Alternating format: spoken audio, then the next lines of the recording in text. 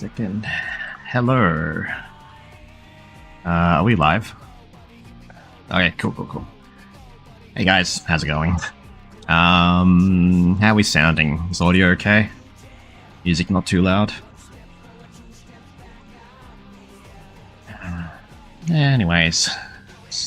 All good? All good. Rather late stream today. Not too sure what I'm doing yet. I'm kind of just winging it. Really just wanted to get myself to draw, so... this is my means of doing so. Got a couple of ideas, but if nothing sticks, I've got a few like old work files that I can go through if if as I feel like. How's things going? A little bit early, but yeah, just wanted to get myself ready. Just bear with me for a moment.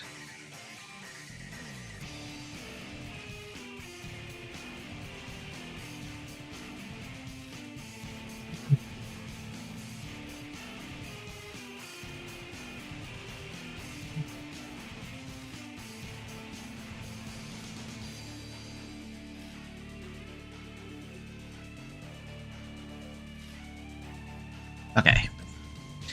How's everyone going there? Happy birthday, Sonic, as well. It's that time of the year again. It's gone by so quick.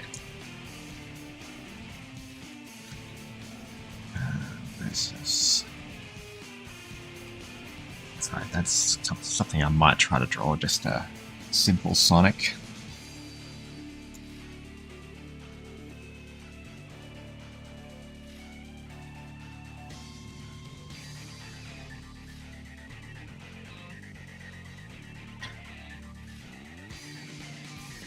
Just to be celebratory. I have a yearly obligation. I hardly ever draw Sonic, so I'm always out of practice whenever I need to.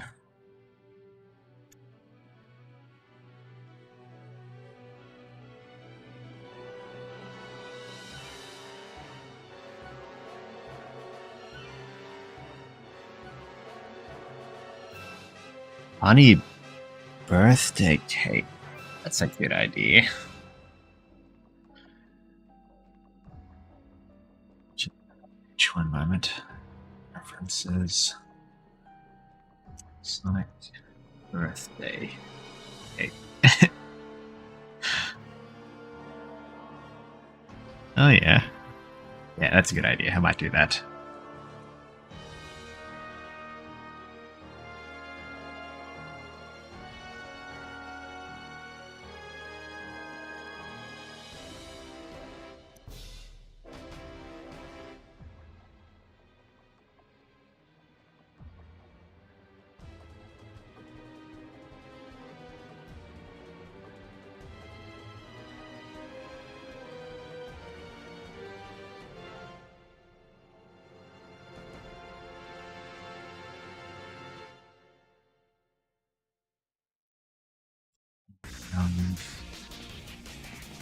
Meow. Another win for the Jolly Paulus Sonic birthday cake agenda. Yeah. Something like that. Should I give him the silly crown as well?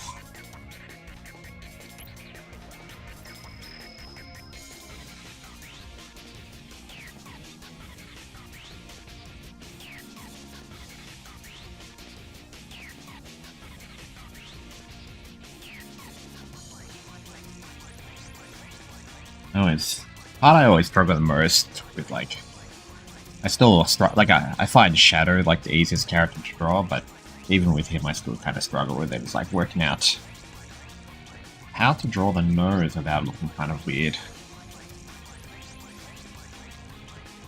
I just try to go for like a beam thing, but whatever, that'll do.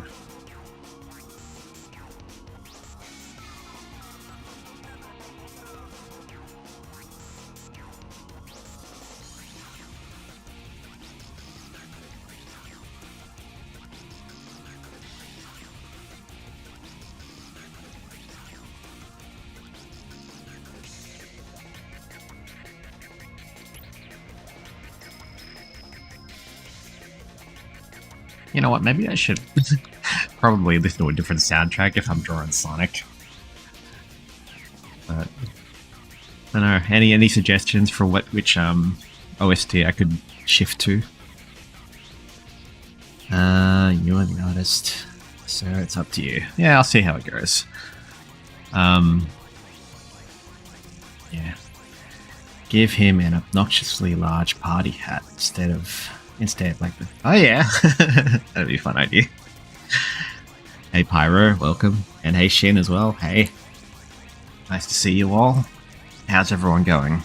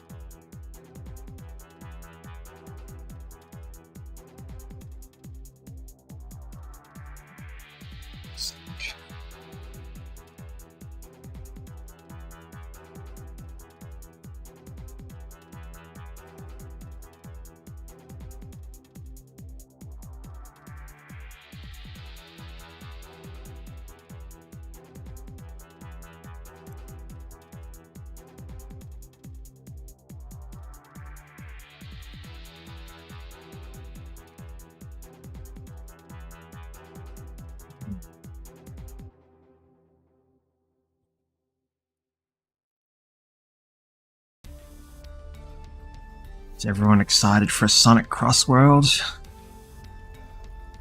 Including Nickelodeon characters?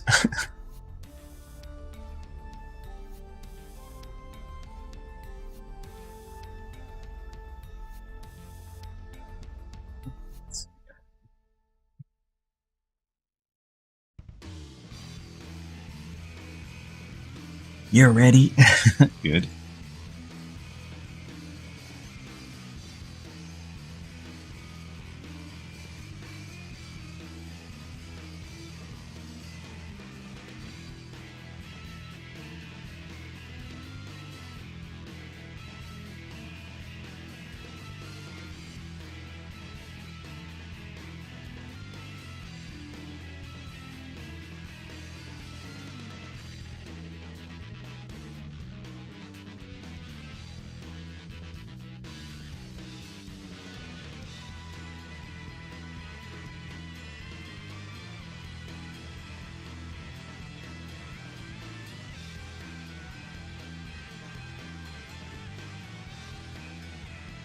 Yeah, I hope the voice acting for guest characters is figured out, though. If I had a nickel for every game with Nick IP that launched without voice acting for those Nick characters. True.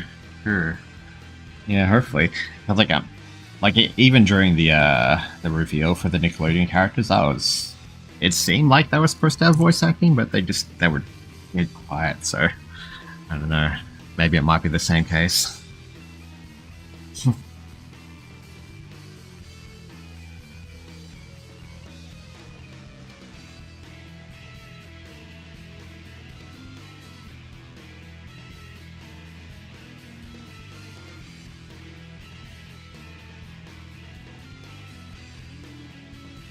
And Sonic is actually my least favorite character to draw.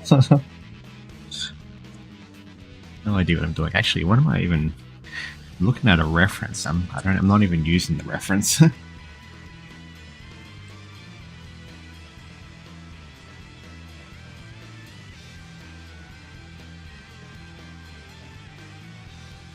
I center it a bit more, actually.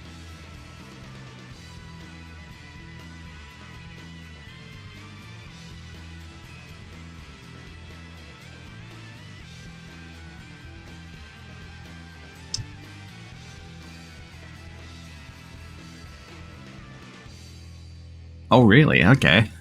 It's oh, that's a shame. Oh well. Is it? And it's just the guest characters, I'm assuming.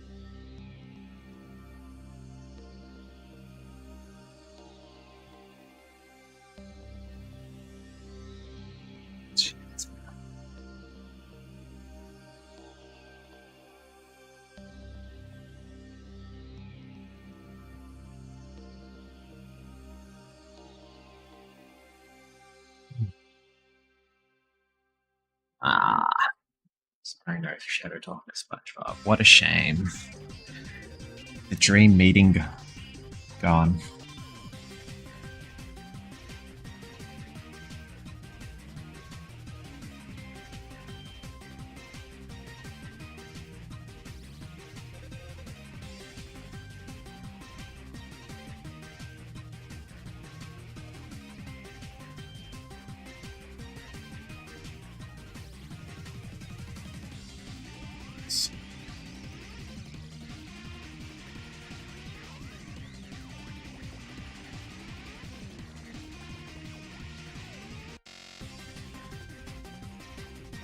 Wow.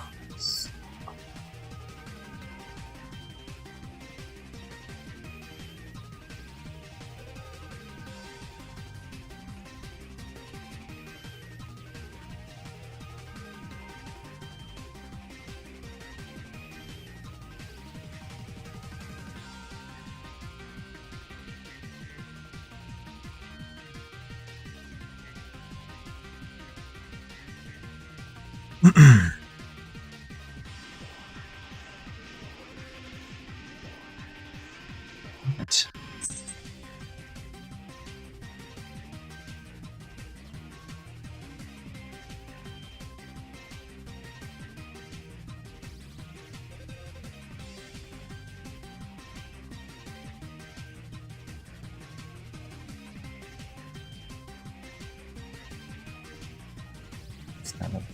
Do that.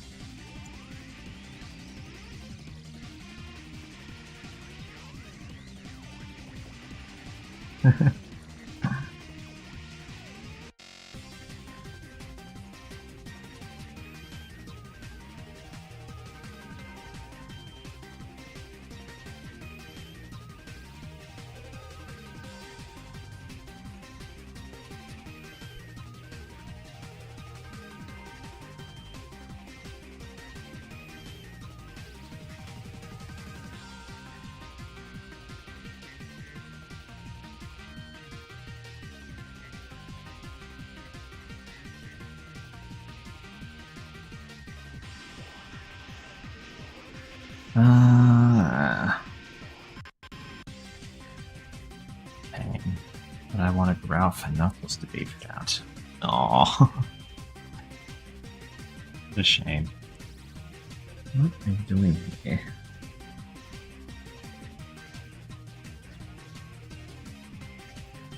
They're adding guilds and emotes to Speed Sim next week.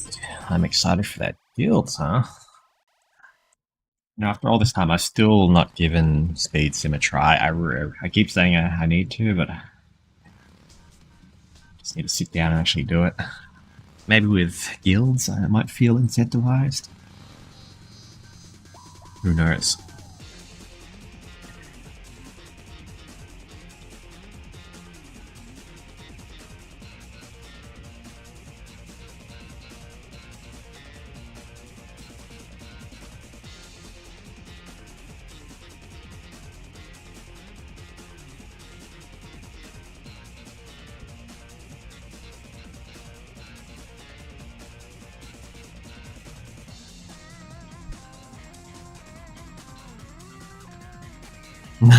Yeah. I figured as much.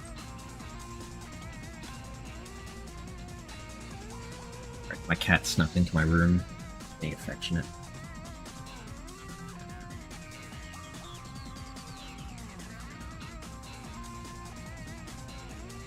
Good girl. Okay.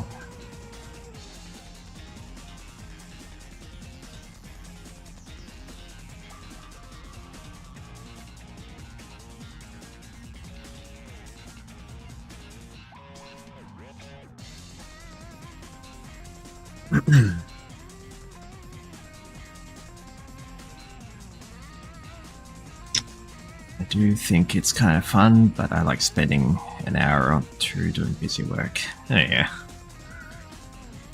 There's no like story or anything to it, is there? I still don't really know what the actual deal is with the actual content. What are you doing?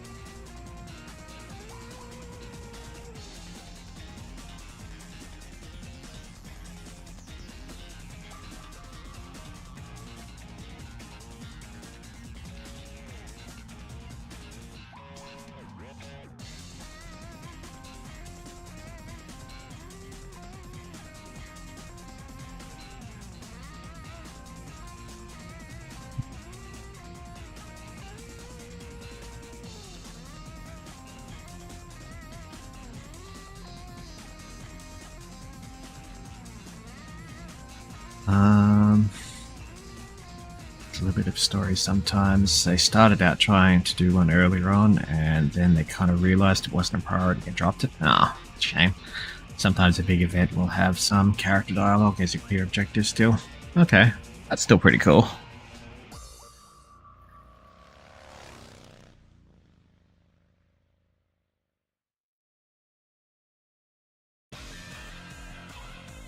How much to the experience will the inclusion of like guilds and stuff have? Or animates?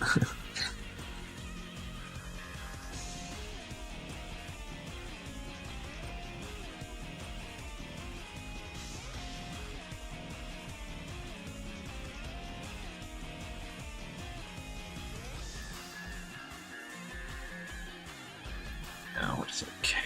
Like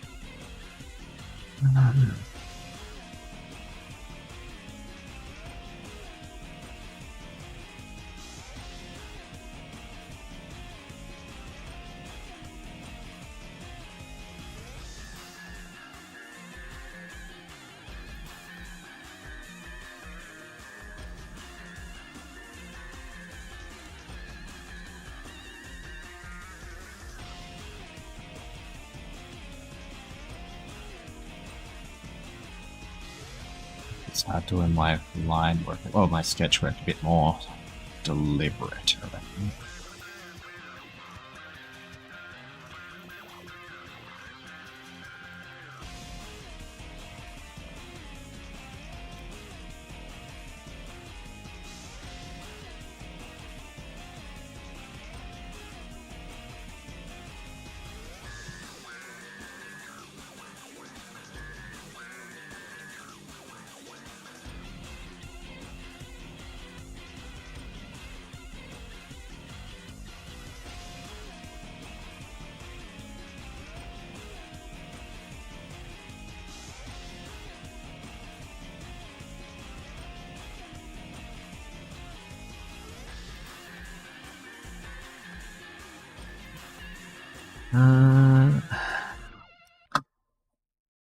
The only real multiplayer content in the game right now, aside from just running around the hub, is doing races. Oh, okay, so you can't like get into a game together and stuff, like just to run around, or it's like only races?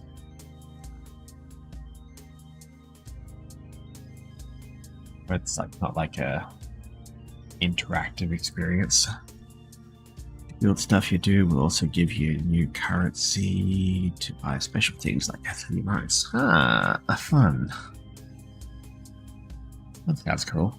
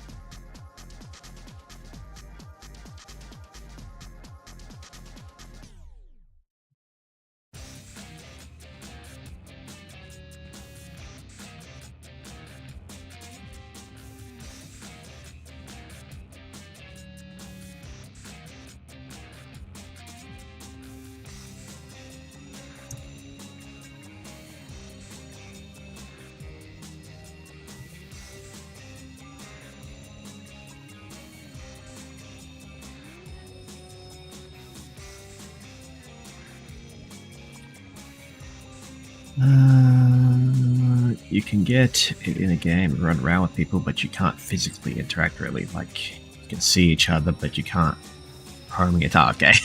Fair enough. The emote should help a lot to make the game feel more alive as well. Okay. Nice.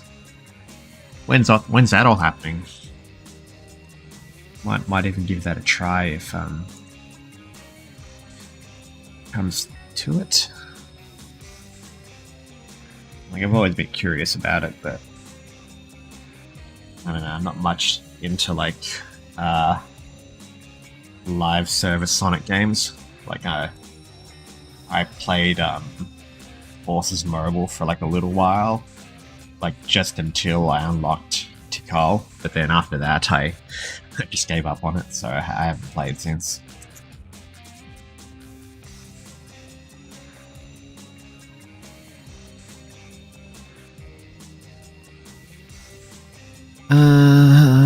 Should be next week's update, so Saturday morning in the USA. Ah, 8. So that'll be Sunday for me.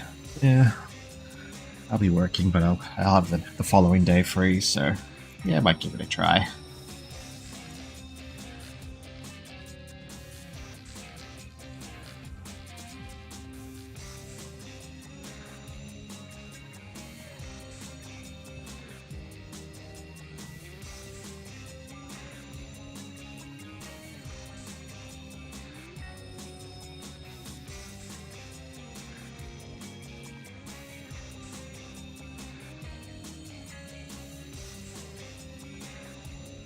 You know, for this one, I'm just gonna clean up the sketch. I'm not gonna bother line arting it, I don't think.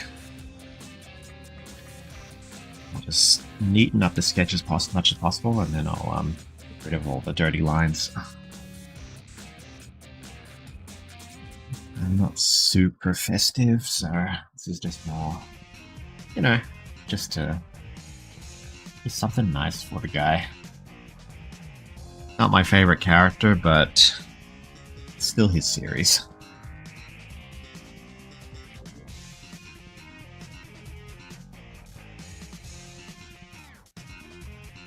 Oh, that's something actually I need to get around to drawing or designing at some point. Like over at my personal Discord server, one that's focused on my Sonic Expanse related stuff. I have a Q&A channel there, so people ask me like questions about my Expanse lore and my thoughts about where things go in the universe and stuff like that. One of my more recent ones, I had to detail a bit about, um, you know, Sonic's role in the series and like how he's like sort of a chosen one type of thing. And I gave a pretty thorough answer, like all the requirements that resulted in his emergence as like a chosen one type character. And as a follow-up, one of the questions was about what Sonic's parents look like, which I've never actually designed before yet, so it's something I will have to do at some point in the near future.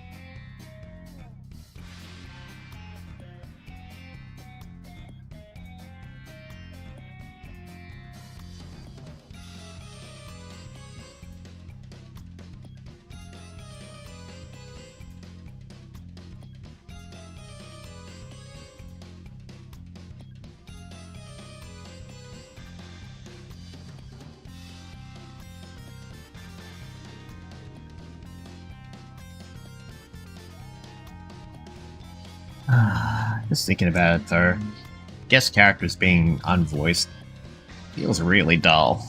It's not going to be very fun, like playing as them, and it's going to be dead quiet while they're racing along, not giving quotes and stuff.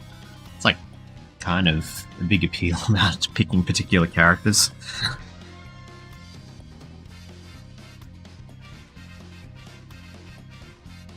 I don't know. I'm not going to be picking any of the characters either way. So.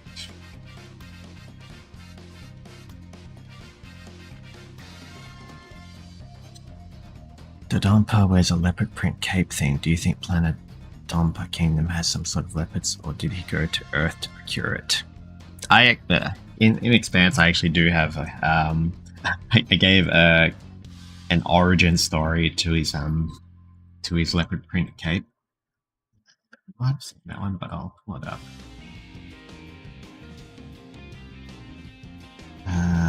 Where is it?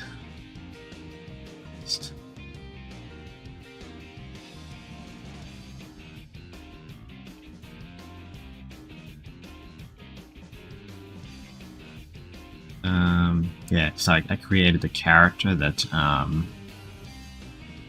is the basis for the damn it, where is it?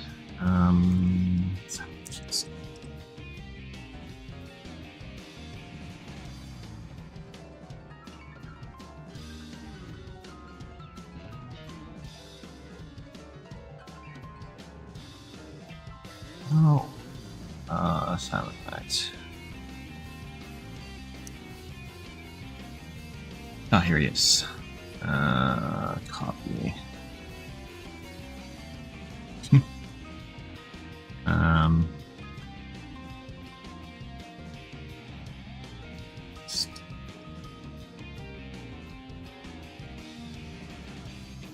Oh, here we go.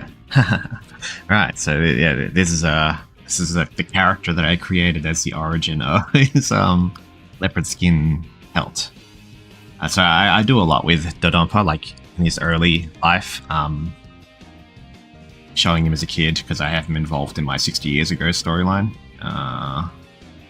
which is this one. Yeah, so he was a rather more recent inclusion because originally it was just these 6 as the protagonist characters, but last year I made the inclusion of him and Ariam as like representations from newer lore inclusions in the series.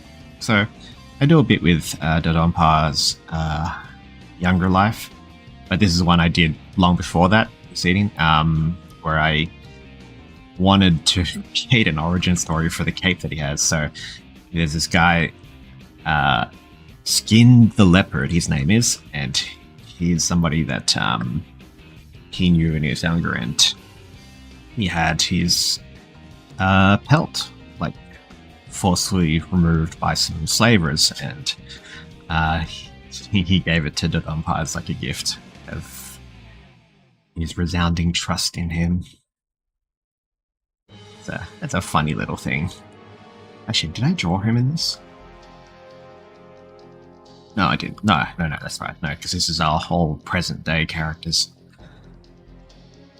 Yeah, I gotta do characters from past eras at some point, but I'd like to get back to this one because I had a pretty good run, nearly doing like sketched out like 63 characters. And then these ones were done after the fact as a separate thing, but I've included them here. But I had like a last batch that I needed to do, so I'll get back to this eventually. And then eventually I'll try to render all of these as like character drawings. Anyways, about this one, yeah, he beats this guy on Earth, so yeah, very, very Earth-centric story. He's like, oh. Yeah.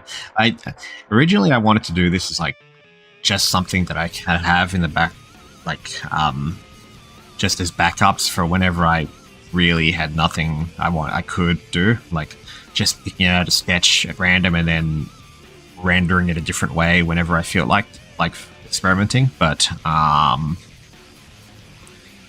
yeah, that didn't end up panning out. I've sort of had them here collecting dust. I would like to carry on with that idea eventually, but yeah, part of me wants to have a sort of consistent thing, but I don't know. A lot of characters here. They actually still look pretty good. Like normally after I've let sketches sit for a while, they look kind of funky, but they still look pretty solid, I think.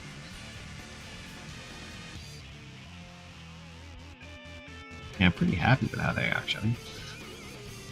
I tend not to look at my stuff while I'm sort of in a art slump, but whenever I do look at my old things, I think, oh wow, it's pretty cool. I would like to work on this again.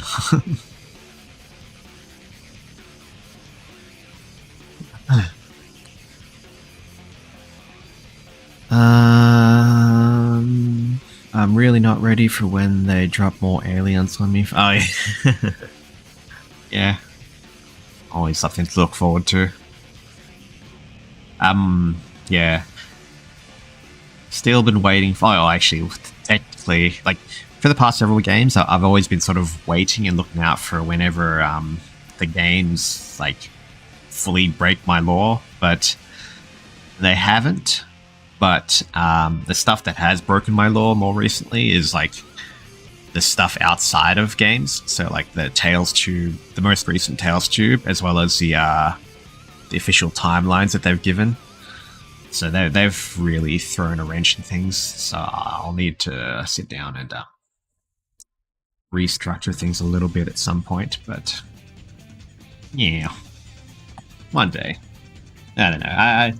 I'd really like to do more Sonic stuff, but lately I've just been not really in the mood to do much.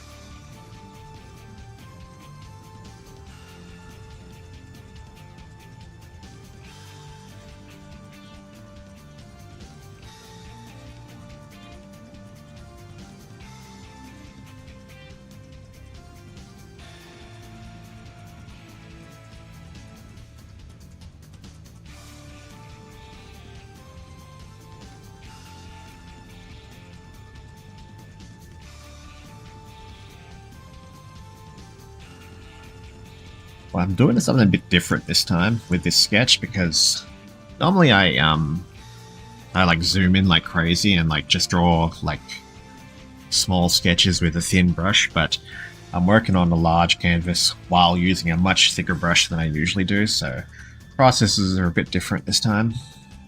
It's something I want to experiment with.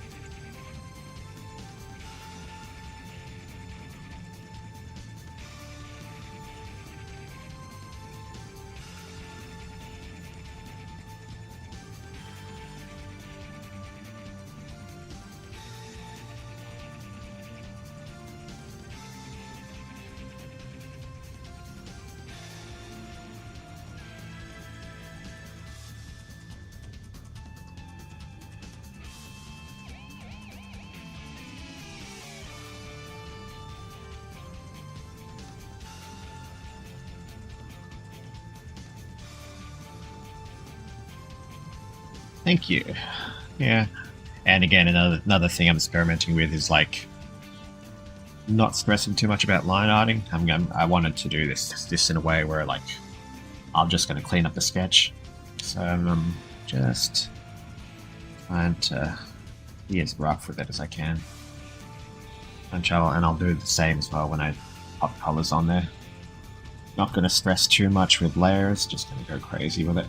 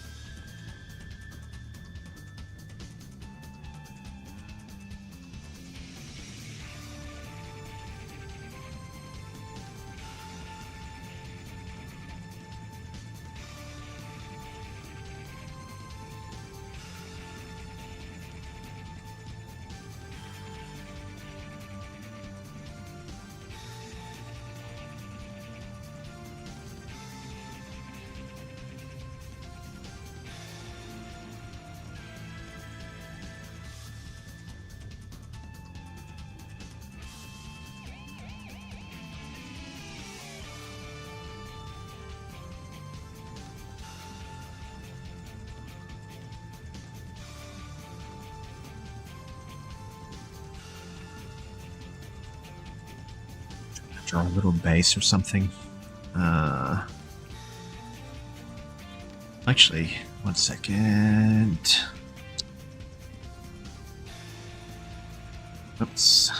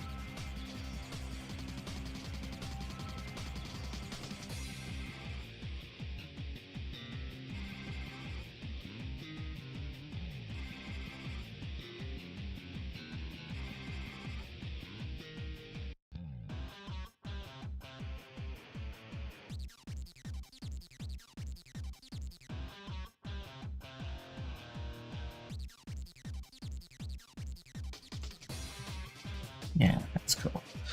Um,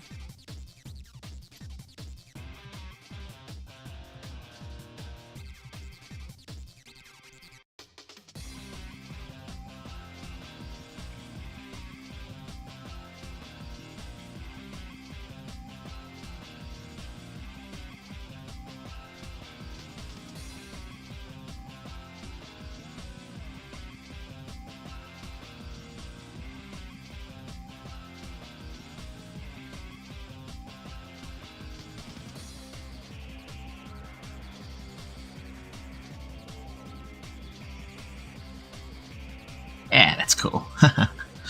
Actually, maybe I'll do a 36 thing.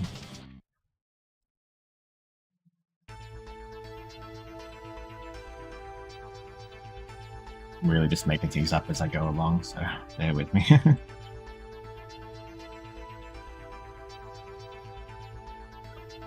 That's good.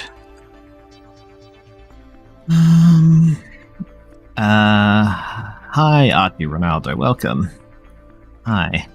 Been seeing a lot of love for silver lately at the cons I've been going to. Oh, nice. I hope then that giving a bit more attention at some point. Yeah, it's pretty well due for it, so hopefully.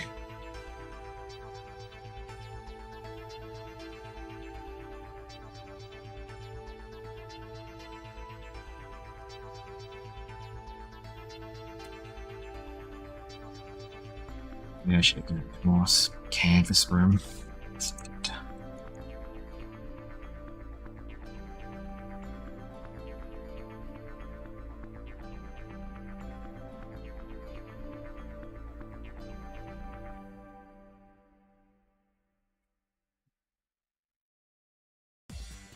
Yeah, it's the kind of thing I've been trying to, keep up with. Like the last couple of times I streamed, which was a couple of weeks ago. A month ago even.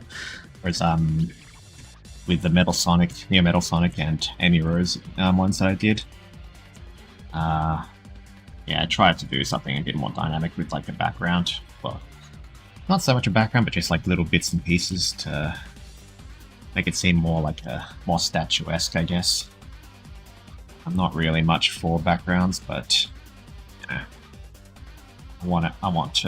want things to be a bit more presentable.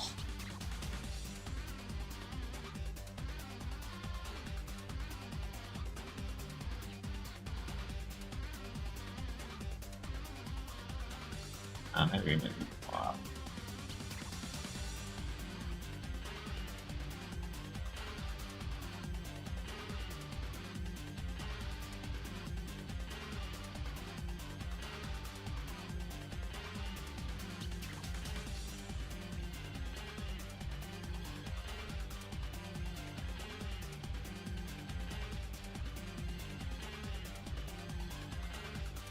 Yeah, that's cool. I like it. Do something with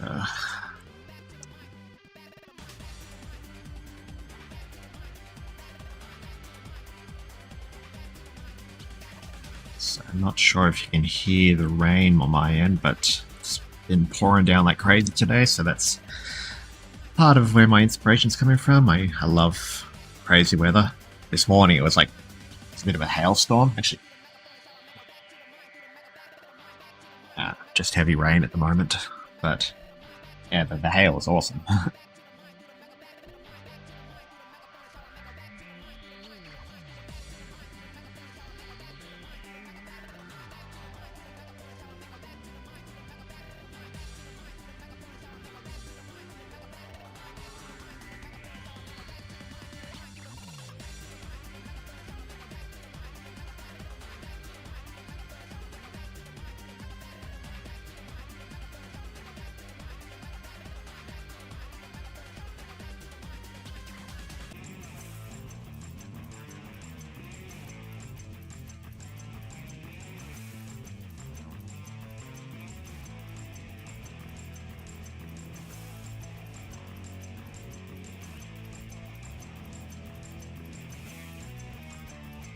Oh, shit.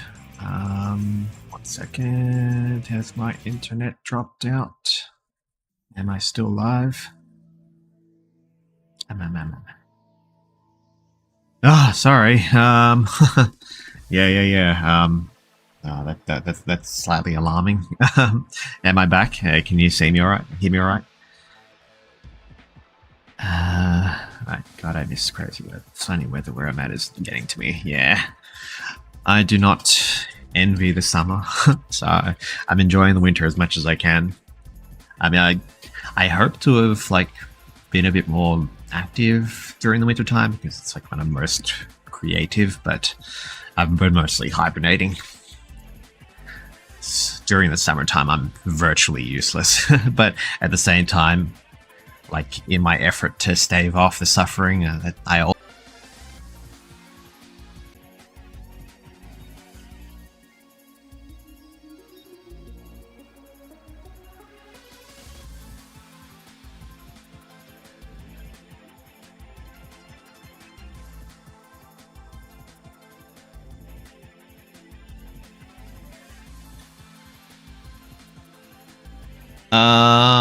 wait, am I? Yeah, okay. Cool. I am live, right?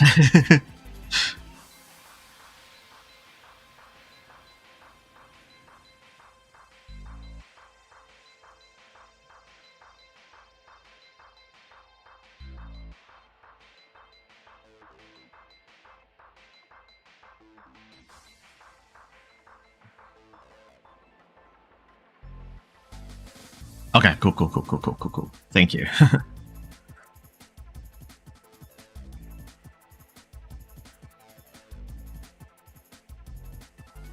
I'm back to the living. Thank you.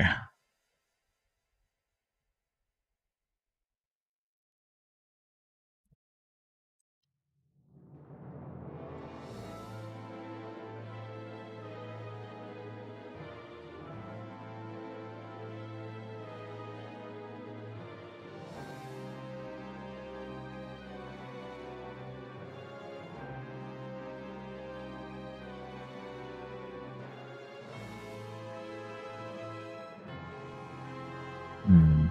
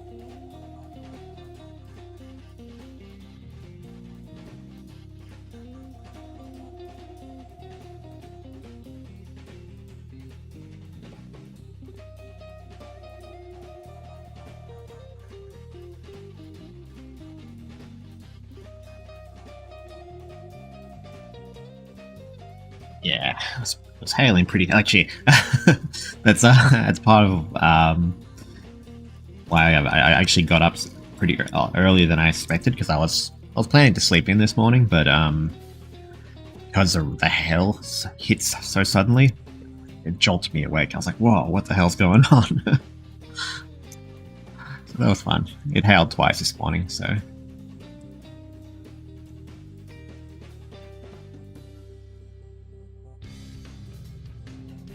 Yeah, it's like since then it's just been intermittently raining heavily, which is nice.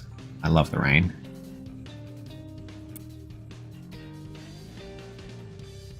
No thunder as yet, though.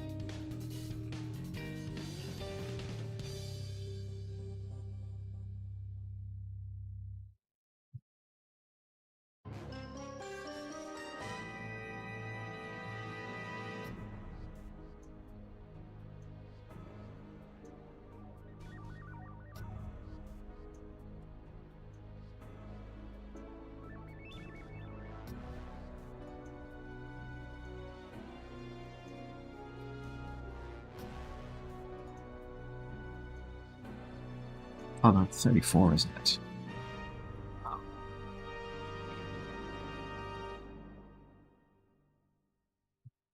Knew it was either one side of 35, so.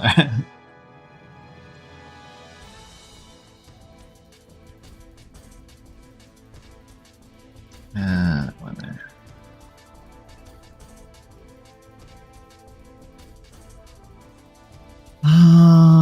I recently bought a journal which I haven't decided what I'll be using for yet. But it looked cool and I wanted it. I'm thinking it might make this cooking campaign notes real. Oh yeah, that's a good idea. That'd be fun. It's a good exercise for like note keeping and keep track of details. So yeah, like even if you don't fully like, I know with these things I've had I've bought similarly like journals that I thought were cool and I wanted to like do like a big project based thing with it, but you end up worrying too much about making mistakes and like wasting paper, but just go nuts with it.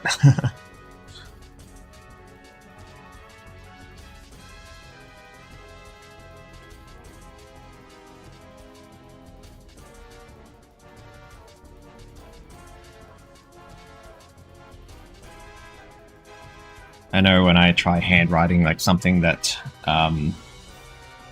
is meant to be coherent, I usually make a lot of mistakes and end up having to redo things at least 3 or 4 times.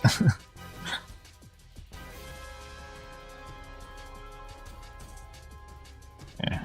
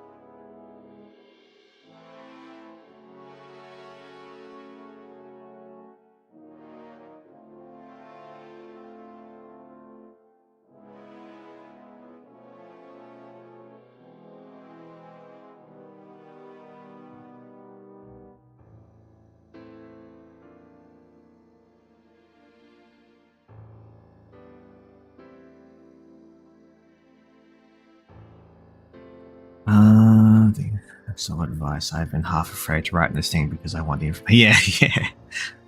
Yeah. I once bought like I had a nice journal and it like had on the front. It was like a nicely put together journal, black cover with like kind of a nice sort of leather sort of thing. But and on the front it had like an emerald shape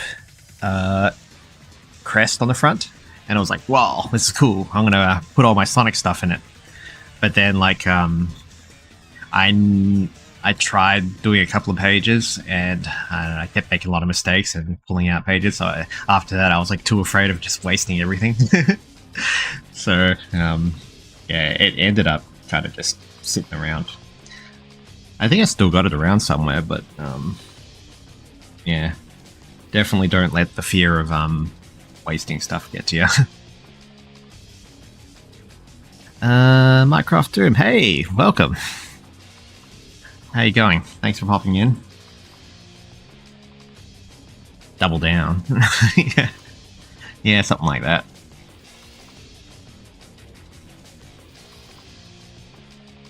Scribble all over. Yeah. It makes it more authentic. Do like a Gerald's journal thing.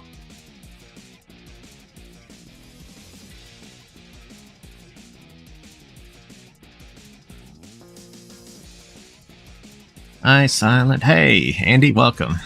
Right, then go free.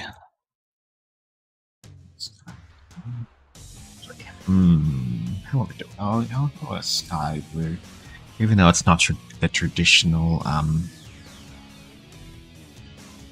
color, but it'll, for now, differentiate from Sonic.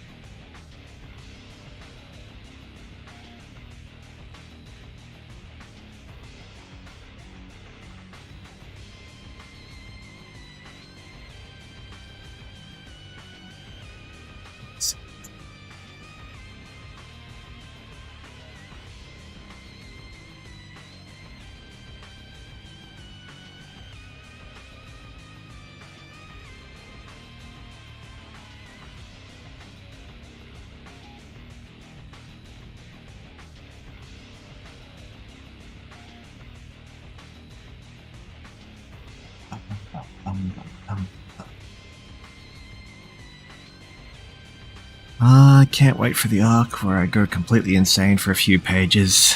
Some are torn out and burnt before going back to a normal a few pages later. Yeah. That sounds fun, actually.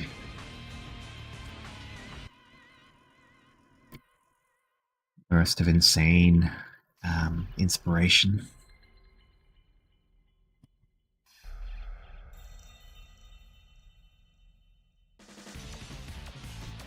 I'd like to do some stuff with Efreet at some point.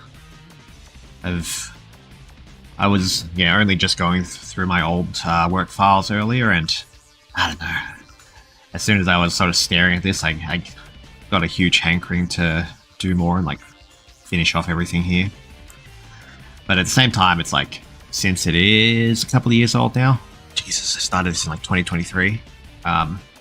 Might feel a bit outdated, but actually, no, I started the first chart in 2023, and then 2024 was when I did this one. So I don't want to completely restart again, but I do want to kind of brush up some of the designs a little bit.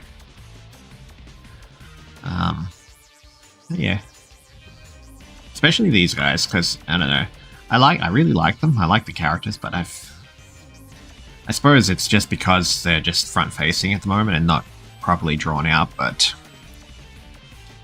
not super exciting, so I might try to find some ways to spice them up a little bit. The Somber Gerald journal would be sick. You should actually do that. That'd be cool. I've thought about doing something similar with Proj, but yeah, I have other journal things in mind that I want to do. Like with the where is it? I had in mind to do like a collective book with covering like various topics with regards to Sonic lore, but from an in-world perspective, written by these scientist intellectual people. So that's something I've been wanting to do this for like over a decade. Just a case of sitting down and actually writing everything. But yeah, that's something I wanted to do. And when they produced the Gerald Journal, that sort of ramped up that interest a bit more. Yeah, these are my favorite characters. I need to do more with this particular project. I hope you're doing great. It was very fun having you around the Servius. Oh yeah, thank you. Hope you had a good birthday. Yeah, no, I'm doing good today. Just taking things very chill. It's only been an hour, so this is actually a lot more work than I expected to get done, considering I've kind of just making things up on the spot. Looking good, Silent. Thanks, Jadric. Welcome. Hope you're doing well.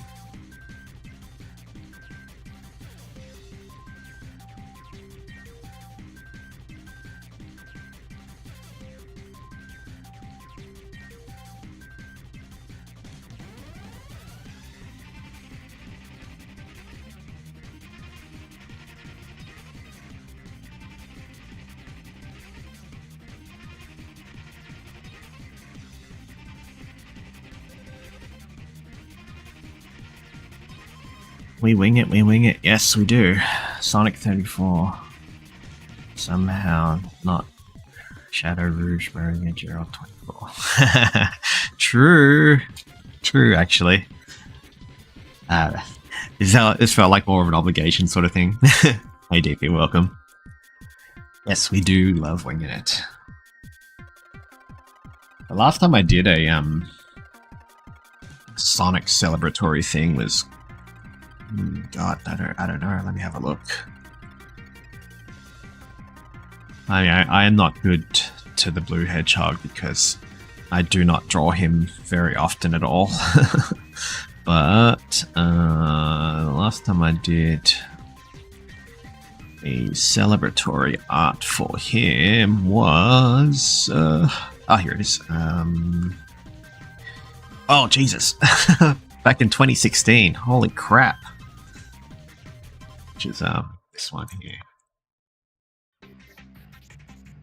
This I love the Sonic 06 pose. 2016.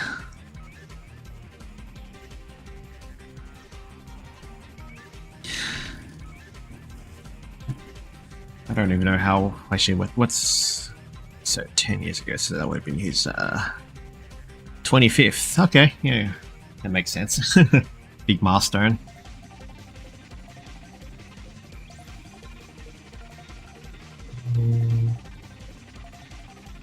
Okay, so it's white on the trim. Oops.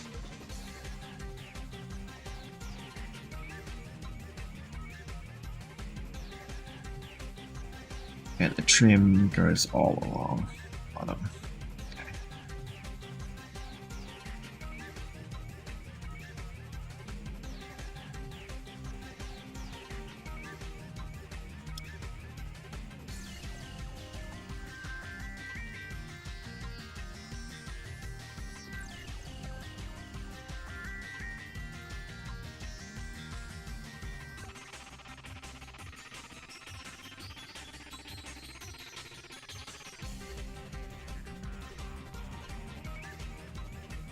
Better. Green.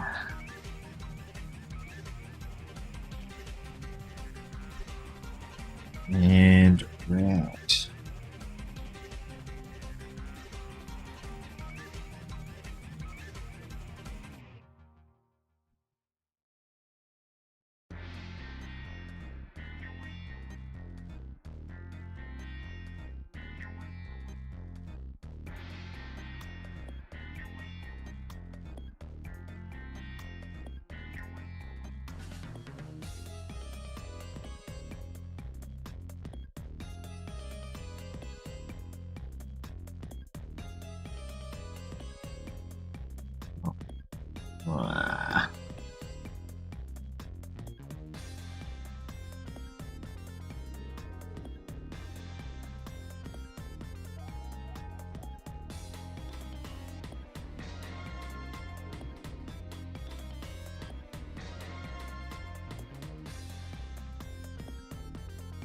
There we go.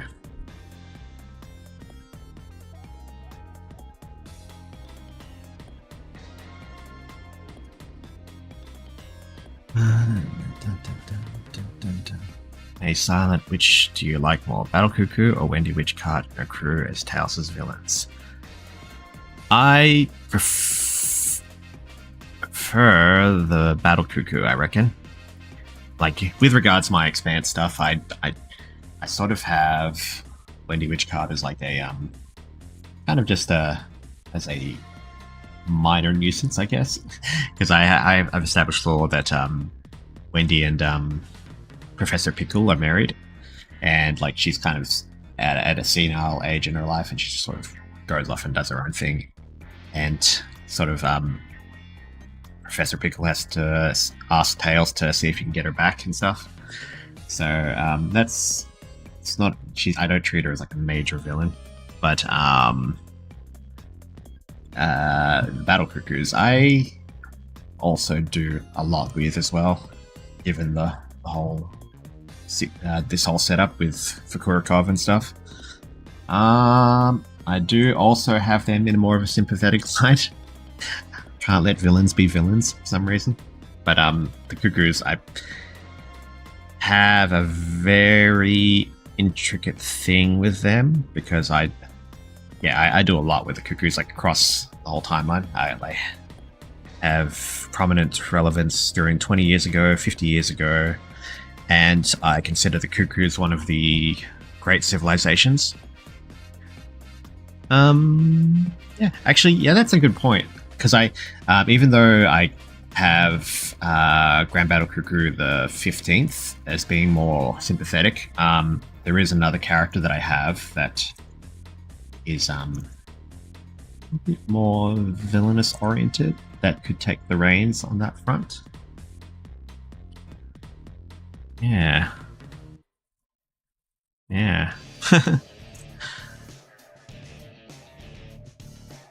Actually, let me pull that one up. I'll see if I can find it. Where is it?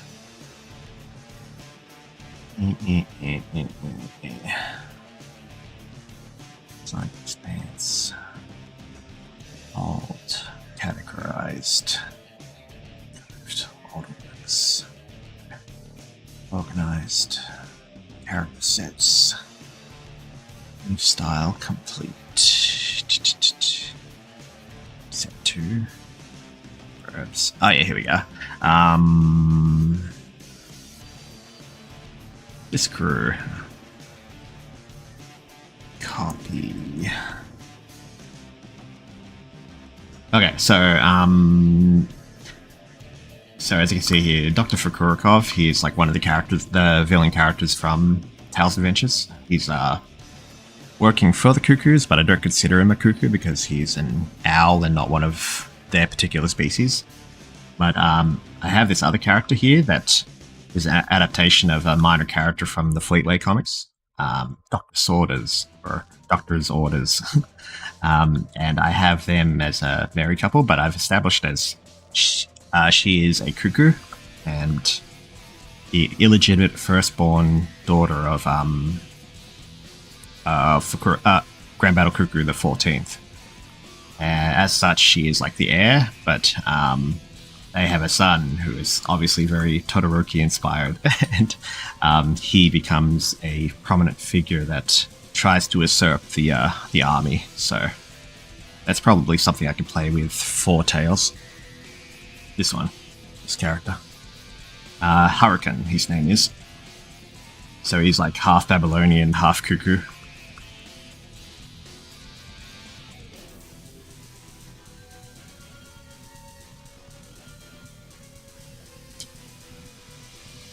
Now these designs are from like the 20 years ago period, but so when I port him over into the present day, I'll have to redesign to be a bit older. But he's trying to displace the 15th as the current leader, and which would also put him at odds with Speedy as well.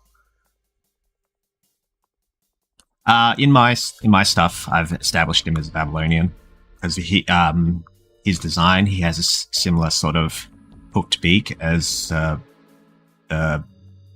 Babylon rogues. So I've taken that as to translate as him being of Babylonian descent. So, yeah, that's just more my thing. I do heavily incorporate that lore with his inclusion 60 years ago. He's probably one of my favorite characters because he's prominent in this storyline, but he's also prominent in the story I have for Shadow. 50 years. Ironic, the timing. So I have a story that takes place immediately after Maria ejects him from the Ark. And so it covers the space of time between when Shadow lands on Earth and when he's captured again. And Fukurikov is present in that as a prominent rival antagonist of sorts. Yeah. All connected. Oh, shit. I really should save this. I haven't saved at all. It's a really bad habit I have. Sonic.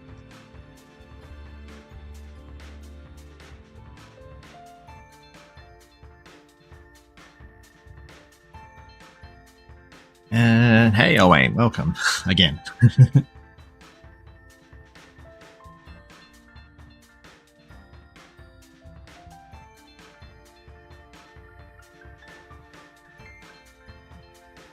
I don't know how party hats are supposed to look.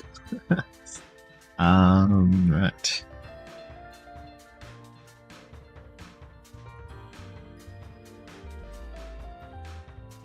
But yeah, I think no matter how much stuff passes by with my Sonic ideas, I think this will probably always be my favorite because this 60 years ago story is the thing that basically started off the Expanse idea as a whole, because it started with me wanting to connect as many different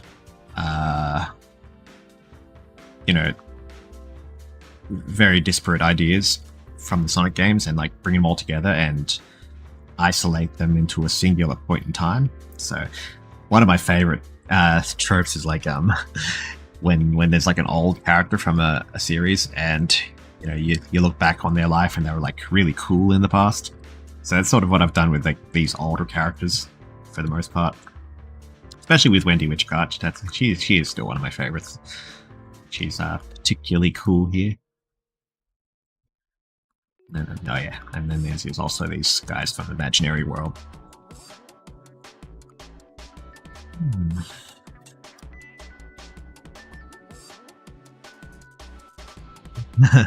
Yeah, something like that.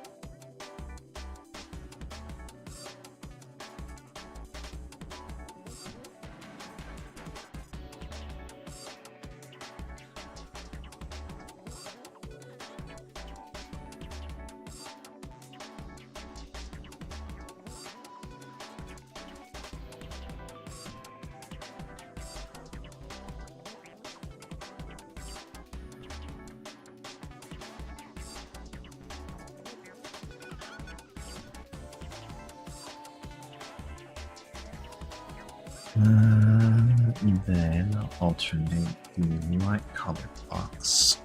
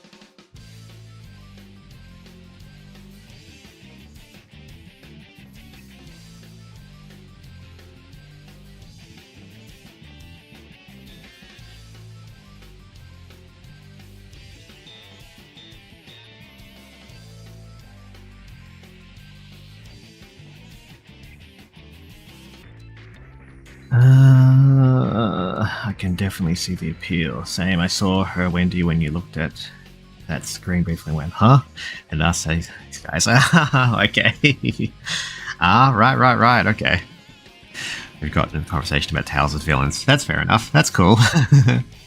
Yeah. So this is that old bag, and then this is that old dude, and these two are like mercenaries in this story, so they're actually really cool. These three are the protagonists. So Gerald from Shadow, well, Sonic Adventure 2, Shadow's Law, Professor Pickle from Sonic Unleashed, and the Duke of Soliana from Sonic 06. So I've got them aged accordingly. If they were from 60 years ago, yeah, they're pretty fun. They're all fun to work with. The fun part as well is like having characters from different styles, but like sort of trying to find some middle ground for them, so they all look consistent and can cohesively work in the same story. This is more of an extra edition because he's not as well known because the game was cancelled, but this is Gazebo Grabowski, who is Tiara's father.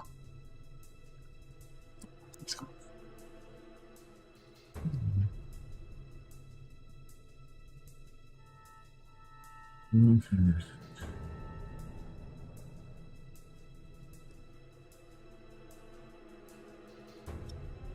Okay, I think I can start. What I'll do is I'll start laying down some basic shades, and then I'm going to merge the layers and just go nuts painting it. It's been a while since I've done any sort of shade. I'm going to look up some references for party hat because I have no idea how a party hat's supposed to look.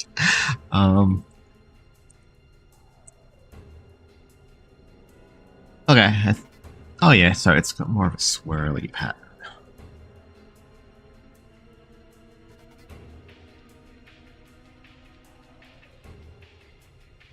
I'm gonna have to accept that.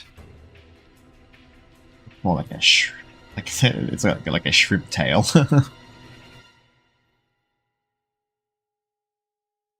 Like a frilly thing at the bottom, but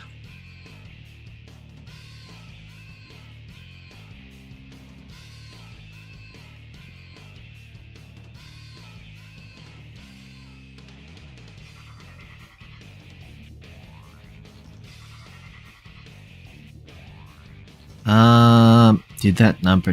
Yeah. I realized it was 34, not 36. So I sort of ball game guessed, thinking because I knew it was not 35, so it was either on either side of it. But yeah, it's 34th, which I should have known because the last image I did was from 2016, so that'd be 35th by that point.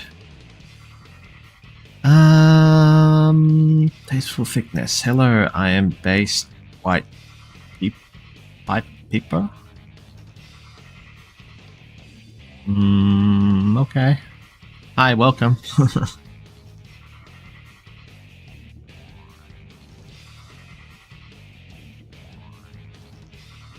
Alright, so I'm gonna start moving my layers around so they're with the respective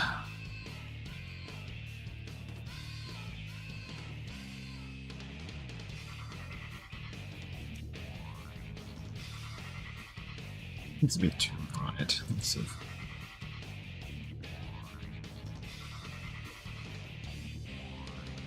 Oh, yes, better.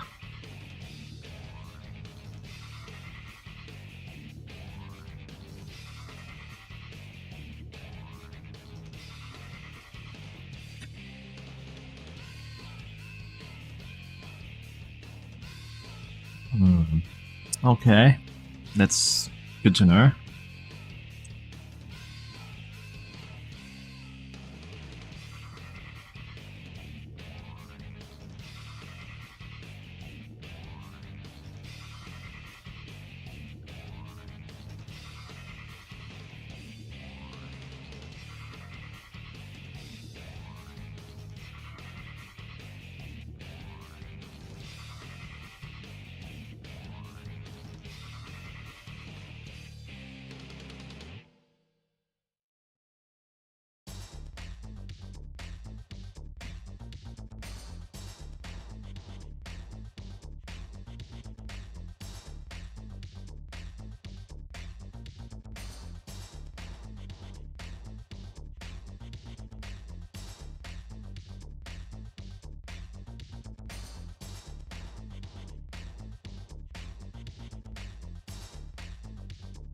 Okay.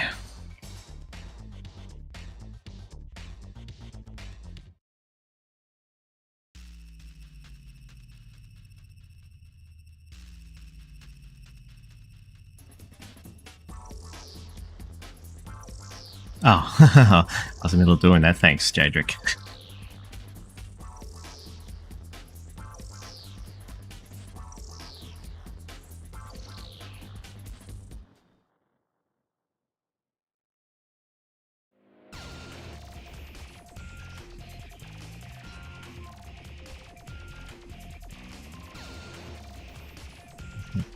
Thanks, guys. Yeah, right. Anyways. I'm gonna try to...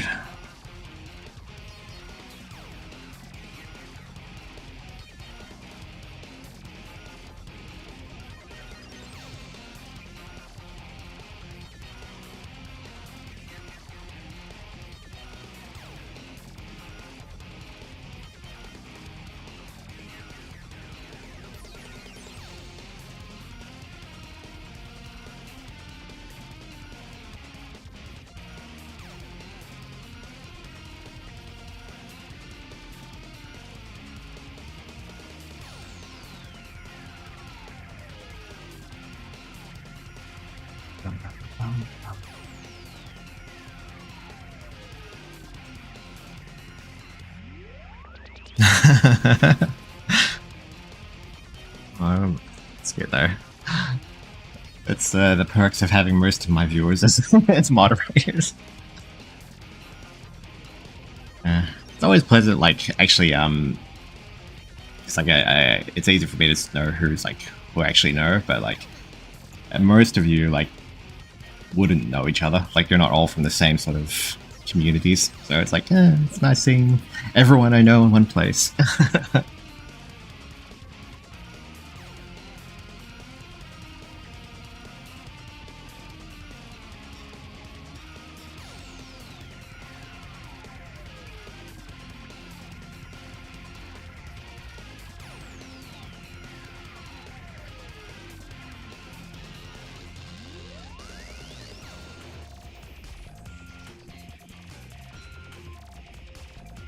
Which is a nice reminder, because a lot of the time I'm not super social, so I kind of forget that I do know a lot of nice people. So I do appreciate people popping in and just hanging out.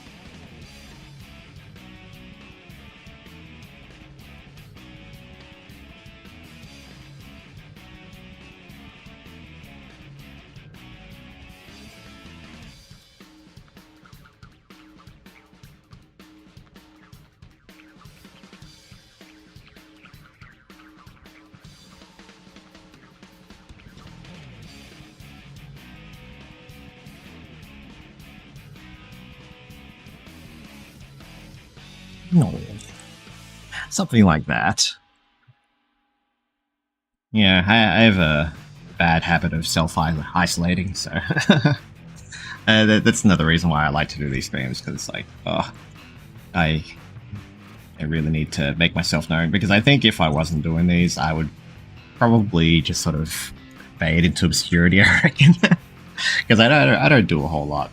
Like I've got I've got like Twitter following and that, but I don't really post on social media or anything. So if I'm not posting art, then I virtually don't exist.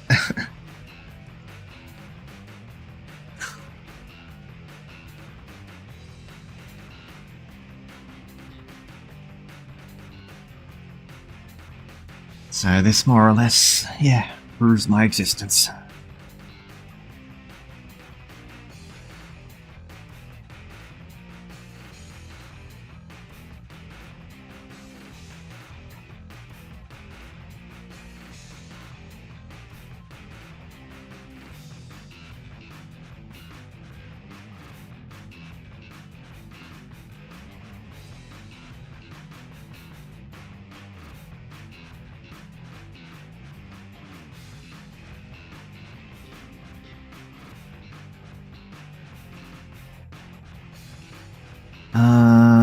Just your friend. Thanks. I feel that temptation. Yeah.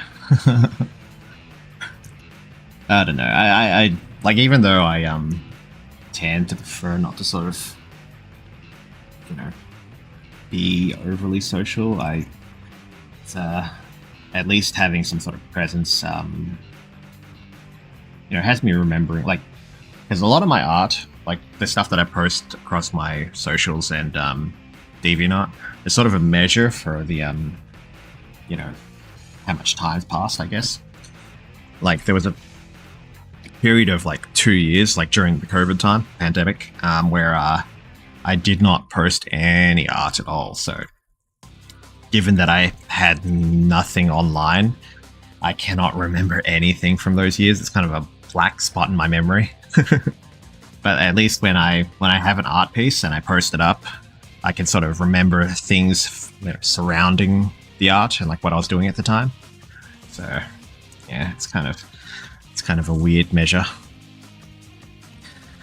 Hey, what's good? Are you feeling better since your last stream? I would say trying. I mean, like, health-wise, I'm a lot better, but yeah, I'm kind of going through a bit of a depressive slump at the moment, but I'm managing. Mostly just working and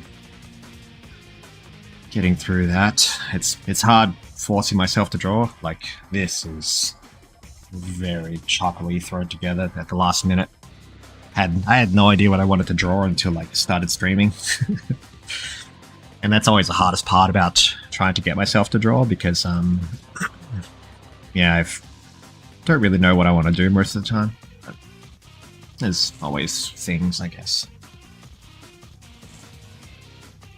But yeah, hope you're doing well as well. Welcome, Just Kyle.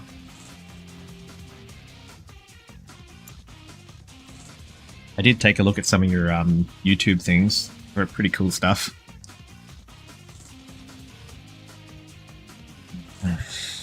Aw, thanks for the hugs.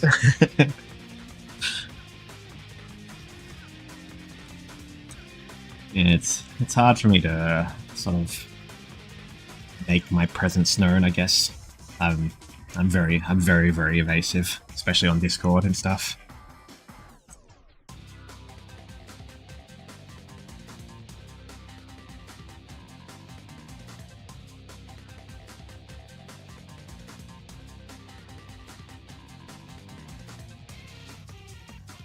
Should I go with sort of a classic sort of lighting style?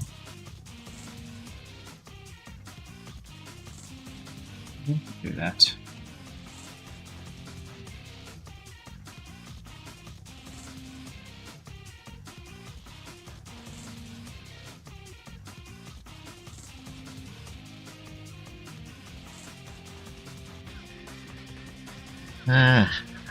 Yeah. Also, as well, like, my birthday is in like just a bit over a month. Usually around that time, like, I heavily dissociate. I've taken off. I've scheduled to take nearly 2 weeks off around my birthday, just so I can sort of turn my brain off. Yeah, I do not look forward to birthdays at all. I never really do anything for them.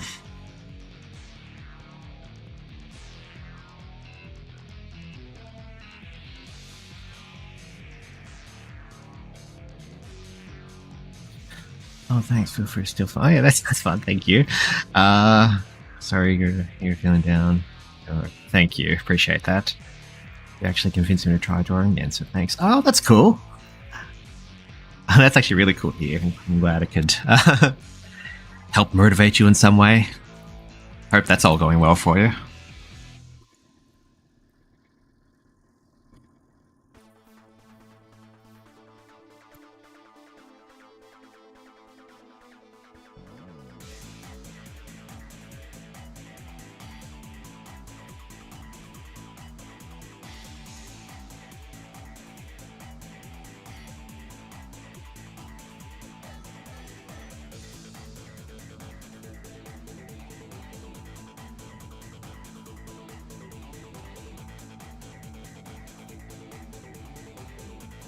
Whenever I want to be known, I simply at everyone. Works every time.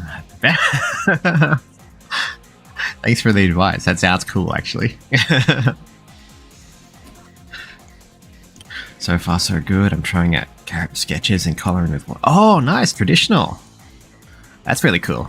I've long lost capacity to do traditional art. And I'm too heavily dependent on digital tools, so whenever I do try to, you know, draw on paper, it's like, how do I undo? How do I flip canvas?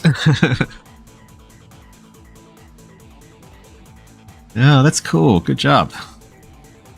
Do you post your stuff anywhere on your socials, or you just sort of dabble a bit with it? Yeah.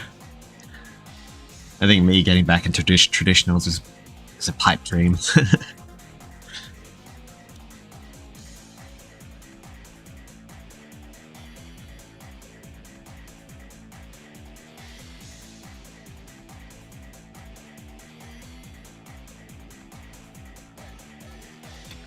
Okay, I'm also experimenting here with the coloring style because I'm just freeballing the actual colors and just drawing them on the single layer instead of you know, doing an overlay layer. So yeah, just making it up as I go along, and then once I've laid down enough of a foundation for the colors, then I'll merge the layers and paint it all together, I reckon. Which is also something I don't do often. I haven't painted long while now.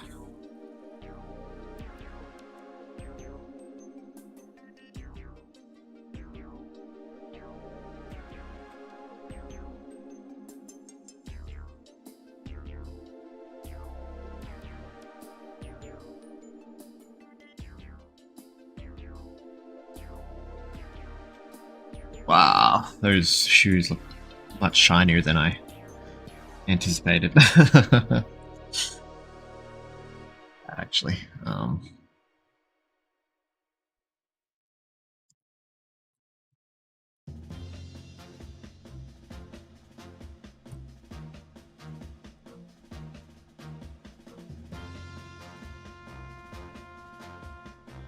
Alright, I gotta scan and update in. Yeah, well, I haven't owned a scanner in so long, so that's probably why what contributes to my lack of traditionals. It would be cool, like, you know, because like on the fly, I'm not really. I really need to settle down and like actually lock in when I'm focused on drawing. So I can't just carry a book with me out when I'm out and about and just draw. I even bought, like, the phone that I have is one of those Samsung Fold ones, because I thought, oh yeah, well, if I have this on hand all the time, I could use it like a tablet and draw whenever I'm like on my breaks at work and stuff. But I never ended up using it, and I virtually never use the fold out screen. But yeah, like yeah, I never take advantage of like the bursts of inspiration I have when I'm out and about, because I don't draw or doodle anything when I have paper on hand, which is probably something I should do a bit more of, but my brother is mainly digital as well. I can't get the coordination down. Yeah, I haven't even upaged mainly RPG maps. Oh, that's cool. Maps are awesome. I love maps. I have some maps for my Sonic Expanse stuff that I've got to do, but I'm not really good at articulate stuff, so it's kind of very rough at the moment. But I might put some drawings in time. Cool, you should do it. Cool to see.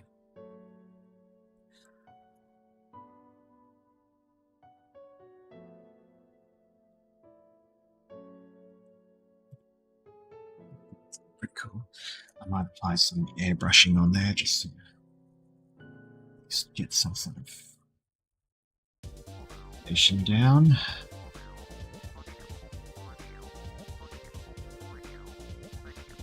Oh, that's actually really cool. Yeah, nice.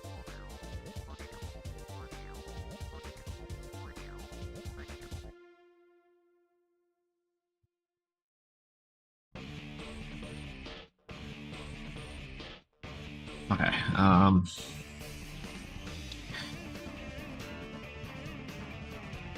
oof.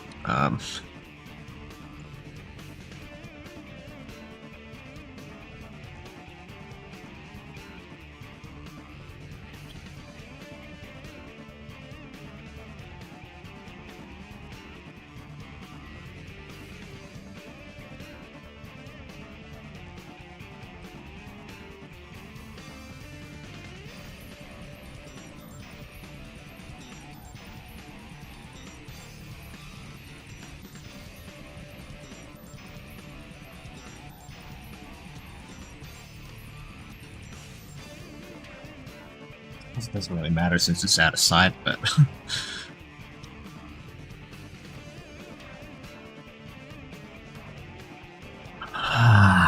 I might pull up a map that I wanted to. I'm trying to work on. Where is it?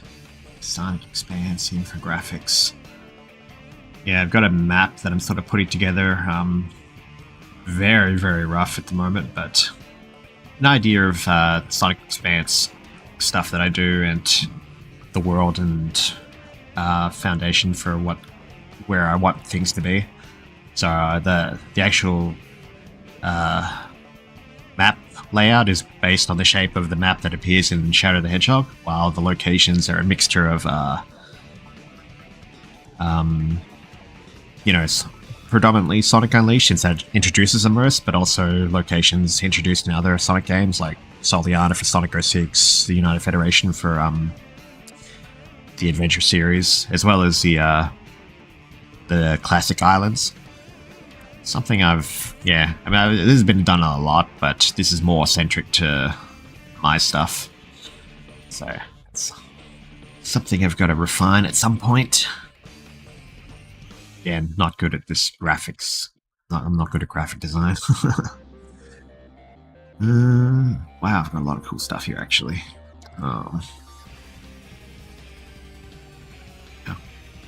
Get rid of you, Hurricane. You guys can stay there for now, because I might talk about you again.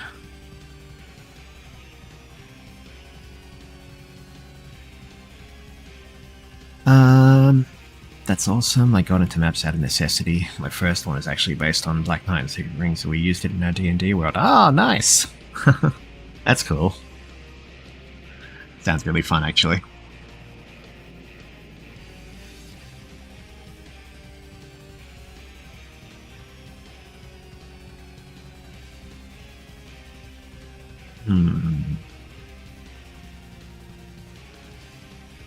You know what, I might start merging that one and just working on cleaning it. So that's all a single layer now.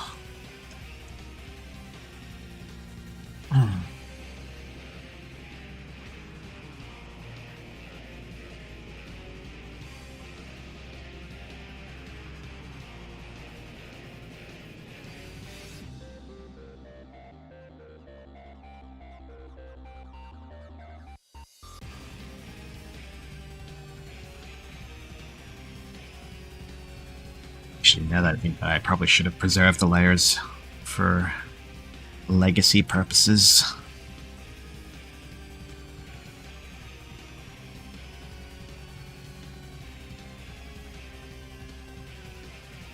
I'll make a backup of all of them.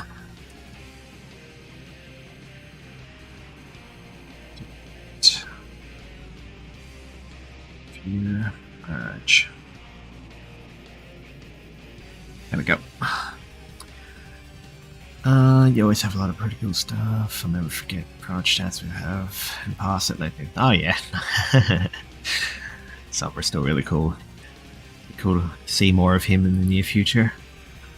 So, sorry, more accurately, our current D&D world. I didn't have a hand-drawn map for Zelda until a few months ago. Ah, nice. That's still really cool.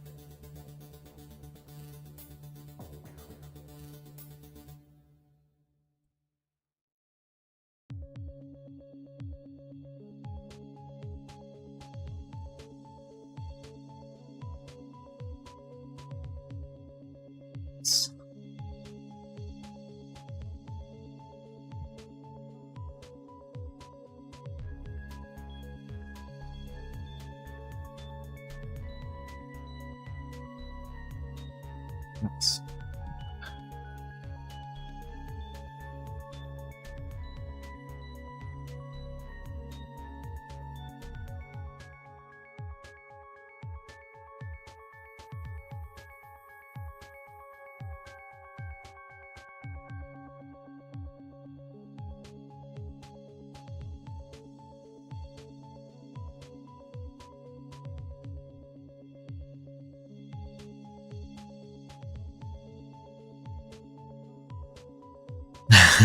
Yeah.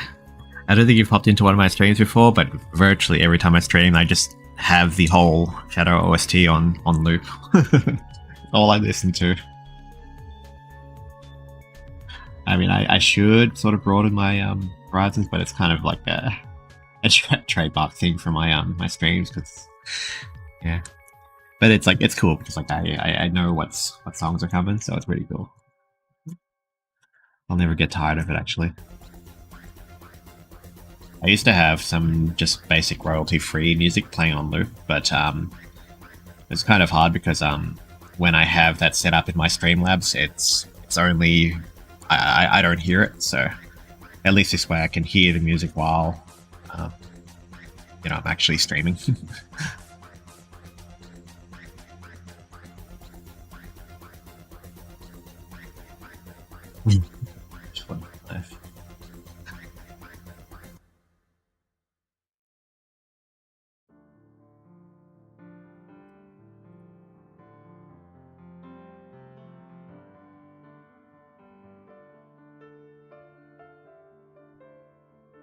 So I might start playing some heavy shadowing.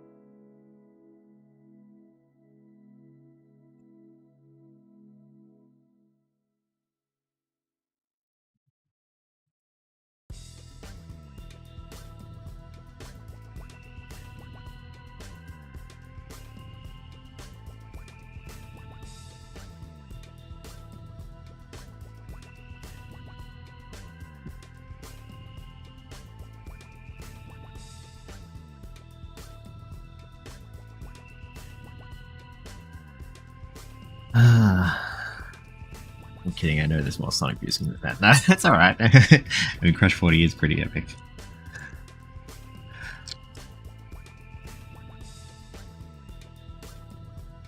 The ones from this album are ones I'm especially fond of.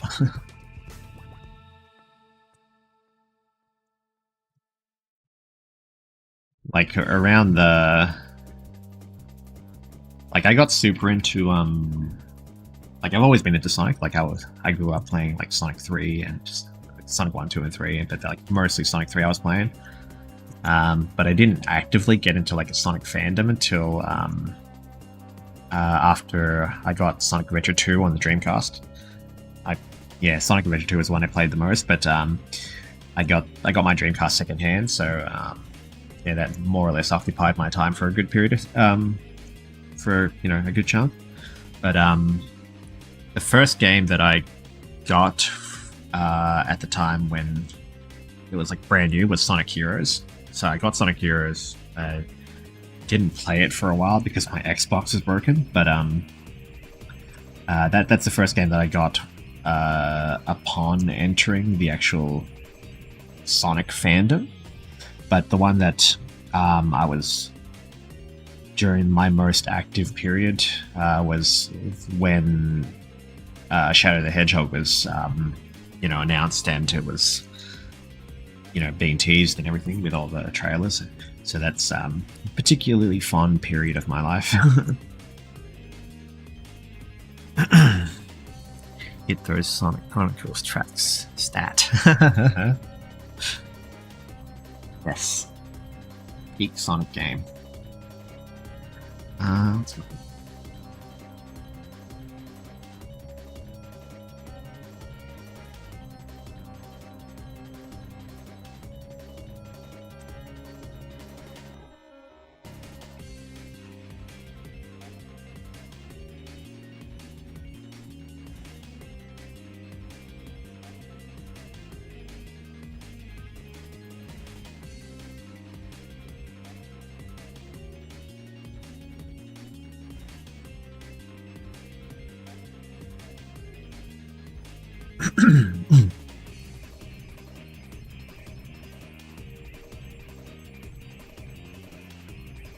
I always struggled to keep console, especially the Dreamcast. I remember being very fond of Diddy Kong Racing and Knuckles Chaotix, but I never got to keep those things for long. That's a shame.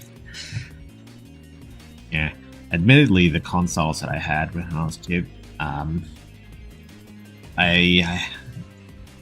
despite being a Sega head, I did have a Genesis, but most of my my gaming as a kid was on the Super Nintendo, because our family had a one of those modded consoles. So there was like a shit ton of games on there. And it was the same with my Dreamcast as well. But yeah, it's good times. But yeah, like I didn't actively start console collecting for myself until the Xbox generation. But I broke my Xbox somehow.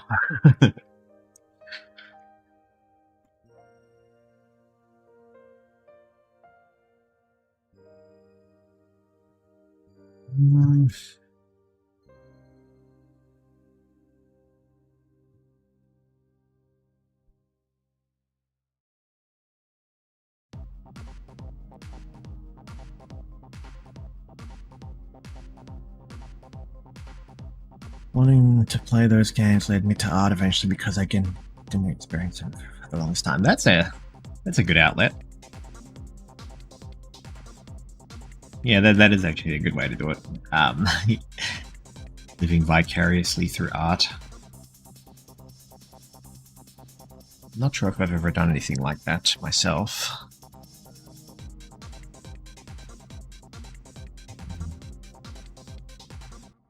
But that does sound pretty interesting, actually. That's actually a big reason why I like to say, whenever there's a Sonic game coming out, I always like to ask people, what are your hopes and expectations for this? And if you have something you really, really want to see, you should write these ideas down, because whatever idea you come up with is probably going to be better than what actually comes out. And that way, you have a backlog of ideas that you can play with for yourself if things aren't as cool as what you originally envisioned. So that's an exercise I like to employ and encourage other people to sort of do as well, because you can come up with a lot of cool ideas when you're sort of hoping and expecting something. But then, once the actual game comes out, you sort of forget everything.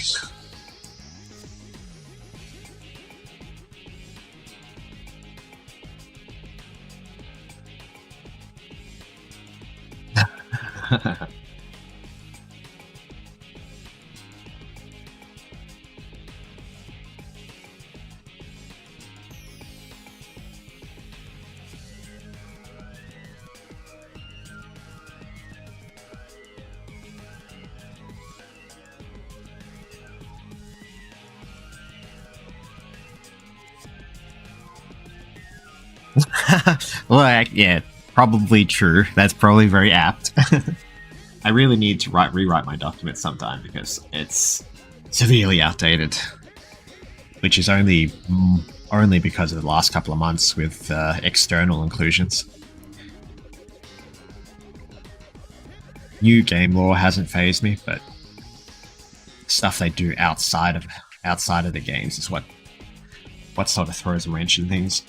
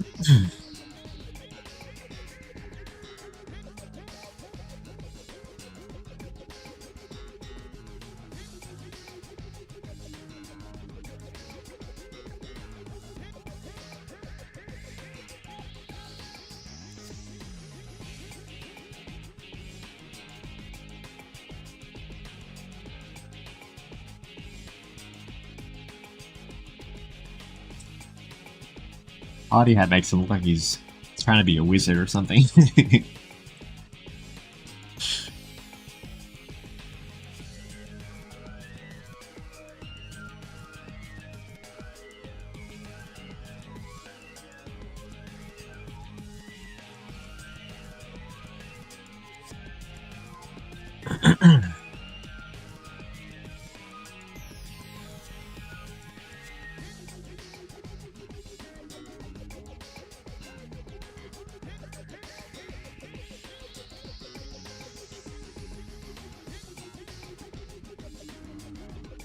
Actually, 1 second.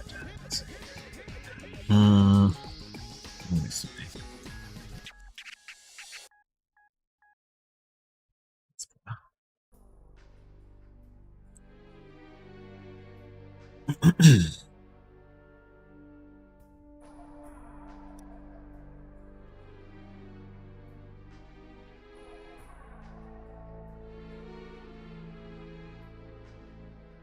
Made it for a 5-minute and anniversary Sonic. Gives that Mickey Mouse wizard look. Yeah, saying that. He does look like he's trying to be a wizard. Hey, B-Man, welcome. Hope you're doing alright.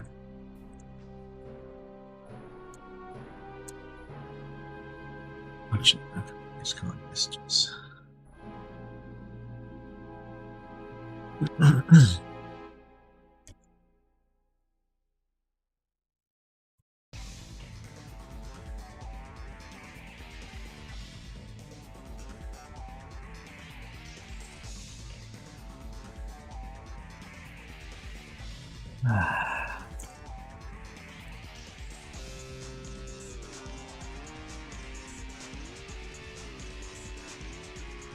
This is very, very different to my usual style of drawing. Not bad, actually. Pretty good exercise.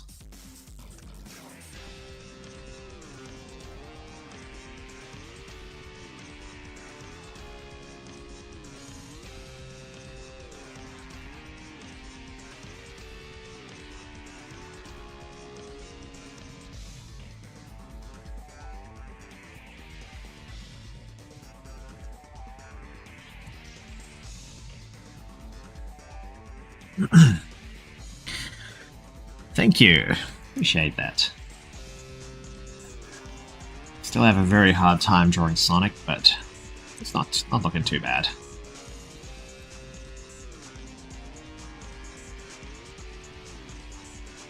His eyes are a bit wonky. 1 second. The good thing about doing this is, like, if I find a mistake, I can just fix it. But with my normal method, like, if I fix something, I need to fix multiple different layers. So it can be a bit of a pain.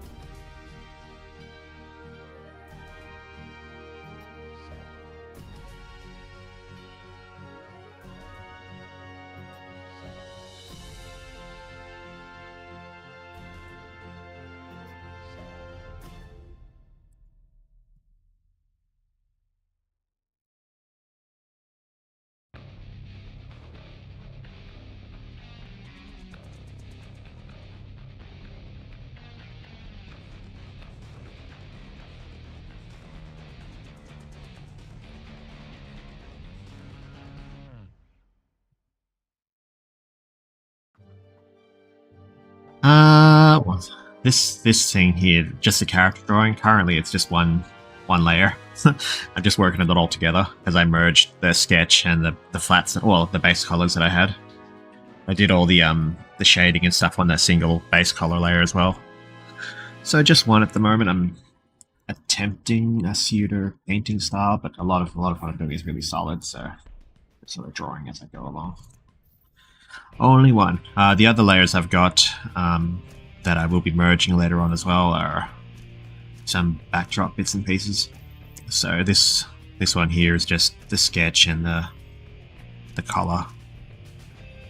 Same with the other background here. Yeah, actually that looks really cool with the backdrop now with the more refined drawing.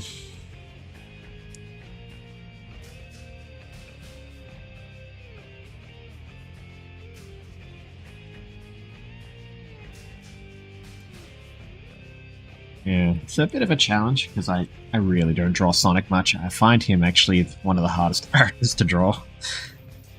Because like unlike Shadow, like Shadow's the one I draw the most, the one I have the most enjoyment drawing with. He's got enough details where you can sort of offset imperfections with, you know, just more details. With Sonic, since he's, you know, pretty basic design, there's a larger margin of error for failure. Like, you know, if something looks slightly off, then the whole thing looks off. So a lot of my time is spent trying to get the face looking okay. Like even now I'm still struggling with the nose. So I have a hard time drawing Sonic.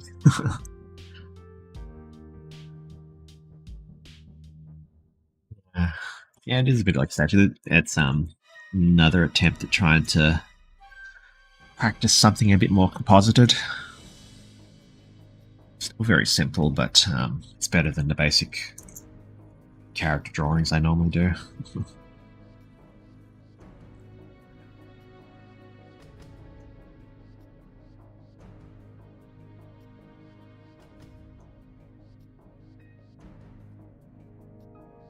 Don't really have a particular style, I'm just sort of making it up as I go along.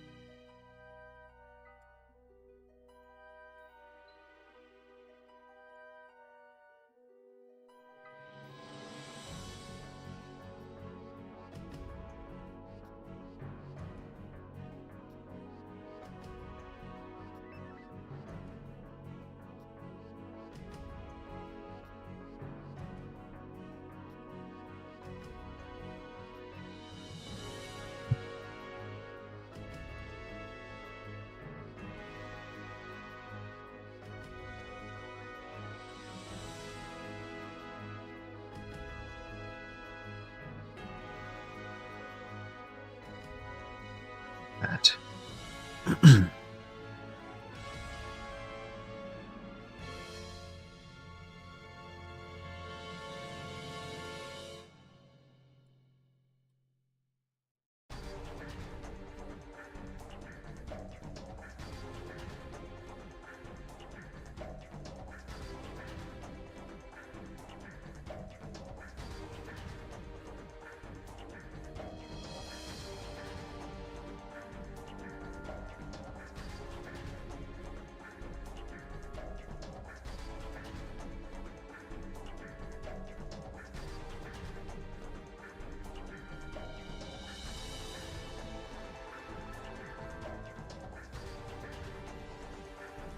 Yes, Tikal is also a character I enjoy drawing. She's also got an adequate amount of details to sort of offset any imperfections. Yeah, I find her one of the easiest characters to draw as well. Thankfully. She's like my joint favorite character.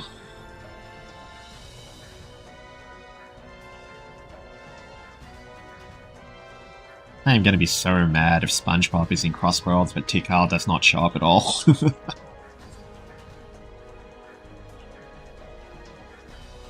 Oh, yeah, Modern Trip. I really got to draw her again. Here's the single-handedly the thing that draws the most attention to my socials. Like even the actually I gotta finish that at some point. Even the sketch I did of her alongside Etiae did pretty well. So it's cool. People just like her design, even when including with my original characters. Yeah, I like her. I really should do like a ref sheet or something for her, because yeah, it's something that could probably be defined a bit more.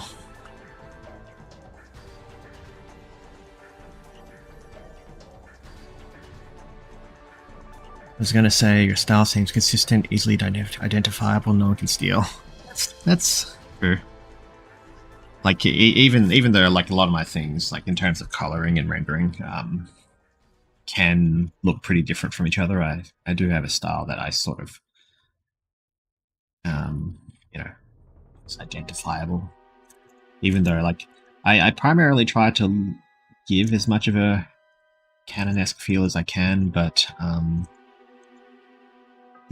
it deviates pretty heavily. Because like I draw with like more Sonic 06 esque proportions. I like to draw longer bodies, a bit more defined. But yeah, it's good that people can recognize my stuff, because most of the time I never sign off on my things, but people still recognize my stuff when it's out in the wild. I really should sign my stuff a bit more, but I don't know, that's just not my style. I like to just you know, post stuff and then disappear.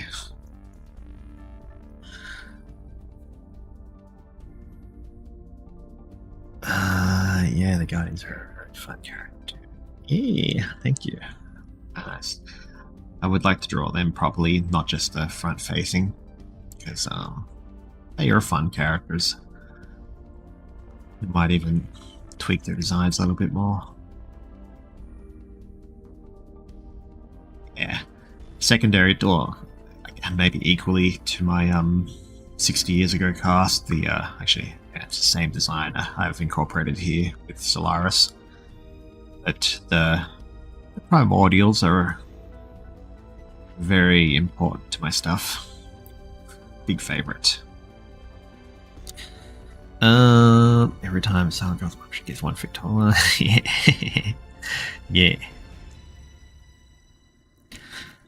If she was in Crossworlds, we would have screenshots of her driving together. Yeah. It'd be cool if she was in base game, because like then that means that she'd have the rival interactions, and you know there's rival interactions between every single character. But I don't know. I don't know what the chances are of her even being base game. So I don't know.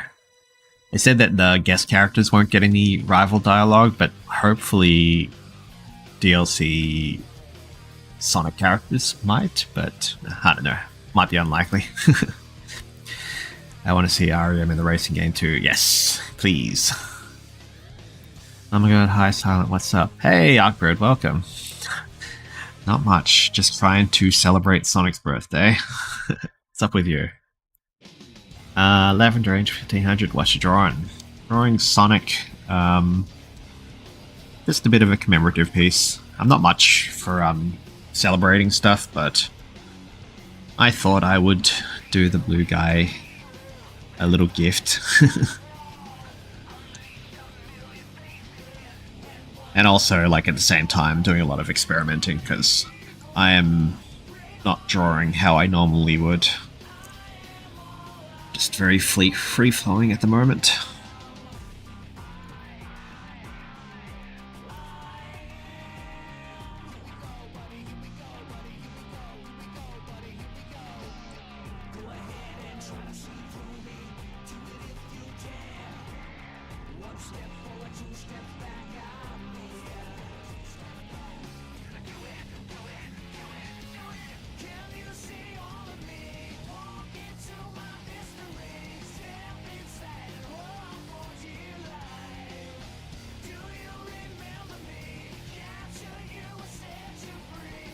Happy birthday, Sonic. Yes. Ooh, fun. Yes, yes, yes. I just want to know how many Sonic DLC characters will there be. Yeah. I don't know. I hope there's some cool ones there. I hope they, like... Yeah, I just really hope there's like, something interesting. Because, like, apparently there's not going to be a story mode. I think I heard that somewhere. So, you know, the rival interactions are the things that are going to be most interesting, I think. Which will be the main hook. I'm not much of a kart racer gamer myself, but it'll still be fun. I'll get it and try it out. How much will Crossworlds be again? $70. Yeah, yeah, yeah. It doesn't sound great on paper, but you know it'll still be cool.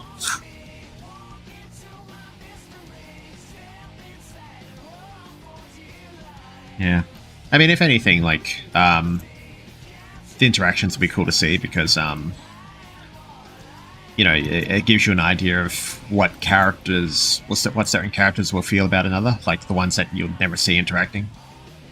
Like the one they showed of Jet and Zaz interacting was pretty cool. I mean, it's pretty par for the course interaction between characters like those, but it was, yeah, just interesting.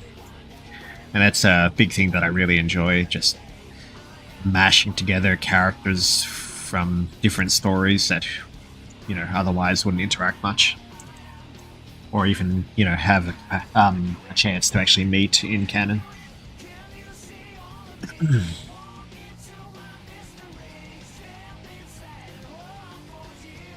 Hopefully it on Game Pass. Probably. More than likely.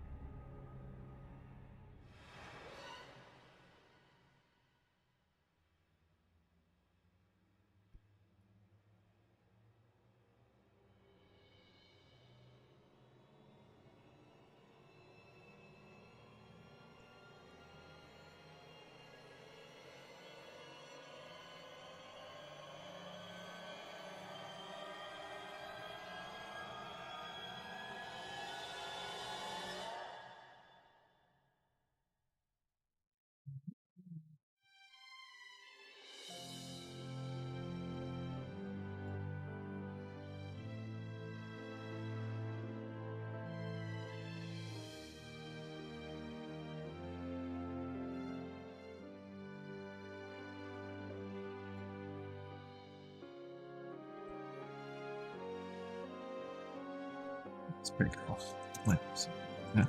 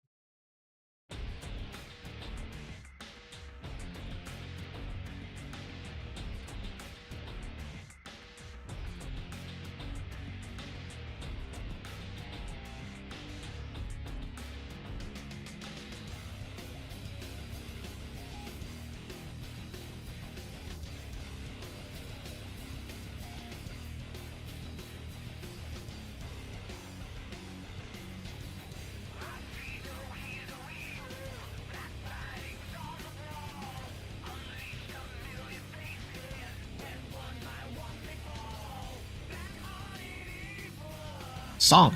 Hey, musical. Long time no see. Welcome. Yes, drawing Song for his birthday. Well, I'm a bit late, but yeah, just thought I'd do something.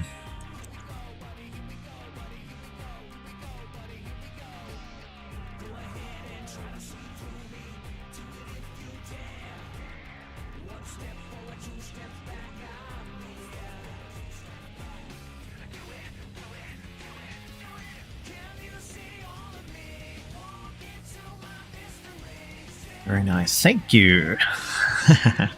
Yes, a moose stream. That'd be kind of fun to watch, actually.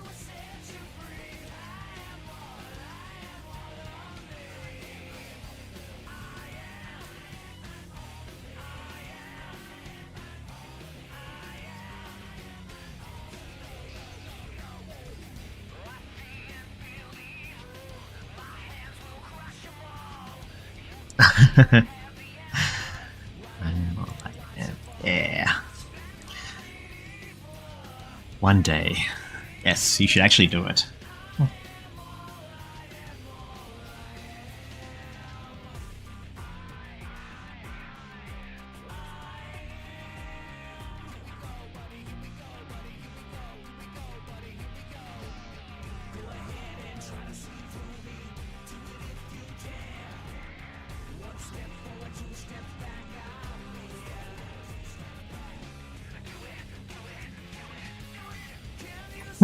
You'll never know.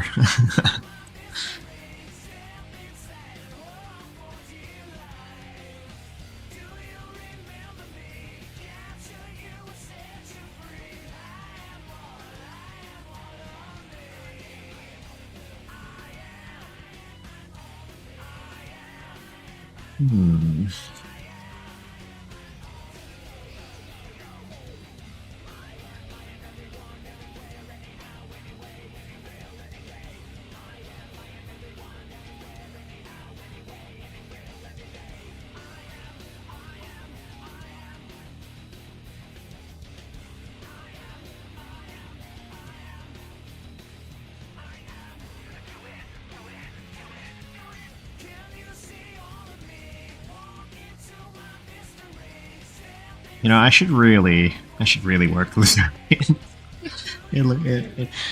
looking a bit shocking now that I'm actually zoomed into it. Because I usually work zoomed out.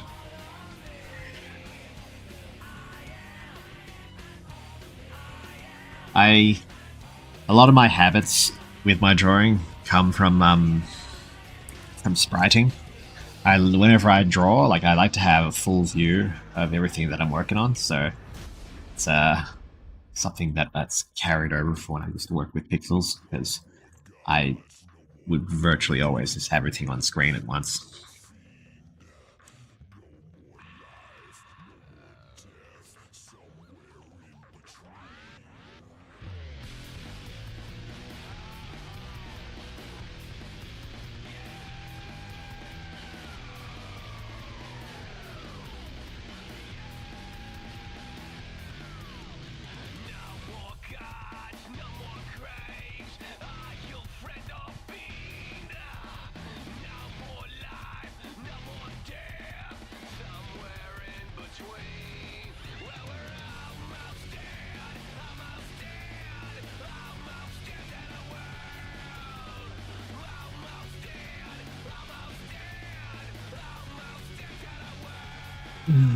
That makes sense. Yeah.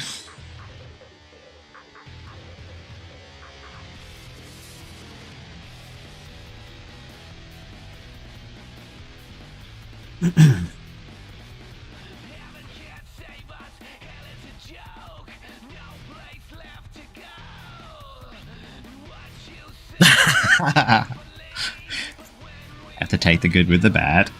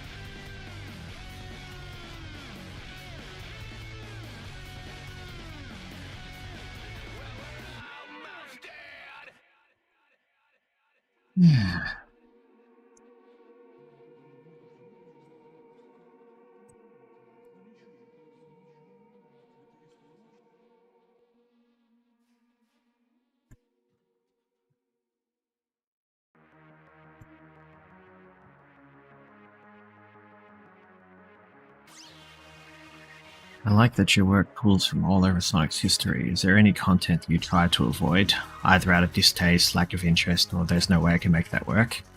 At the moment, for the longest time, I have made an effort to sort of avoid carrying over elements from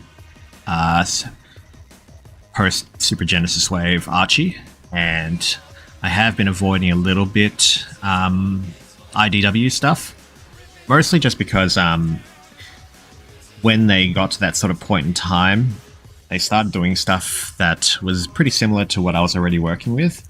So I like to avoid using as much of those ideas as I can, because I don't want to conflate thoughts surrounding my stuff. Because if I start using ideas from those things, and given that there are a lot of similarities as well as there are differences, people might expect them to be a certain way.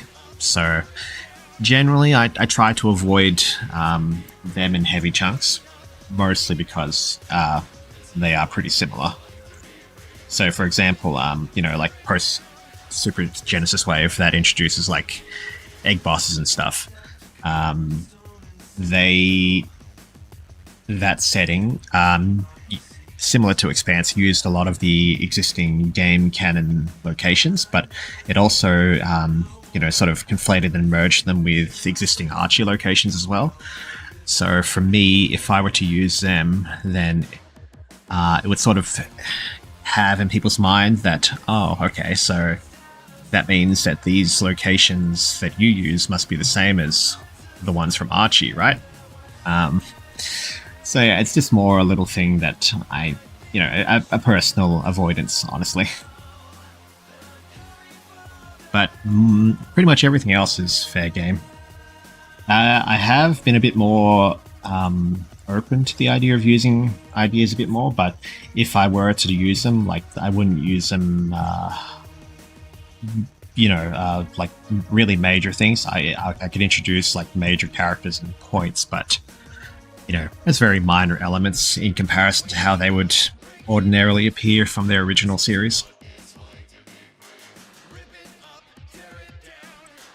Good question, though. Because it is something I've had to highlight a lot. Because in my server, I've got a Q&A channel for Expanse, so I talk a lot about like answering people's questions and stuff they're curious about with my stuff. So I, answer some pretty lengthy and detailed responses for my things. But yeah, that's something that I've had to sort of bring up a few times. And it's always been slightly confusing to people, but it's it's just more of a personal avoidance.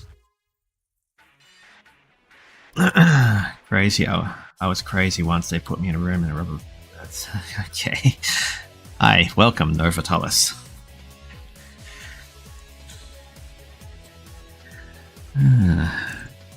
Hope you'll enjoy your time. Just a very chill stream at the moment. Hope everyone's having a nice evening as well. It's a lot later than I normally stream, but I think morning streams are no good for me now, so I'm going to be making it more a habit of just doing later afternoon streams that are more convenient for my time zone. Hope everyone else is going right though.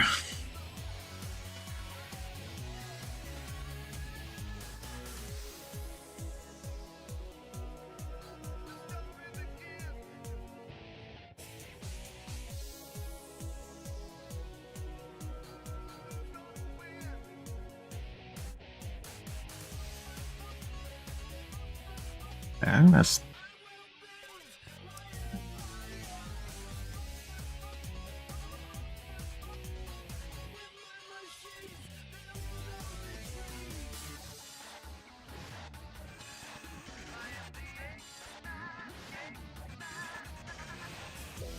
Thank you for your. Is this your normal time frame for streams? In the past, I always streamed at like from 8:30 onwards, my time, 8:30 in the morning. But the past few streams that I've done, I've been starting from between 11 a.m. and 12 p.m. my time, so a lot later than I normally would. And usually I'd only stream for like a few hours, but want to make a habit of doing longer ones. But yeah, it's a lot later. This is probably going to be normal because, like I said, mornings are no good for me now. So yeah, I just don't get up as early anymore. Thank you for your thoughts. I can understand and relate to the hesitation. I've run into similar problems in the past, and that almost turned me off completely from interacting, sharing my work online. Yeah. It's just something that, because once even with some of my existing ideas, like, so for example, I've got a character that is like an expansion on the Black Bull idea. So let me see if I can pull him up.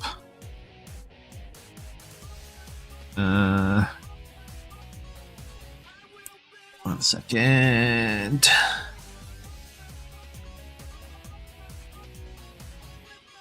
Okay, here it is. So there's Black Bull from Sonic. Oh, there's Shadow 5. So he's a mini boss that appears in 2 different boss fights. So it's a big bloated thing that just flows around and shoots fire out its mouth. But in Expanse, I have heavily expanded on it as a character, and so I've introduced the fact that the idea that it's a like a porcupine fish type creature that bloats up when it's stressed. So I've created like a sort of relaxed form, so he takes on more of a shadow-esque appearance. So I created this pretty early on, but then Eclipse from Post Super Genesis Wave Archie came out. So from then on, like, I'd often get a lot of questions saying, "Oh, is he related to Eclipse, or is this Eclipse, or is this an alternate version of Eclipse and stuff?" So that was sort of like one of the earliest points that sort of made me want to avoid trying to conflate ideas a little bit.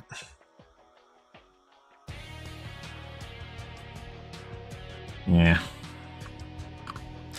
this. It's one of my favorite characters to work with.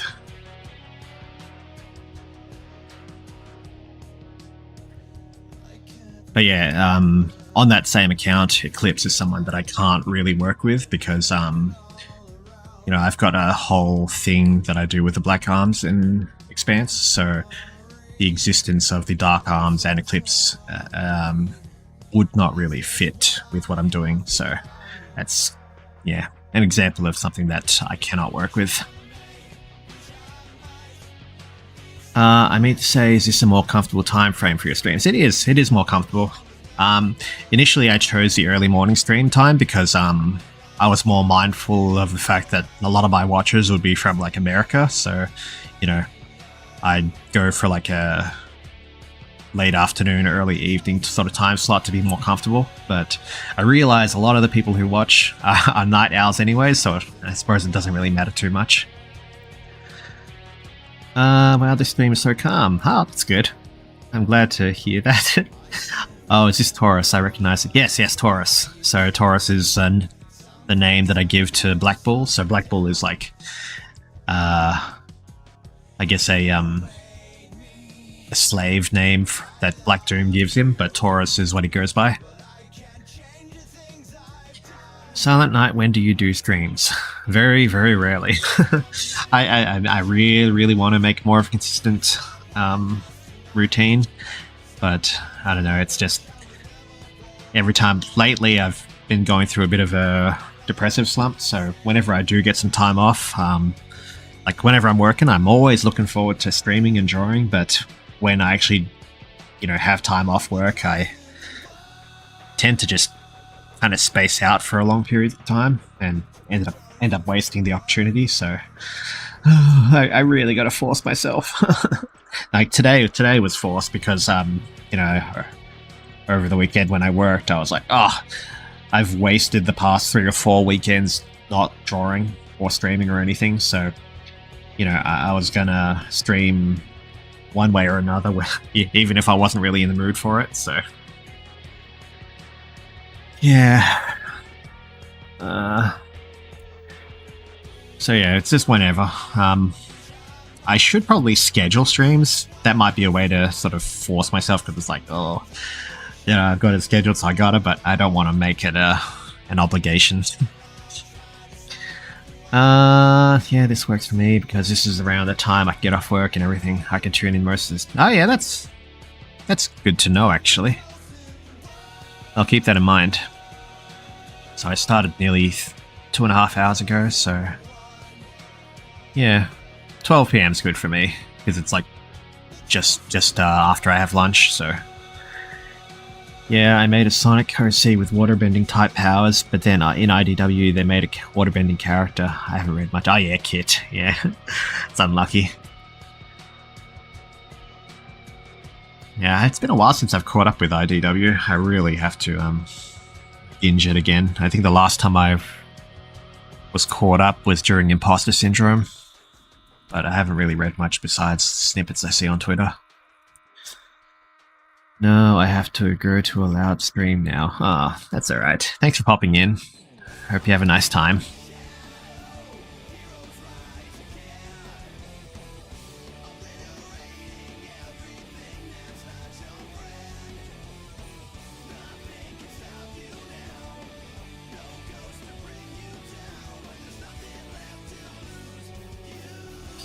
But yeah, it's unfortunate when that sort of thing happens. I probably have a lot more examples of that kind of thing happening with my stuff.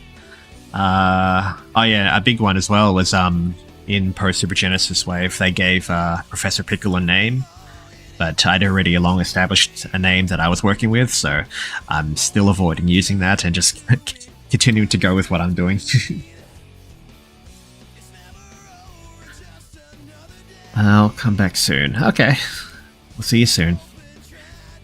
I sympathize. Without getting too into it, I excluded the 3 goddesses from my project canon because the creation myth involves stuff like Dark Gaia or Majora. Okay. That's a shame, though. I think ultimately, if you just do what you want to do without thinking about other people, you'll find more enjoyment out of it, but it's hard to avoid people, even if, even if you go nuts with it. Like, predominantly, I like to just do my stuff just for my own enjoyment. And, if other people like my ideas, that's a huge bonus, but I don't know. I try not to let myself be influenced by the thoughts of others. I do my own thing.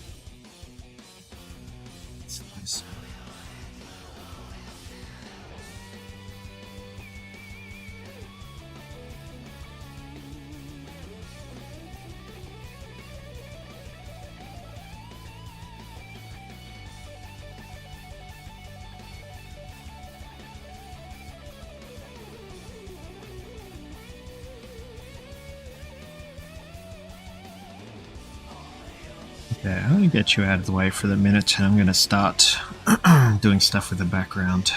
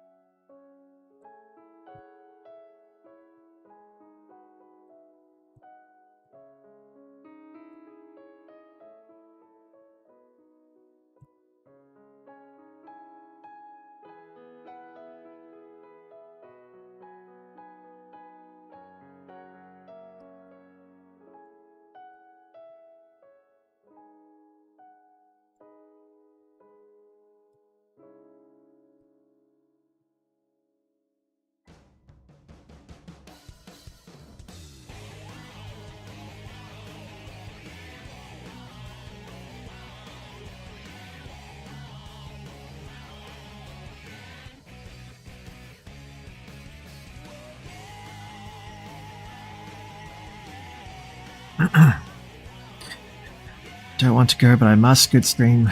You're silent. Thank you. And also, you're doing a good job. It's good work. Thank you. It's nice of you to pop in. Hope you enjoyed it. Have a good night.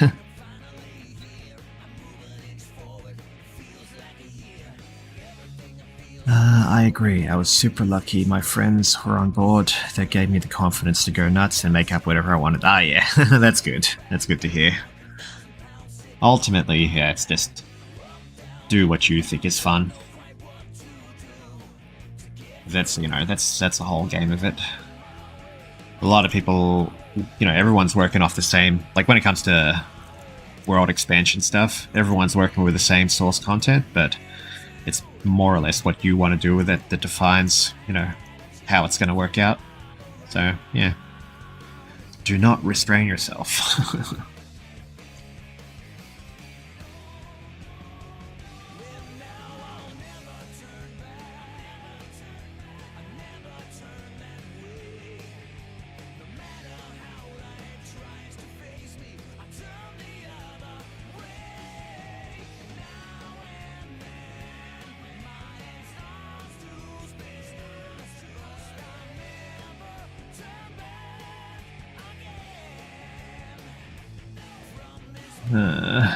I feel like this is getting to one of those things. Well, I mean, I probably feel better about it later, but it's one of those things where it feels like the more work I put into it, the worse it looks. I hate when that happens. I usually do feel better about it, like upon reviewing it later on, but working on it right now, it's kind of a slog a little bit. I might move on to something else to, you know, keep my tension up.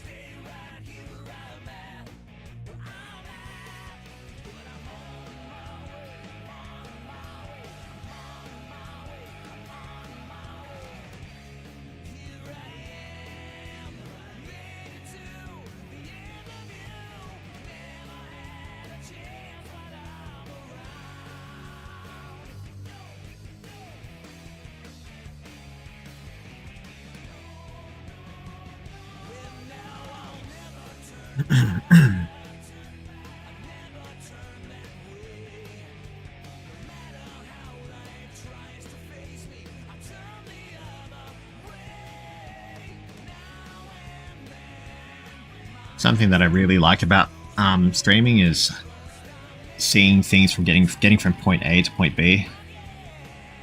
Because it's like I tend to not to think too much about my processes, but because I, you know, obviously I'm only focused on what I'm doing right now. But when I compare how it looked when it started up until you know, a near completed piece, that's when I sort of appreciate a bit more how it turned out. So that's sort of what I mean by you know, a bit rough at the moment, but I think I'll like it when I actually able to review it a bit more.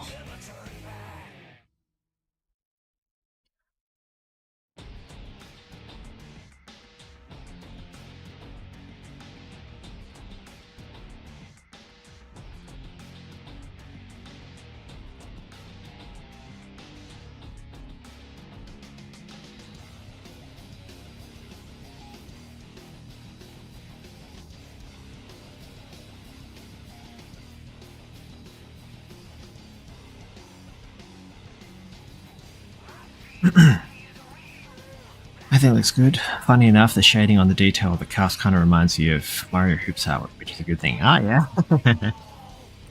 that's pretty fun, actually. Yeah. Since it's not a style I particularly work with, I have no idea what I'm doing. I'm just trying to get it to a point where it looks decent enough for me to say, hey, that looks pretty good. That can be done. But yeah, I'm really just winging it.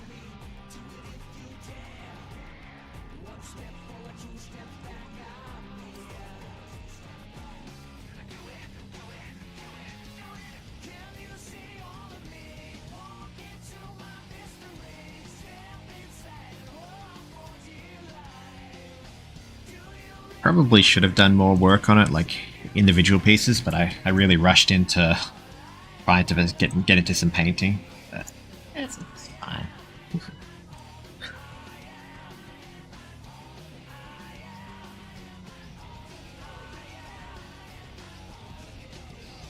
can see from the corner of my eye that my avatar's starting to go crazy.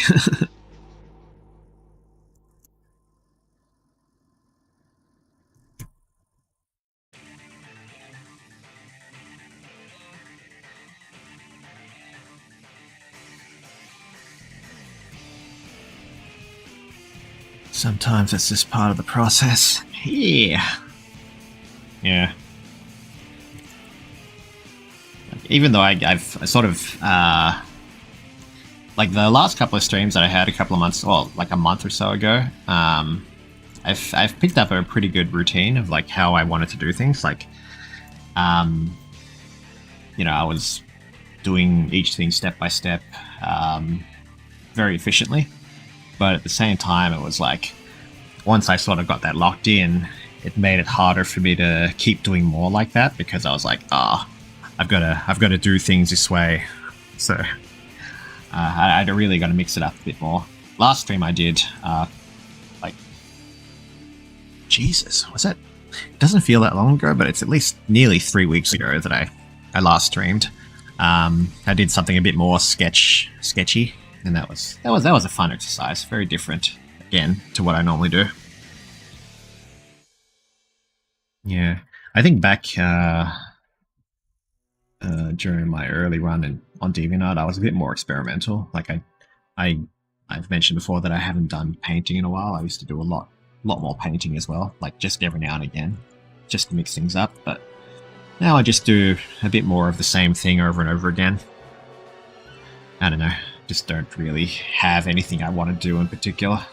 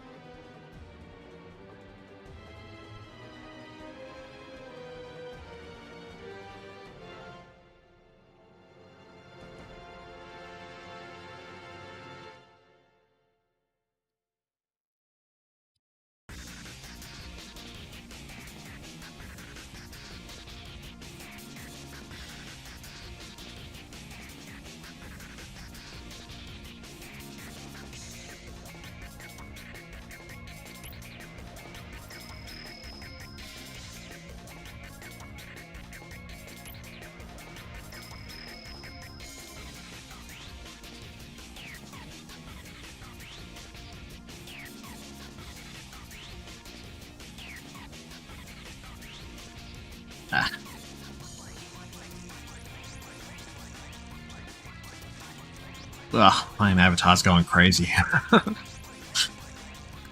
think it does that when my webcam starts to overheat a little bit, or I'm just jerking around. Actually, I think that was user induced. Let me have a look. No, that's just glitching. Never mind.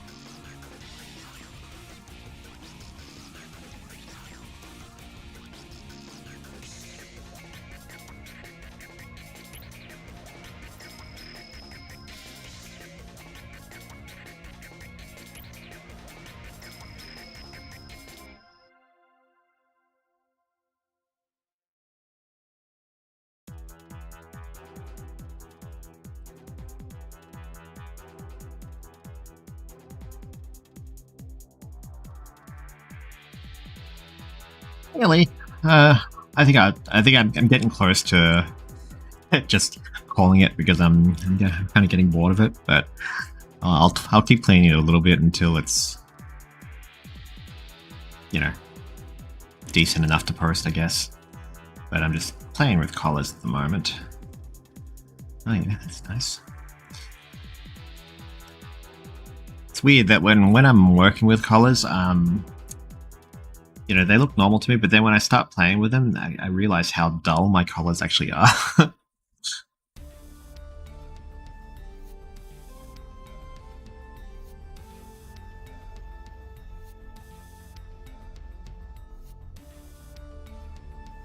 That looks cool. See, just a little bit of tweaking. My collars naturally look really dull, but now that's cool now. What the hell? My eyes must be scuffed. Actually, yeah, that's. Usually, I only wear I'm supposed to wear glasses, but I only wear them like when I'm working or in public and stuff. But when I'm at home and in my personal space and using computers, I don't have my glasses on. So I'm intentionally working with a handicap. Yeah, I think that looks cool. I like it. Now that I've played around with a little bit.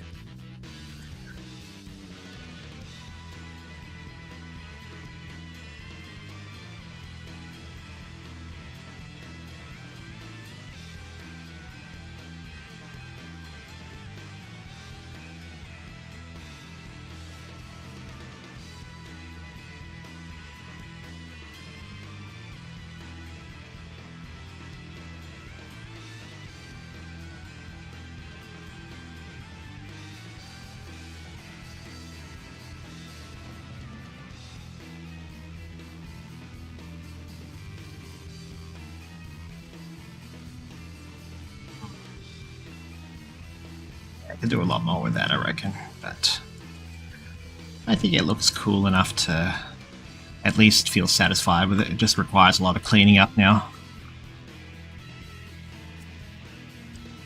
Yeah, I like it.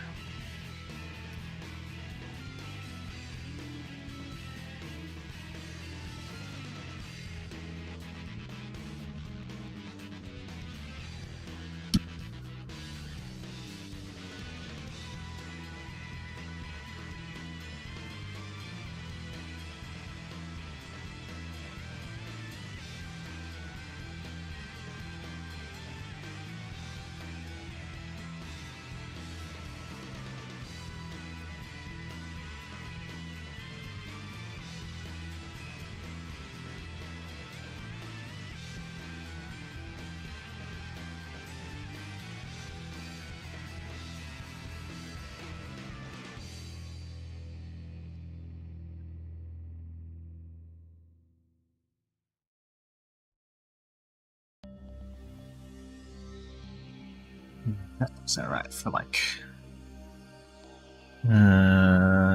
just under 3 hours work. I really want to get faster, but I'm so slack. I want to be able to like speed paint something within an hour, but I tend to fuss around a lot. I tend to let myself get distracted talking as well, which is pretty weird for me, I think, because I'm generally not very talkative, but something I like about streaming because I can talk. I am very bad about socializing, like, you know, just socializing in general. So this is probably the most I ever talk, just when I'm talking to myself. You get me in a call, then I'm virtually never going to say anything. Faster. That's super fast compared to me. I don't know, but your stuff is like really high quality, so it's like I don't know. I feel like mine's pretty buck standard. I think for the amount of time that I work on it, I just want to be able to. Like there's some streamers that I watch and they can pump out like a fully painted piece like within an hour, and I'm like, oh, I wish I could be that fast.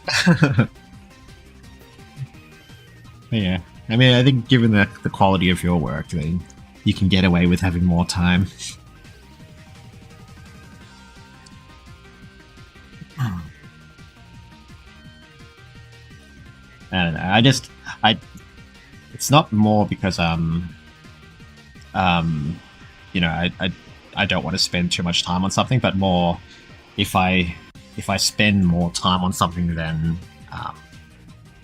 you know than I hope for, then it's very likely I'm going to get bored of it and not finish it. So that's why I want to be able to get things done very quickly, just for my my own attention span.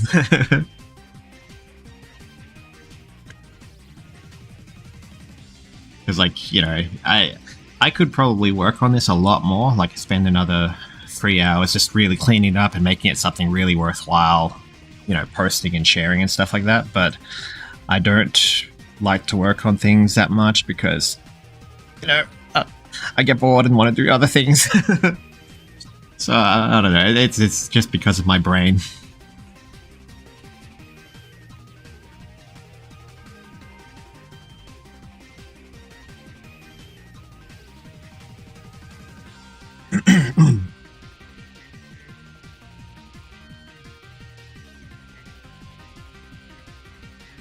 As well as that as well, like that's a big reason why I love streaming, because with streaming I do pieces like from start to finish, you know, because that's what you're all watching and that's what I'm dedicated to focusing on.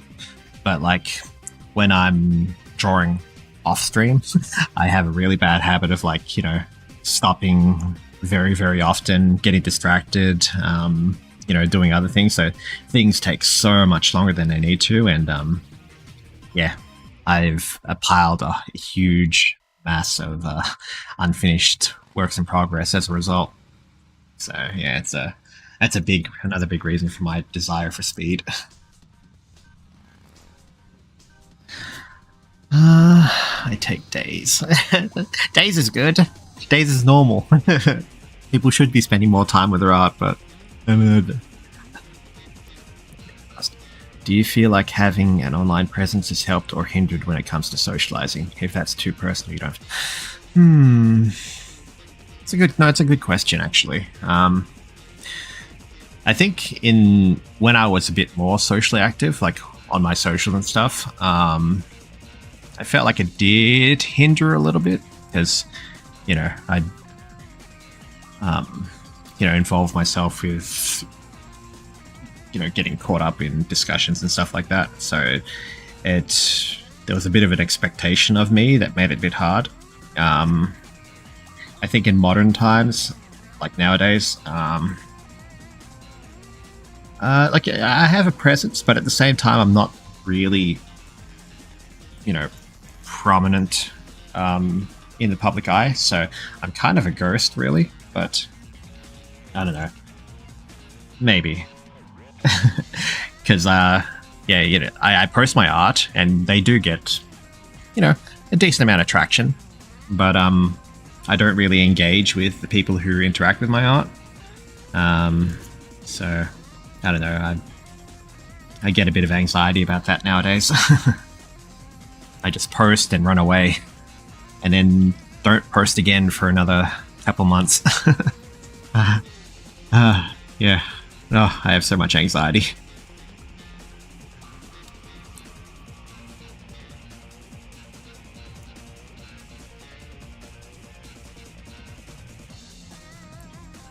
Yeah, like even though I still do have a decent following, and you know my art does get shared around a bit, and it's nice as well. Like when I get recognized in public, or not, like, you know, I pop into a server and then people are like, hey, I know your art, or you know, they share my art on the random, just on the fly, and I'm like, hey, that's something I did.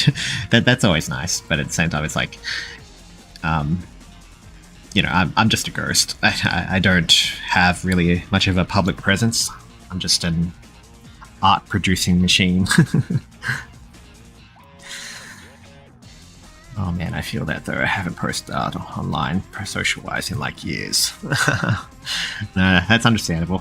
I was talking about it before, but you know, I probably would be more like that but it's more for my own personal benefit that I post art, because it helps me sort of.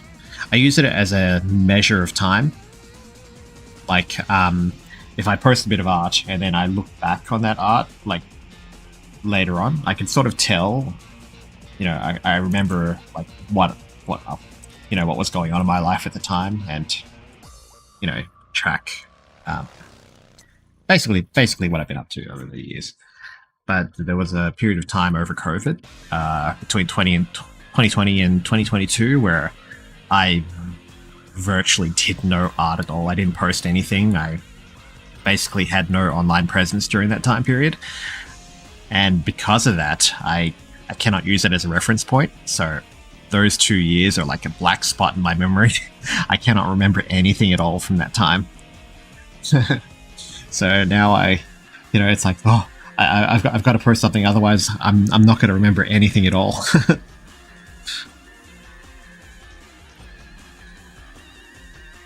Yo, I caught you at the right time, Derp. How you feeling? Hey, welcome, Derp Kip. Nice to see you again. Yeah, doing well. Just had a very chilled stream. Getting close to finishing this one. I've been working on it for the last 3 hours, but I'm probably gonna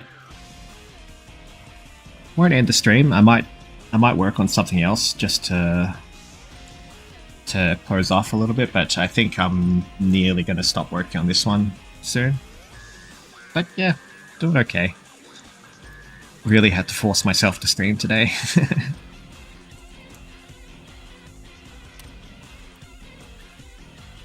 Thank you. Yes, Derp Kip spotted again. Welcome back. I hope your loud stream was good.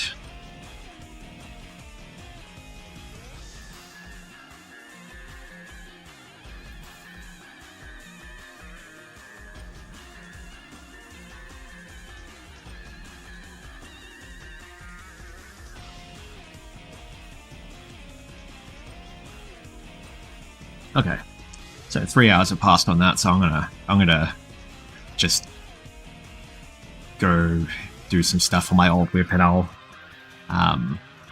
touch up on this and post it a bit later on. But yeah, that's cool. I like how it looks in the end, actually.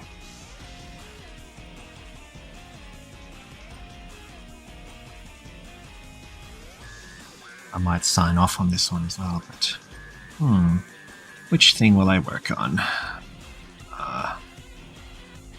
That's something I want to do at some point as well. Like, I did this. This is the main cast of the 60 Years Ago story, but I've got a lot of secondary cast that appear in this story, so I want to do something like this for those guys. But since this is a little bit of an older piece now, it's going to take some time trying to remember what I actually did for this. I think it's pretty standard, anyways.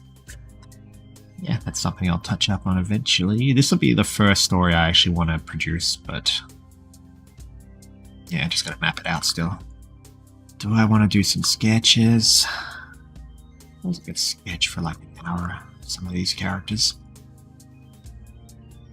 Don't really want to work on these.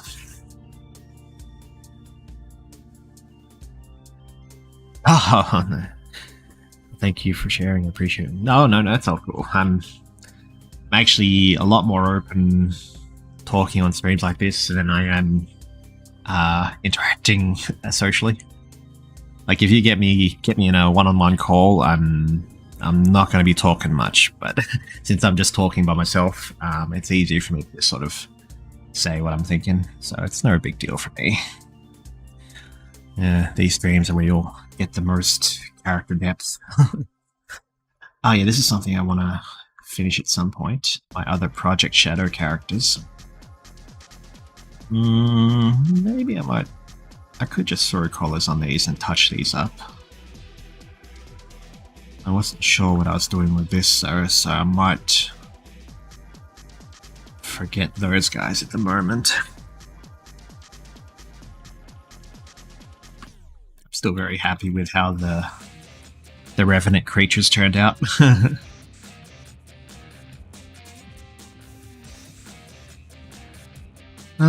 What are you feeling most at the moment, Silent? Yeah, I'm not sure. I'm just going through the ones that I had opened up as a backup, so still thinking. I really want to do this. Finish off these. At least then, if I actually finish this, then I have something to work with if I wanted to do redesigns and start again. But I want to at least finish this. A lot of monster design to work on because, you know, Sonic. Dark Artist, Light Gaia.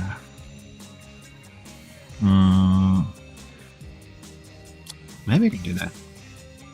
Now that everyone's sort of more aware of this scene.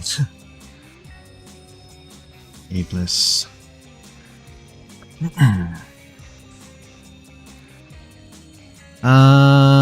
Neo Architects, yeah. Yeah, maybe I might chuck some collars, at least on these 4. I'm still not really feeling these guys, but these will be good to do. Silent, do you like the game Sonic? Yes, I suppose I do.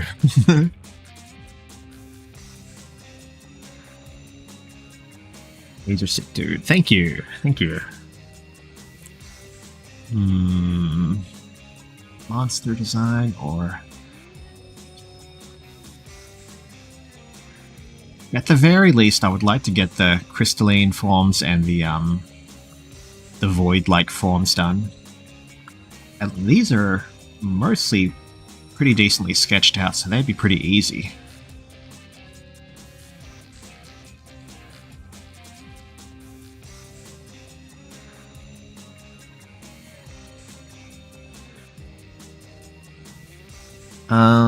Any plans to revisit your Ashura design soon, or are you saving the group? No, I do need to get around to doing that eventually, because similar to the fractured deities and the primordial deities, Ashura and Nazo will have their own sets of forms and designs.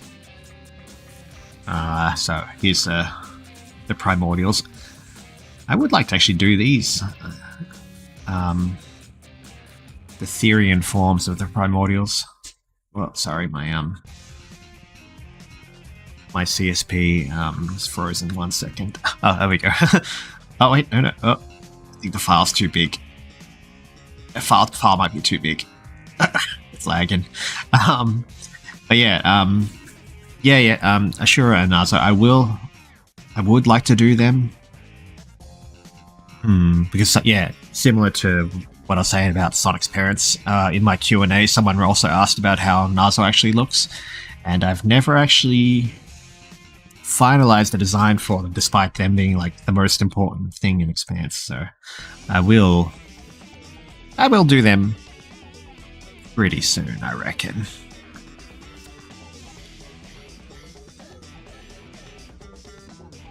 Now you got me thinking. The lore you got for all these guys and how you have them interconnected in that way you do is really cool. Thank you! Appreciate that.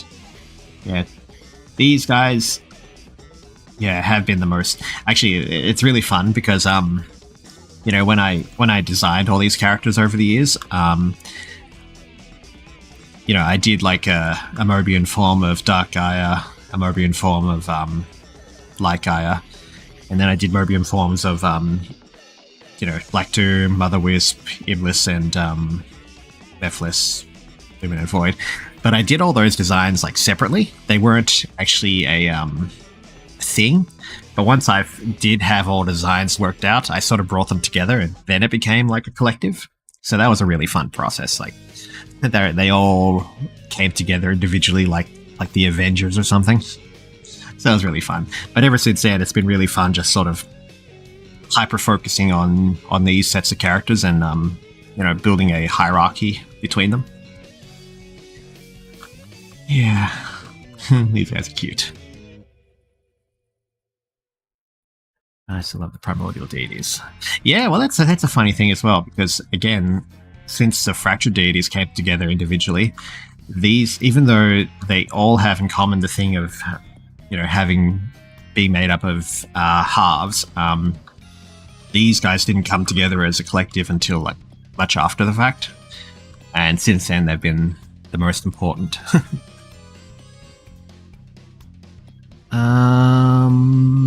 I remember that form you made of that one. Oh yeah. I was just talking about him not long ago, actually. Black Bull or Taurus. Taurus a Diodon, he goes by in my stuff. This is like the. I want to do another. Actually, I was doing another one like this because I wanted to do a. This is really old. This is from like 2015. Just showing the states of stress that he experiences. I was doing a more updated version of it. Where is it? Oh, here it is. So this will be good to work on at some stage.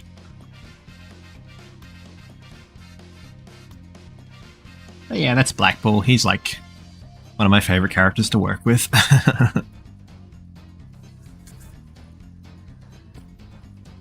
Yeah.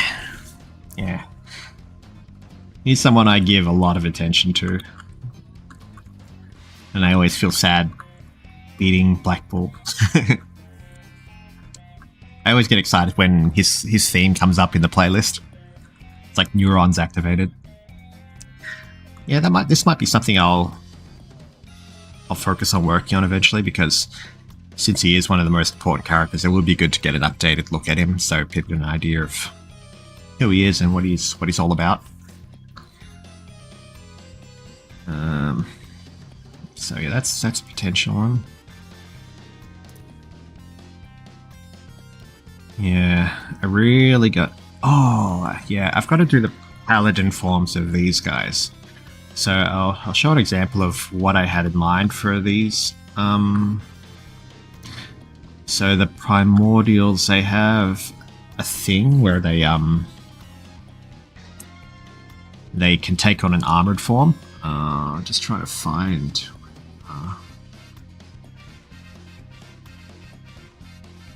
Bear with me.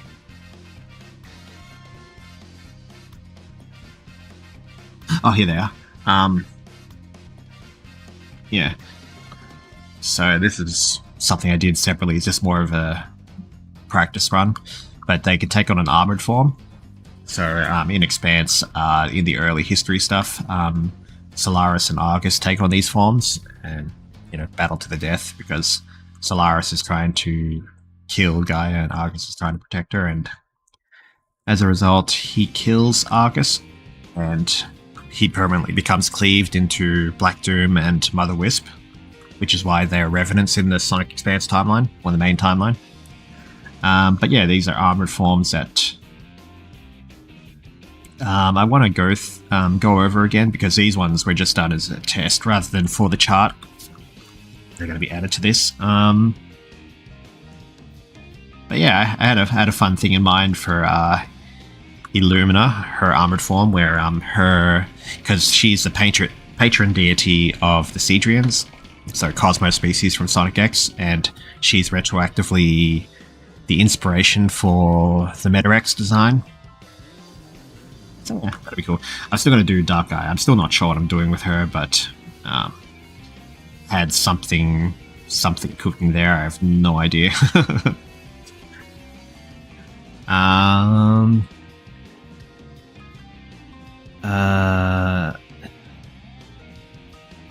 That's weird though, but yeah. My name is Ova. I feel like the real one. Yeah. Nice to meet you, Ova. At least you got a cool theme to look forward to. All I get is a Chronicles playlist when I think of Somber. Yeah, there really should be more Chronicles remixes.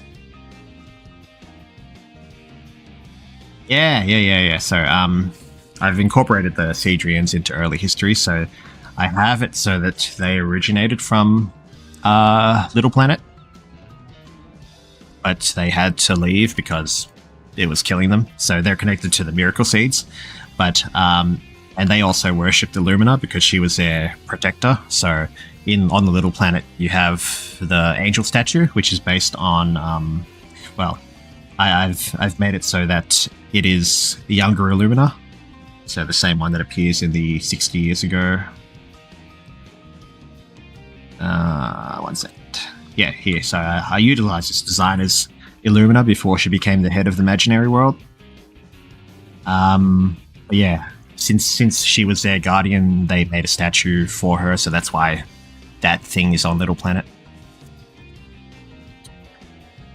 Reminds me of a mix of Merlina's final form and the bosses from the old game called Lords of Thunder. Nice. I do have in mind to sort of create more of a connection between Illumina and the storybook ladies, but because I have in mind that the storybook places are linked to the imaginary world, but not something I've gone into too much detail with yet. You making all the different canons be interconnected makes my brain happy.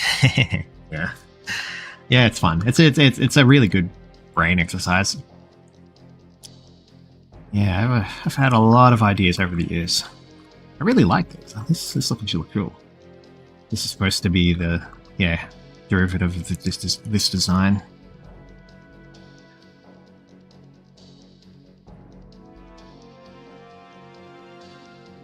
Yeah, that's cool. That's cool. Like, well, I'll leave you there because I'll work on you later. I'll work on this later as well. Probably leave this one for now. And I'll work on this a bit more later as well. And this. Okay.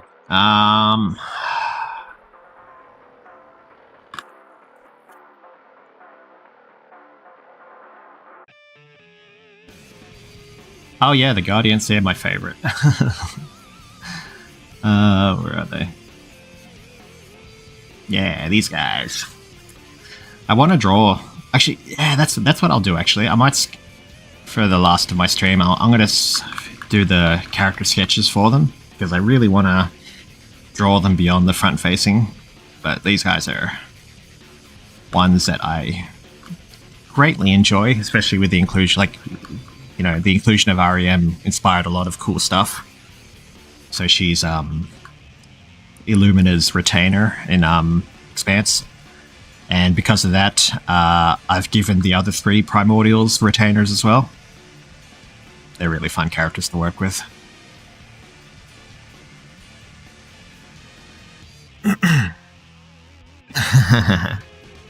Yeah, the storybooks, in the context of Expanse, the storybooks are very important because they are, in the wider mythos of Expanse, they are treated as trials that Sonic faces to, like, sort of prove that he's, like, the chosen one. But, yeah. Very, very cool stuff.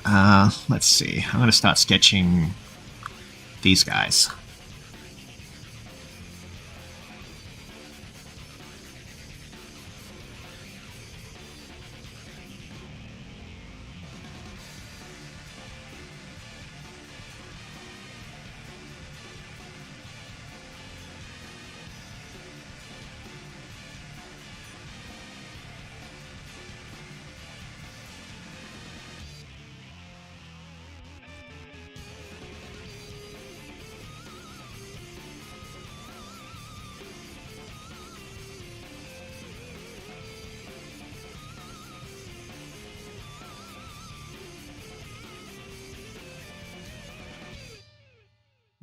Just want to get the scale down, but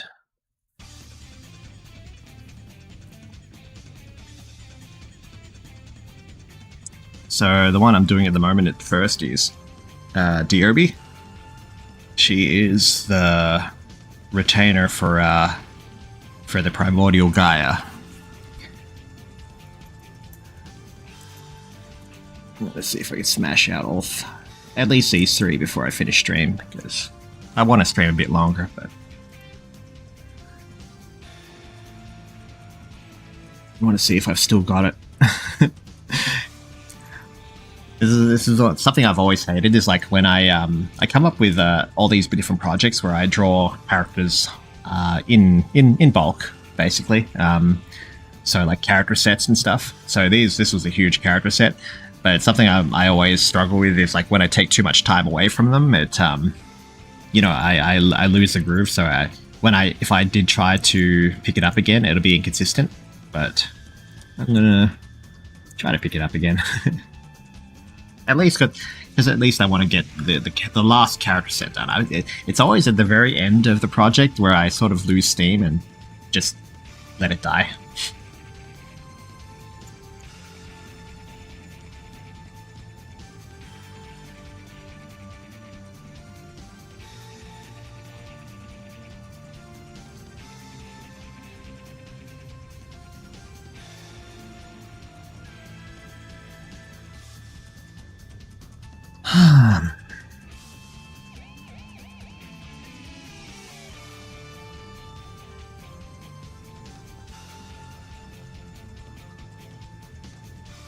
Anyways, this is Diobi, Gaia's Handmaiden.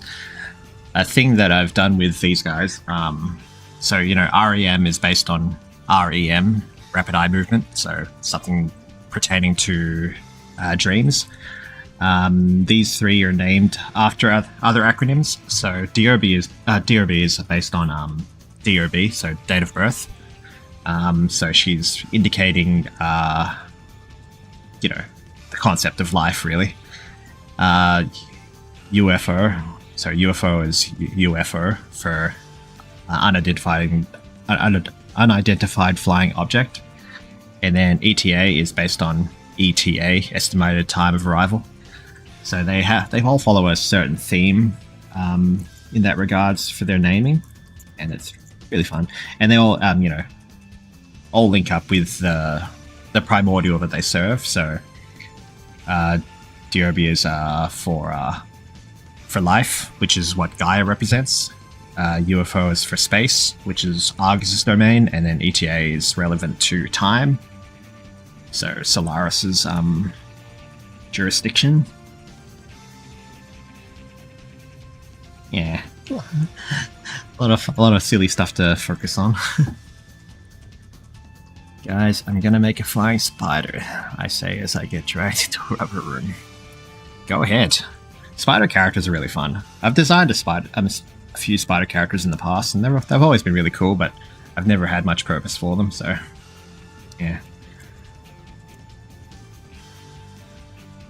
It's more of like an exercise to see if you can actually make, you know, something that seems feasibly like a Sonic character while working with a kind of grotesque creature. Same with snakes. Snakes as well. Like it's very hit or miss if it looks Sonic-y enough.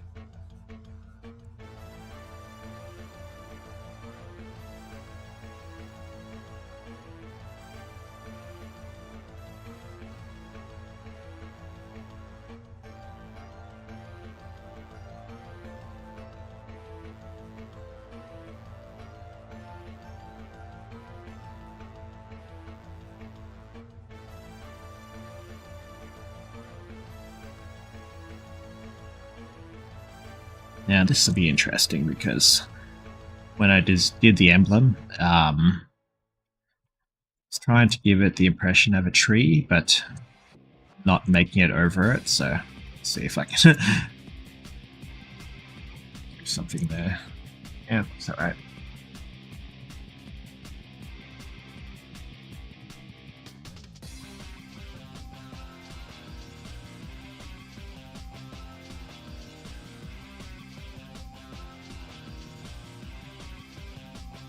Something I was worried about at the time when I established Diobi's color scheme,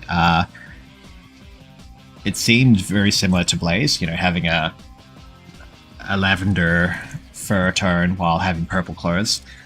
But then I thought, if Sega can get away with making 1, 2, 3 orange and brown collared girls, I can get away with this. So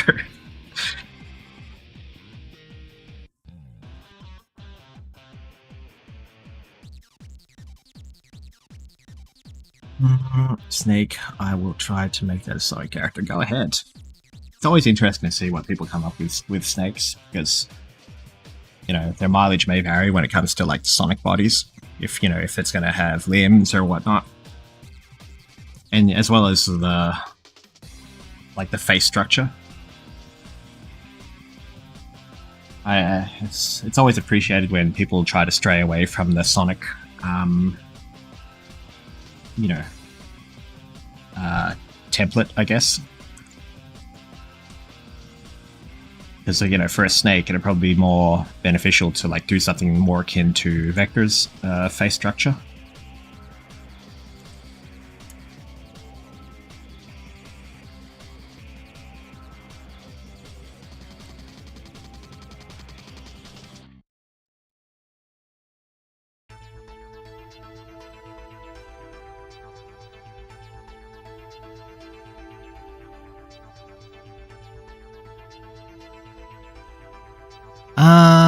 Let's see here. Silent Night, do you like more pencil and paper, or you draw, or a computer drawing? Yeah, we are just talking about this before, but I'm no good at traditional nowadays. I'm too dependent on digital tools, so yeah, I'm always computer. I apologise if this comes off as stereotypical, but do you make OCs of animals native to Australia? For instance, I'm Mexican, so a lot of my characters have a lot of that flavour. Just depends. A lot of my characters,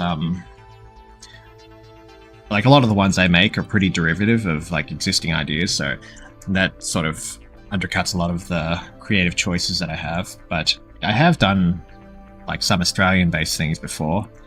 Usually I try to make them kind of relevant to what I'm trying to do. But at the same time, I also don't lock myself into it because, for example, you got the echidnas. They're a native Australian creature, but in Sonic lore, it's heavily connected to the Mayan sort of civilization. So that kind of theme. So it's like even if I did an Australian animal, it doesn't not necessarily locked into making it Australian themed, I guess. I once tried to make a thylacine based character, but that when post Genesis Wave Sega did Archie did that with Maw, I think his name is. Yeah, kind of. I didn't want to do it anymore, but I used to have a thylacine character that I had in mind for a concept, but I might revisit it one day. Yeah. Usually my animal choices are more themed rather than based on region. So, like for example, like all the animal choices I've picked here more heavily relate to the characters they're based on. So it's pretty easy to work that out.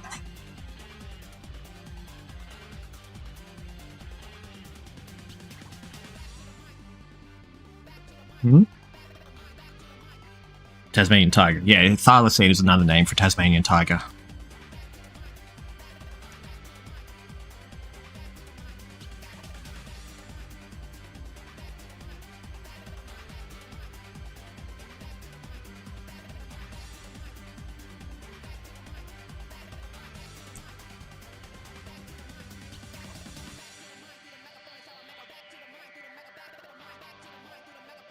Silent Night, I'm paper and pencil person because drawing a computer will make me even more crazy.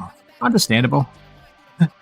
I think it's a good practice to stick to paper and pencil because you're actually learning skills for yourself rather than depending too heavily on stuff. Like if I tried doing pencil and paper, I would get too wound up on trying to undo and like mirror my images, and things would look really wonky otherwise because I'm too dependent on it.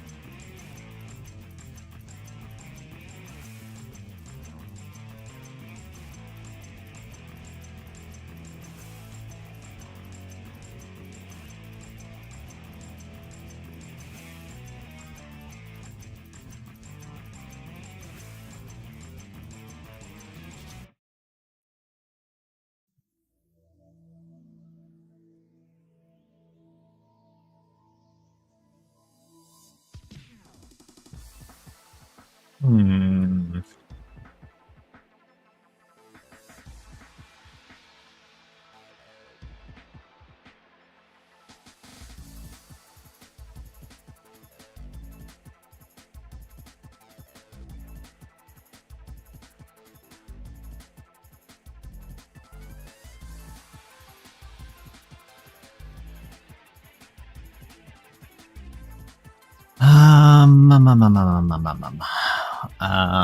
This is so wonderful. I can't find my eraser. How do I spell that?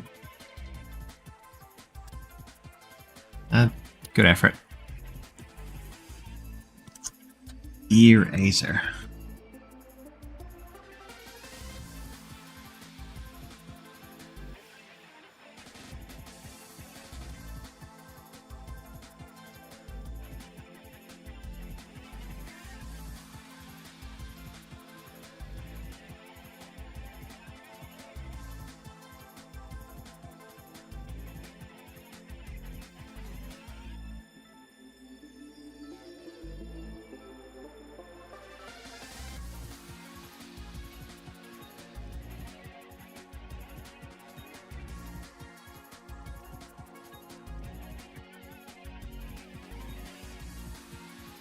I see, I see. Funny story about thylacines. I introduced an ancient Lycan warrior who was found in stasis. His were form is thylacine. He has stripes that glow when he breathes fire. That's pretty cool. That's a really fun idea, actually. Yeah, I think if I were to do like go for the thylacine thing again, or like any Australian animal, I would like not connect them to Australian culture. Just because, they did no such thing with the echidnas, so I'm not bound to that. And the same way as well, like if I were to do an Australian region, like if I were to do like an XP of Down Under, I would not do animals that are specific to Australia. So I wouldn't do the whole koala, platypus, kangaroo thing like they do in Archie because it's too on the nose.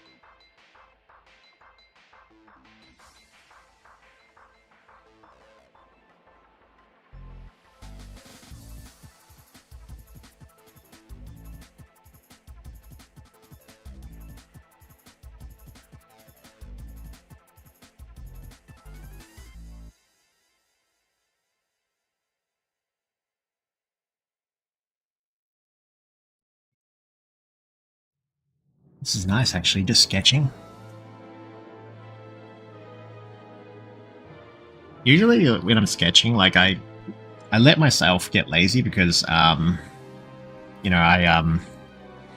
when I sketch, I know that I'm going to just do another sketch on top of it, or go straight to line art. But when I'm sketching, when I know that I'm just going to leave it at a sketch, it's different. It's kind of nice.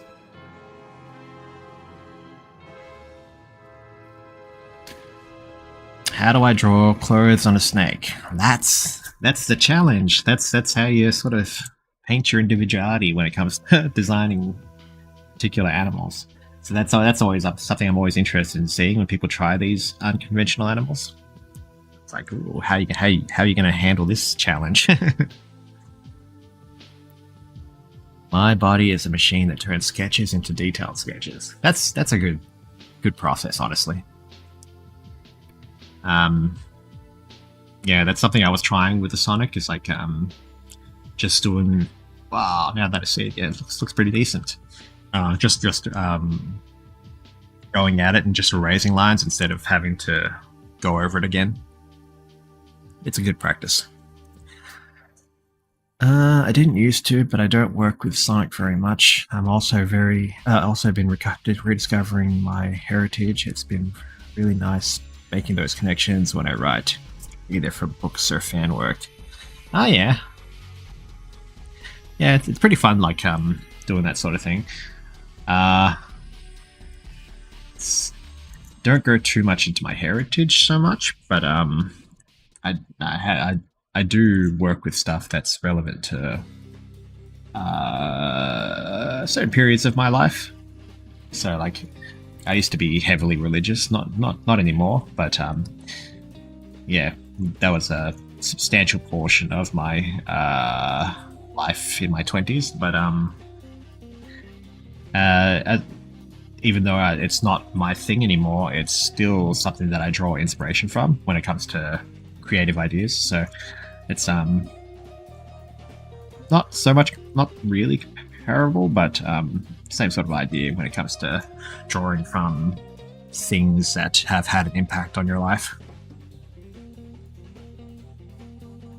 I got this. Consider the humble sock puppet.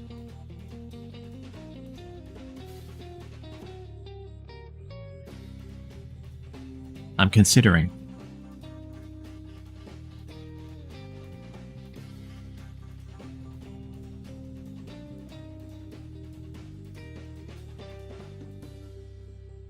It's considered.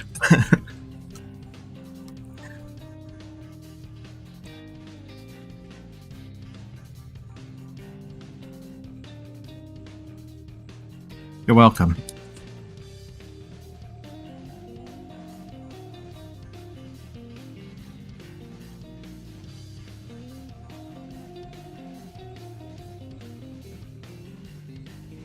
Cool. I like it.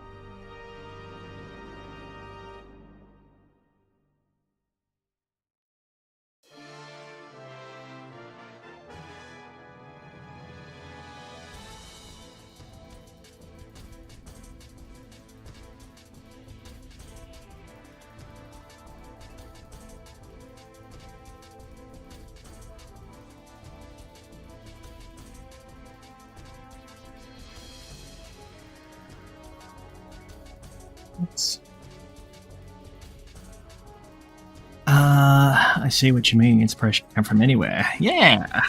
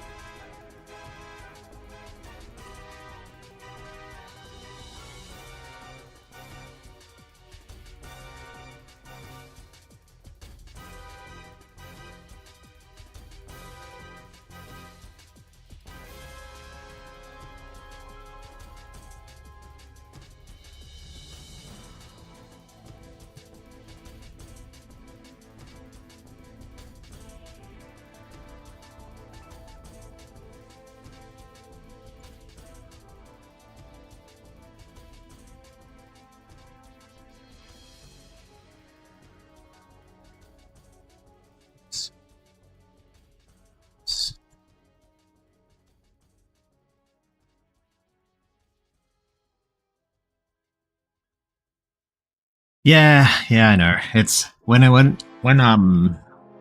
it's probably also the lighting, but when my webcam sort of overheats for a while, sort of glitches out a little bit. Sorry, just at the mirror. I can see it. Like on my Streamlabs, I can see it at the corner of my eye when it jerks around. But yeah, not much I can do. I probably need to get a new webcam at some point.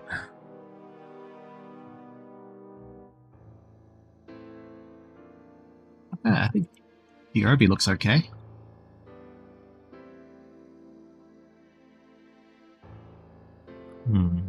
Might increase her head size a bit.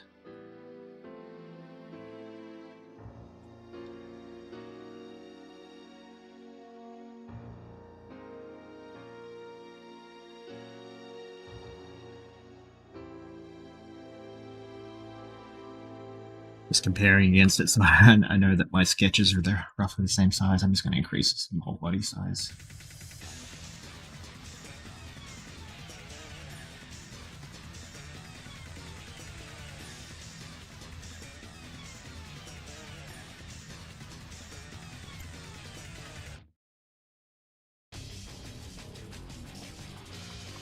Okay, Diobi done. Next one.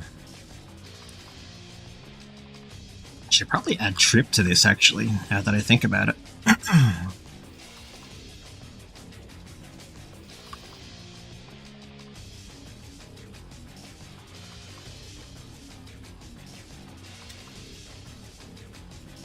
Right, I want to see if I can get...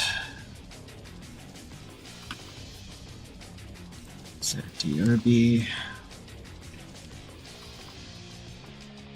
Yuefo.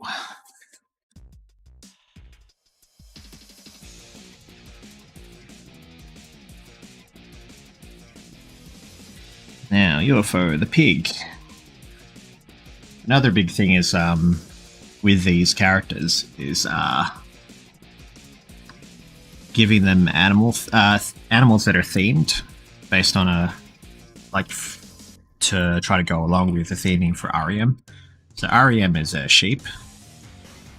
So she's similar to her REM, rapid eye movement name meaning.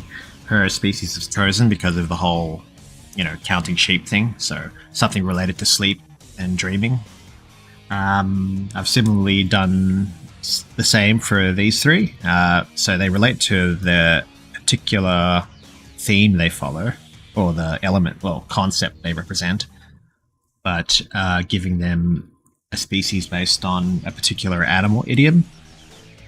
So for Etiae, he's a cow. He's chosen as such based on the idiom when the cows come home. So that's something related to, an estimated duration of time. So it's something related to time, even though it's very disparately connected to the concept.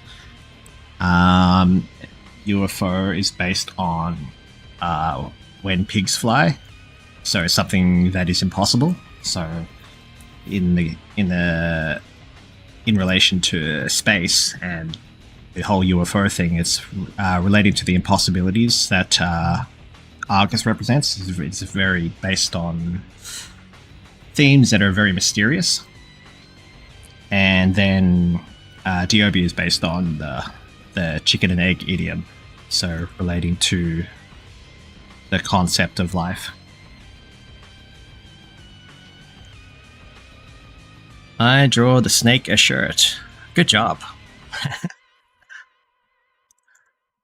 So yeah, and also, being animal idioms, they also follow a farmhouse or a farmyard theme. So you got chickens, you got pigs, you got cows, and then sheeps, which is what REM is.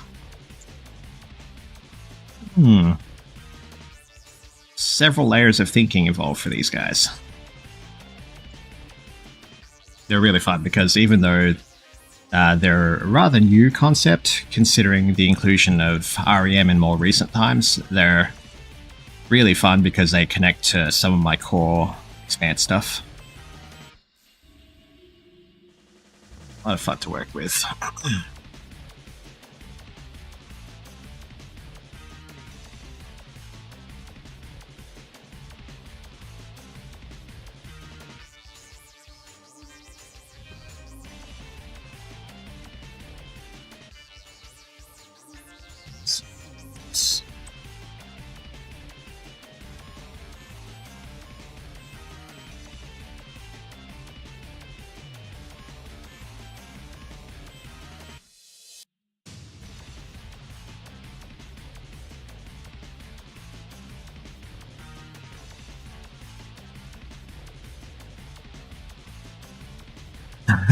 Actually, it's jerking around when I scratch my nose. So when my face is obscured, my webcam doesn't know how to detect my face.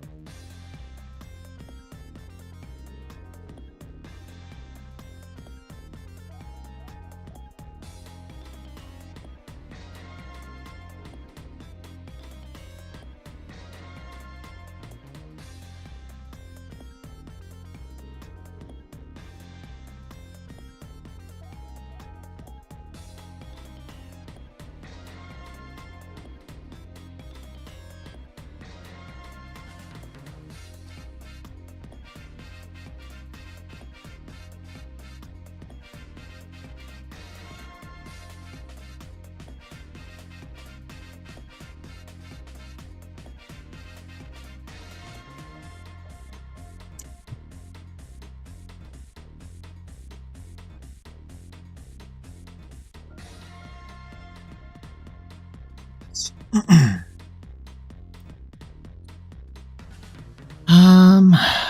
I got a sneak in the shirt. I gave it a bow tie. Cute. I called a character from my game my child as a joke, and I searched up how old the character was, and they were the same age as me. Wonder what happened to the other people in the stream. They're probably all just either starting to fall asleep or just chilling out doing their own thing. It's all good. I don't mind the silence. Gives me time to focus, hyper-focus on what I'm doing.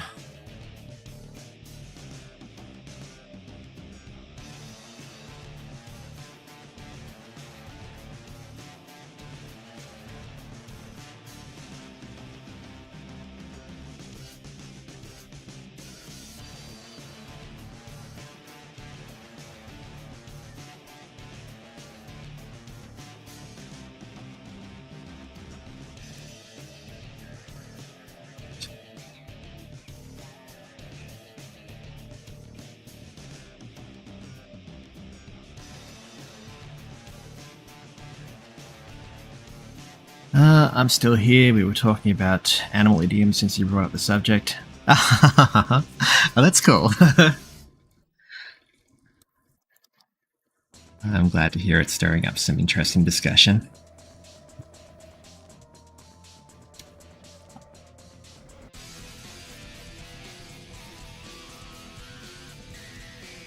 I was trying to think of some interesting things to contribute. No, it's all good.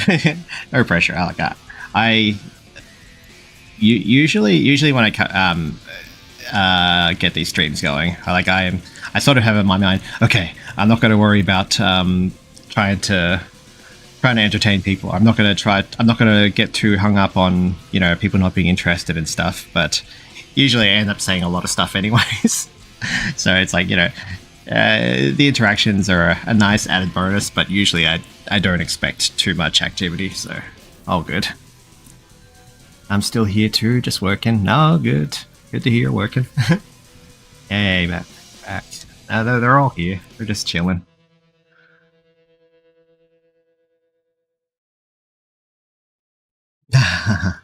Yeah, thank you. I'm glad. It's interesting at least because these are the only times I'll ever go on tangents of my own. I'm not gonna say much otherwise.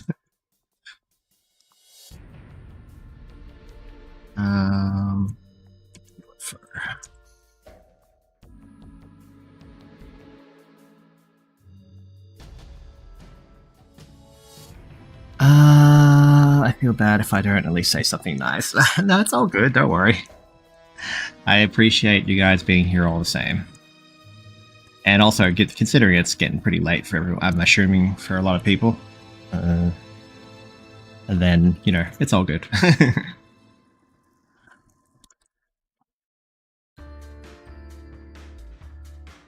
Like I was saying before, that I'm streaming much later than I usually would because I used to stream a bit earlier because I didn't want to keep people up too late, but I came to realize a lot of the people that would watch my stream are up late anyway, so it doesn't really matter.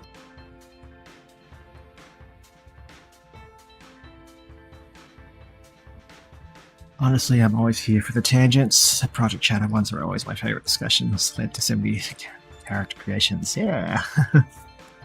That's always good fun. I'm never satisfied with an idea unless there's at least at least 3 thought threads attached to it. Otherwise it's a very boring idea for me.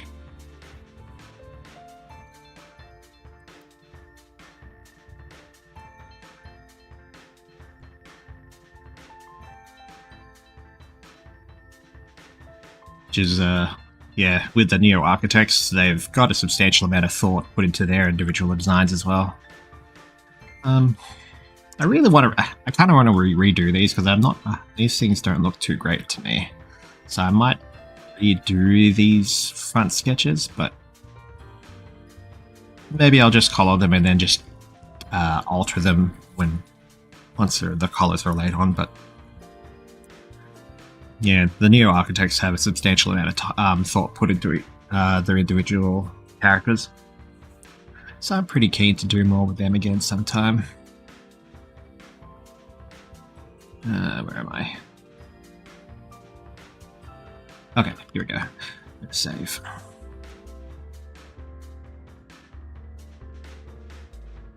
Right, so I've got 2 out of the 3 done. I'll do Etiae next, and then I'll... Yeah, I think I'll stream for another hour, and then I'll call it, because very gradually increasing the length of my streams. The last stream I did was about 5 hours. Before that, 4 was probably my tops. Average is about 3, but I want to start streaming a bit more just to have a bit more of a record of my life. But yeah, I'll sketch out Etiae, and then I'll probably try to fit in maybe another 1 or 2 more sketches.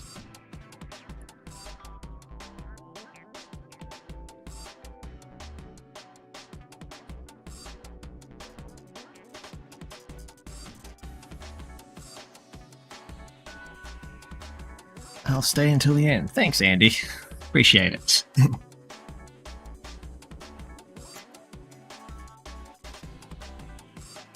Something that's really fun about doing these character sketches, usually when I do them, I don't really have anything in mind, like for poses and stuff, but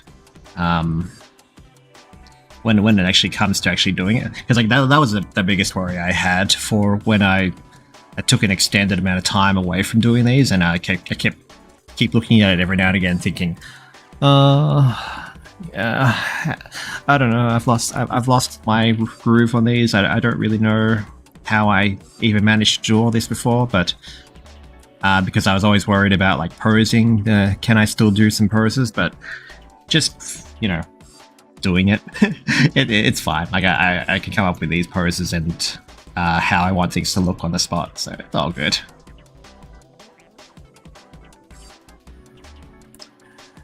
Violently cussed because I ate a rubber rat from a rubber room.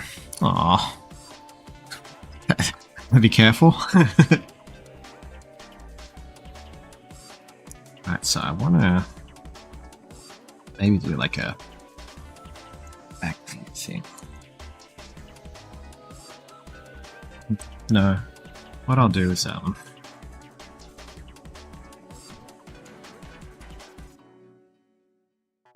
same. It's the worst. No.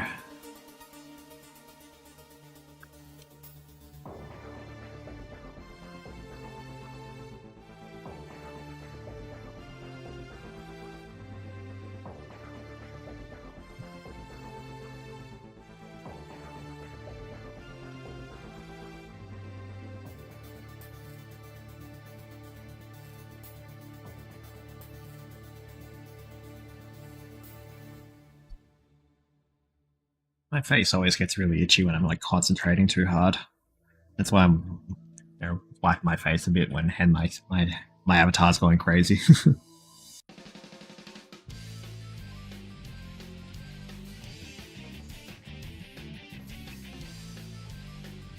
Etiae, I've got a lot of thoughts for stories and stuff.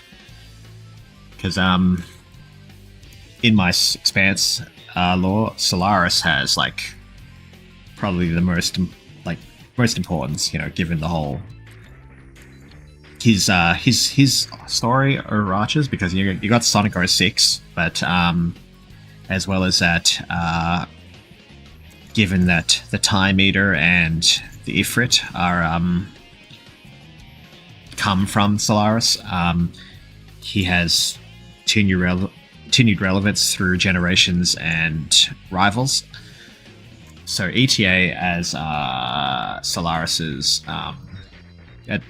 retainer,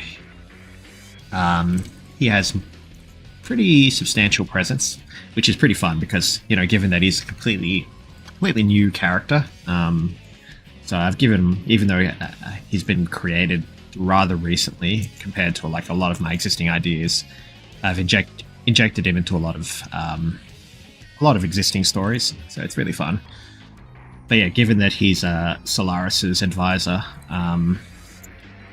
he's been operating behind the scenes, like doing stuff. doing here?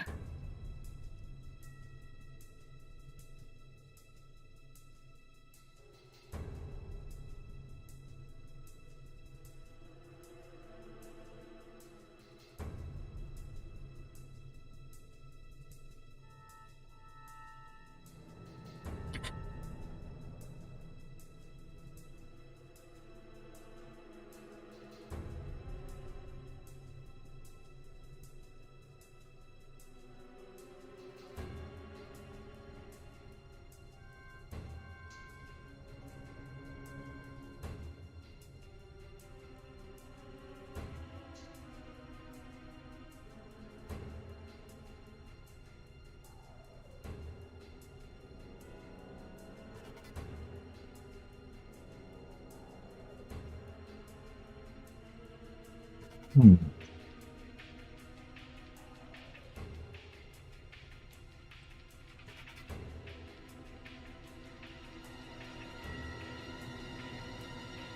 That's better. Snout.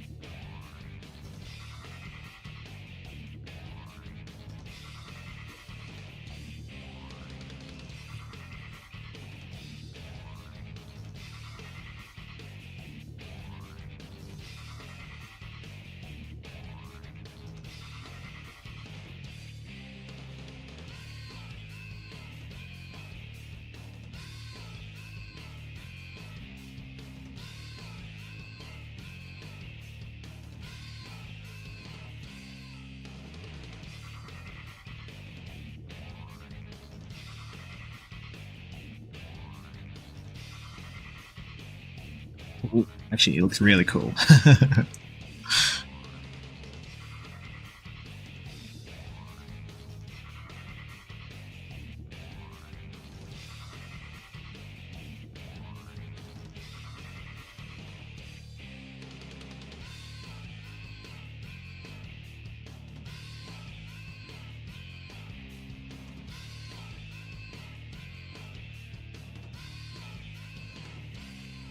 Anyways, Yuefo secretly wants to kill Etiae because, given what I mentioned before about how Solaris and Argus fight to the death in like early history, because his Etiae's master killed his master. He's pretty vengeful. So there's going to be some conflict between those two at some point.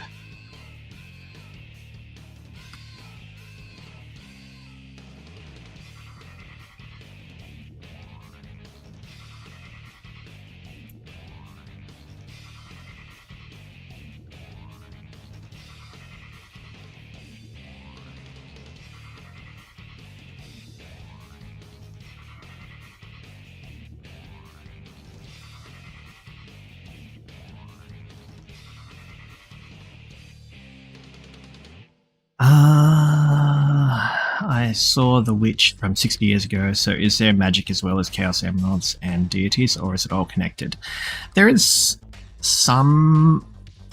there is magic, but it's kind of all derivative, because Chaos Energy is like the major thing that sort of binds the world. So magic is... it's still use of Chaos Energy, but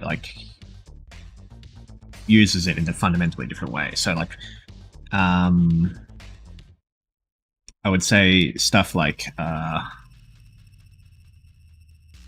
Tikal's use of Chaos Energy, that would be akin to magic use. But yeah, magic is something that exists, but as a derivative of Chaos Energy. It's like more of a... not everyone can use Chaos Control. I mean, actually, Chaos Control is something anyone can use, but it varies depending on the user. So Chaos Control chaos energy use in super forms and all that. It's all heavily dependent on the user's heart. Whereas general magic use is kind of more of a surface level kind of thing. Not really incorporating it into oneself, but more using it externally, I guess. But yeah, magic is something that can be done. With regards, Wendy, I have thoughts with regards her ancestry, because she is a descendant of King Solomon, so the one who appears in Sonic and the Secret Rings. So Secret Rings and Black Knight settings, they are considered like historical points in time. So the settings for those games are more isolated memories of those times, but there is a variation of those locations that exist in the physical world, but also those events are also historical things, because the whole storybook element that I've got, Sonic is playing the roles of his particular ancestors, kind of Assassin's Creed type thing. And yeah, anyways, King Solomon is like the ancestor of two different lines. So Wendy Witchcard is a descendant, as well as the Duke of Soliana. And they both their family lines are able to use derivatives of his ability, which is like sealing spirits. So, the Duke of Soliana uses a similar thing where he is able to seal Iblis and Mephiles. That's kind of his thing.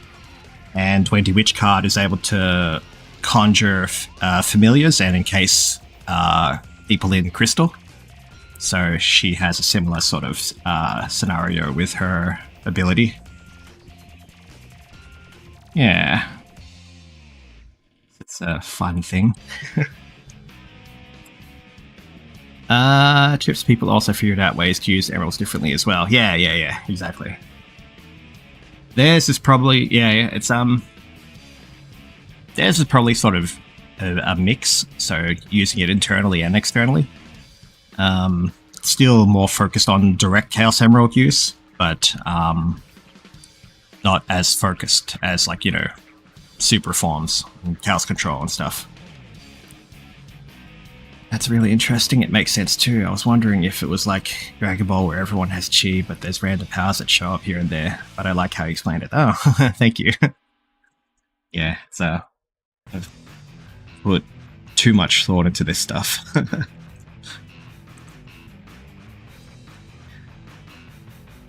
I really want to, like, I keep mentioning my Discord and how I've got a channel for Q&A. I really want to document all the answers I've done on there and, like, file all that information somewhere, but it requires a lot of work, so I haven't gotten around to it yet.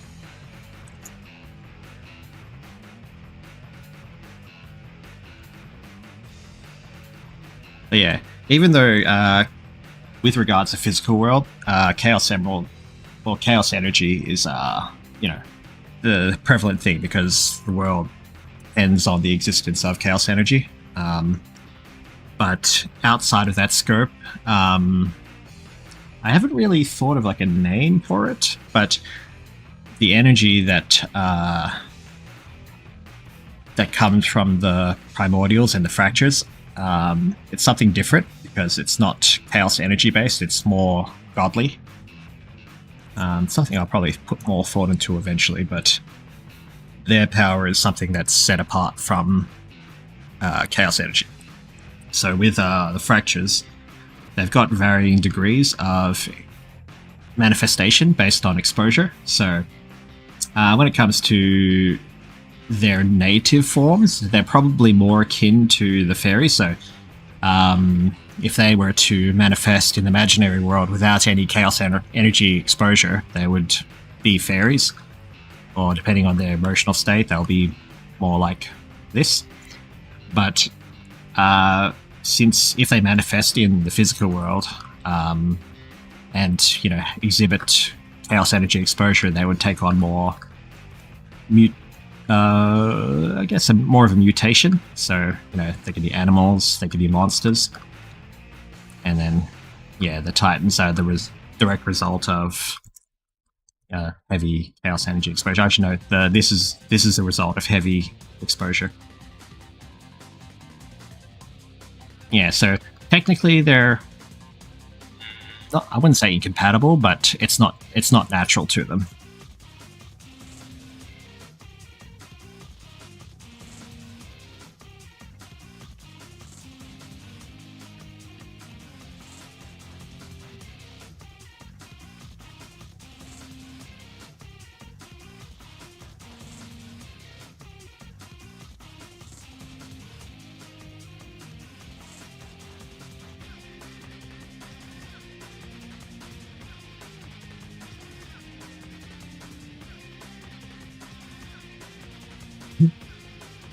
Trying to make him look cool with stubby little legs.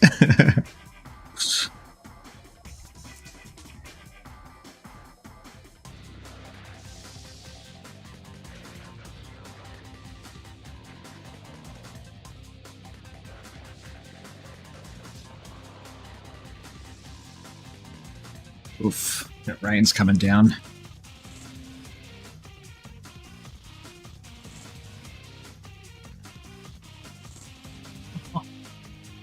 That's freaking out.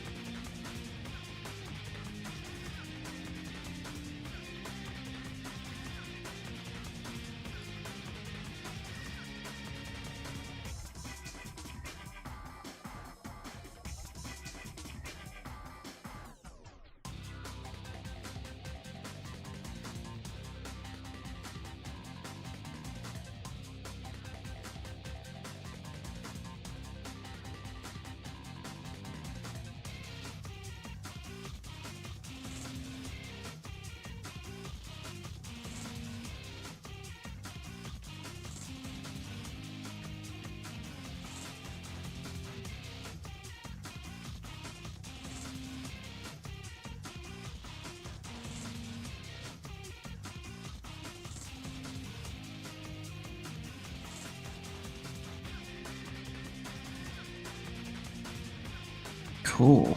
I actually really like how this looks.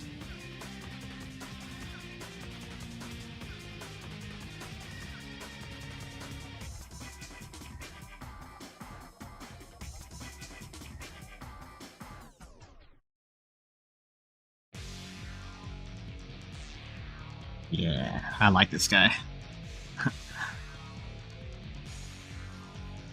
Might be a bit tall, but let's see.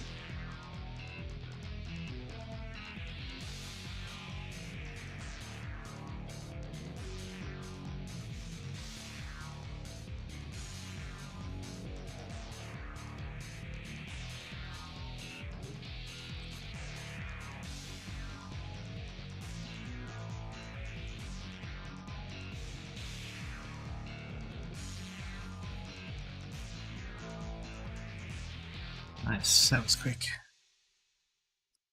I think I could actually do everybody.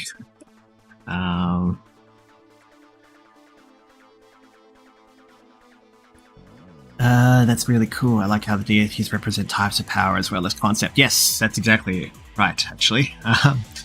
Yeah, so with the fractured deities, so the sets of pairs that they represent.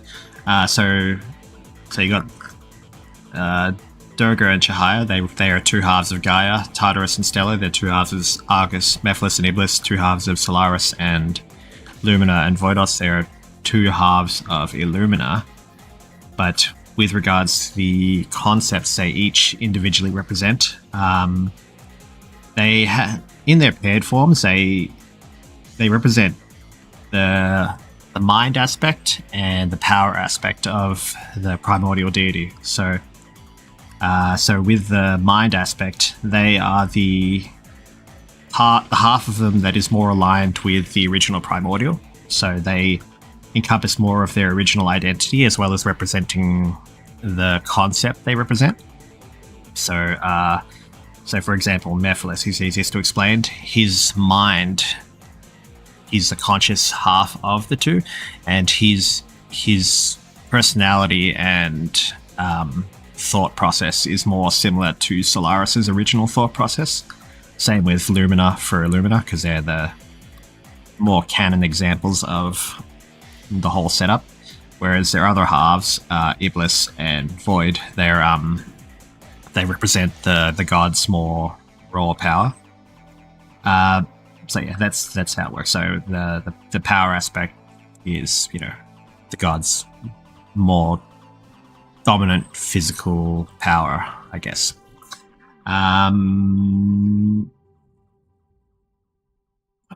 Anyways, the elements. So with between them, as I was saying before, the mind aspect carries more of the original Primordials, I guess, personality and stuff, but they also represent their original concept that they represent. So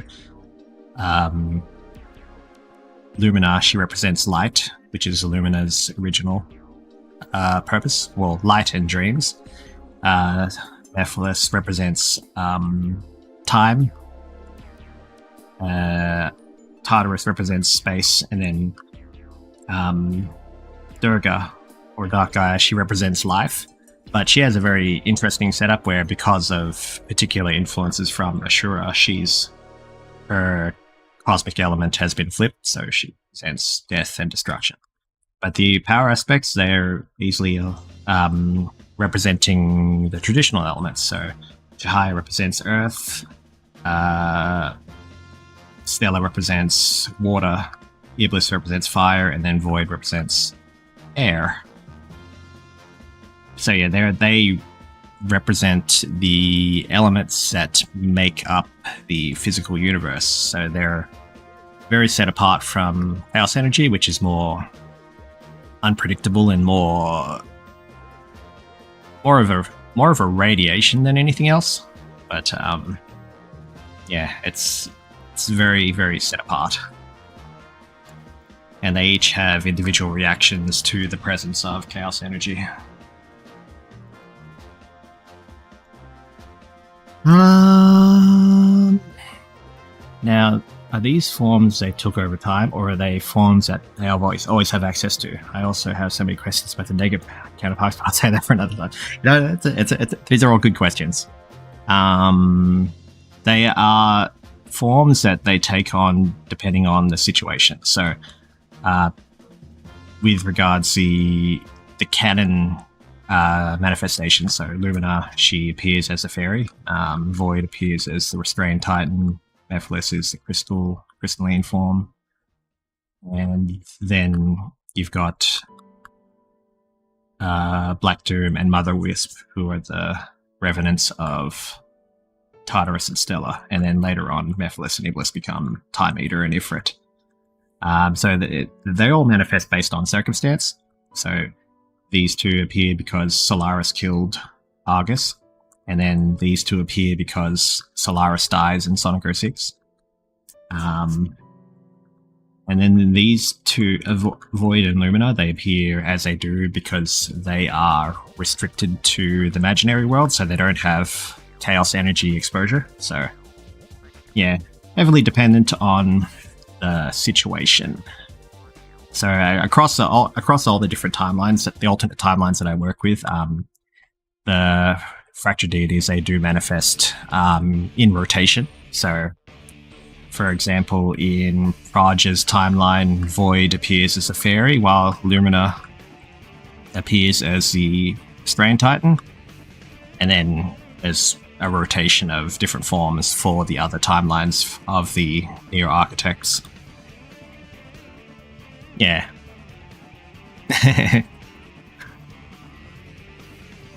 So yeah, it's something they can have all access to, but it just depends on where they are and what they're doing, I guess.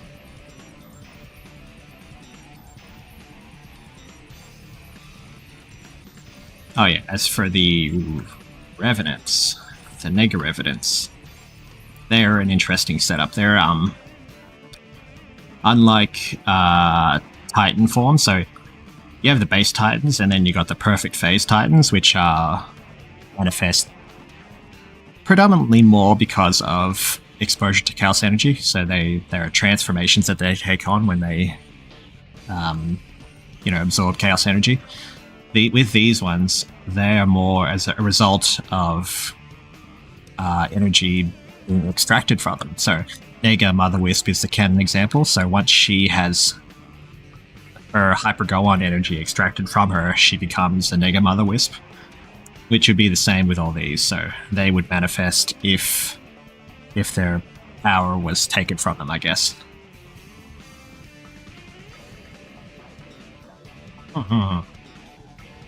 Big tangent. Okay, I've got TA done. Got another 35 minutes, so I'll see what else I can do in that time.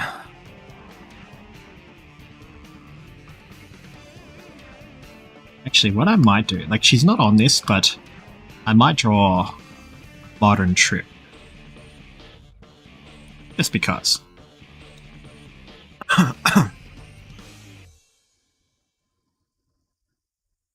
Gee, if anything, I would prefer to add Modern Trip to this than Near Metal Big, because I don't actually have anything in mind for him. I've just included him because he's one of my legacy designs. Let me just pull up Modern Trip.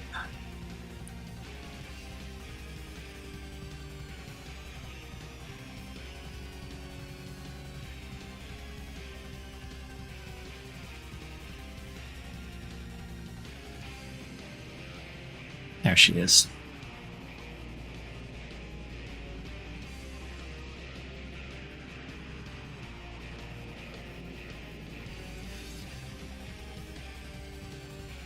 How tall is she? I suppose as tall as one of these.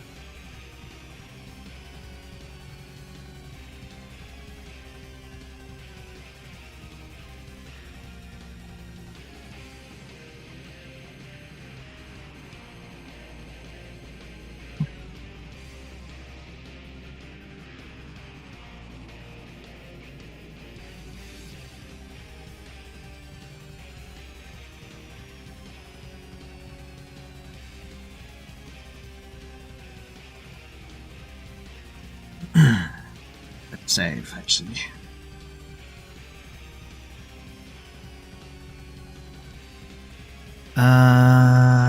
More Metal Big, yeah. I did this, God, what year was that?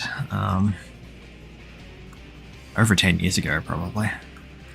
Actually, maybe less. No, that's a mess. I'm really gonna go over this again. Yeah, I did it because of the the Aaron Weber question when he was asking Izuka, like, what about Metal Big the Cat? And then I went up and gave him a Neo form. This was back in 2017. Crazy. Less than 10 years ago then.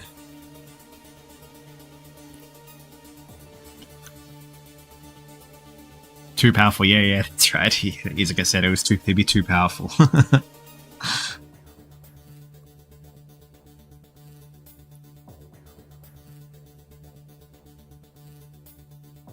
That's...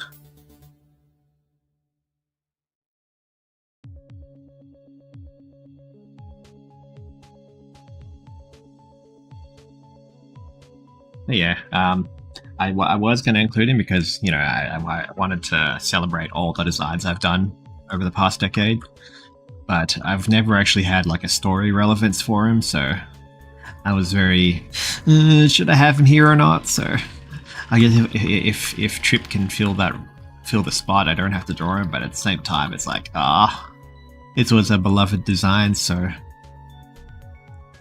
maybe I'll still draw him. Maybe. Oh, excuse me.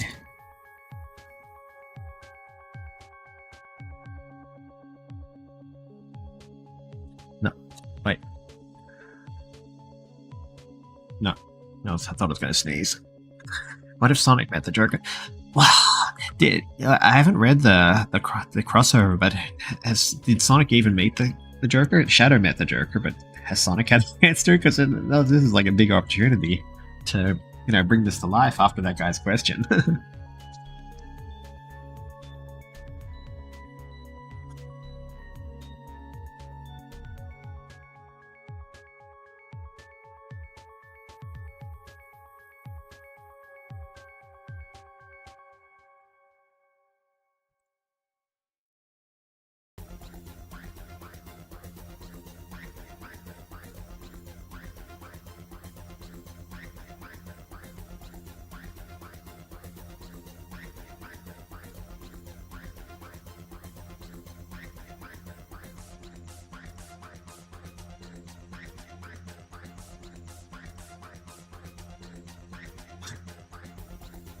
Please ignore the Von Schlemmer off screen. I've got a rather big plan for him, but I haven't refined the idea as yet. Like, the visuals at least.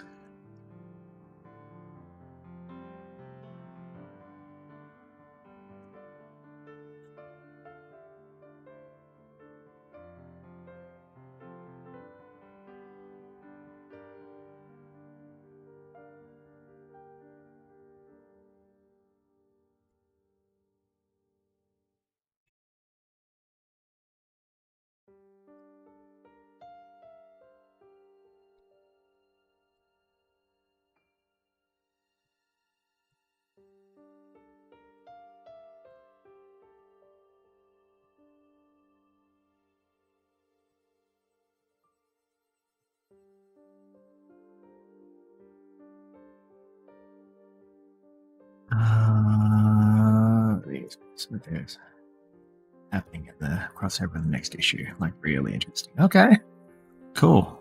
I've still got to catch up to it. I have not read any of it yet, besides what I've seen, like the pages and stuff on Twitter. But I'll get to it eventually.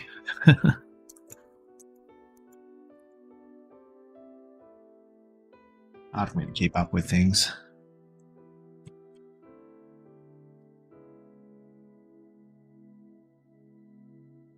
A lot of neat comic crossover stuff in recent times. You got the Ninja Turtles and Naruto crossover, and after over 20 years, Marvel and DC are finally going to be crossing over again, which is really cool. Pretty keen to see what they do with all that.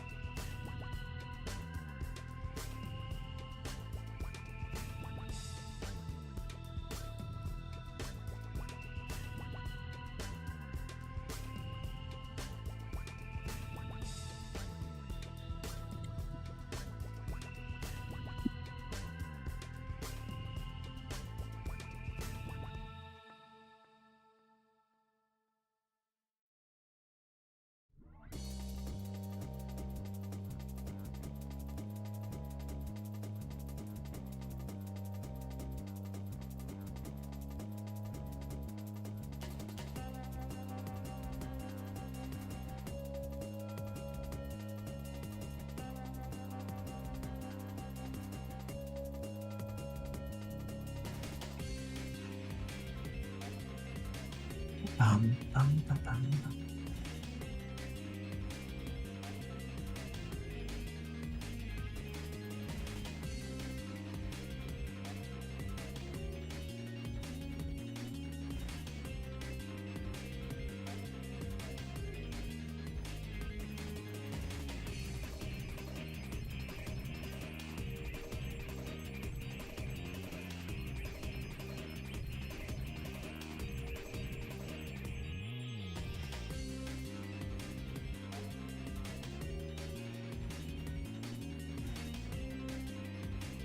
I'm waiting for the final issue from my local comic shop. I miss having the LCS. Been like 15 years since the comic book store in my city shut down.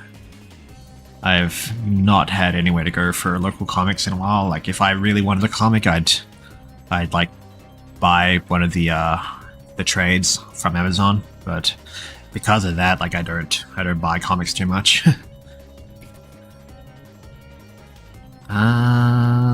Metal Big reminds me of my favorite silliest crossover from my edgy 14-year-old days. My Sims and Archie Sonic. Interesting. That sounds fun. I can appreciate, like, I don't know, even the silliest crossovers. I can sort of have some appreciation in. Like, if someone likes something enough to be able to mash them together, all power to you. I really like ones where, like, the premise sounds really silly on paper, but the execution is, like, really good.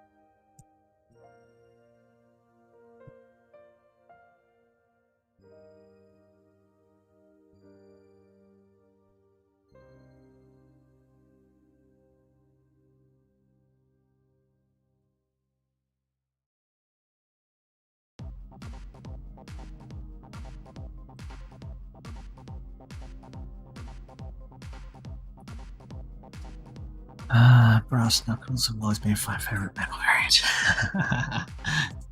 You should bring him back.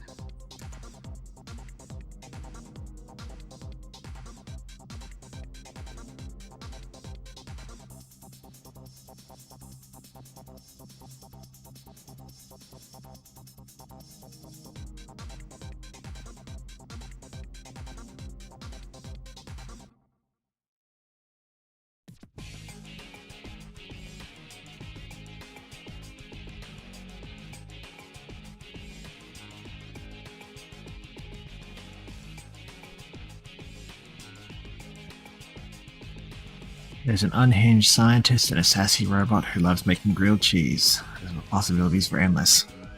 Also, Brass Knuckles reference. Yeah. That sounds like a good premise for a story.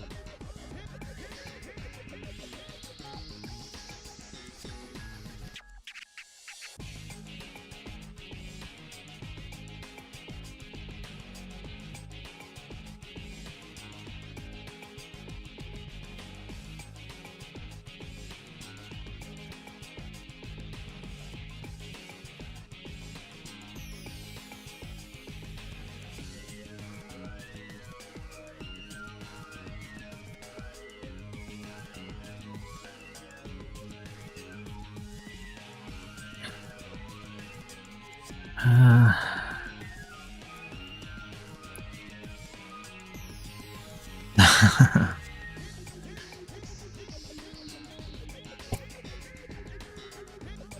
well, in another life.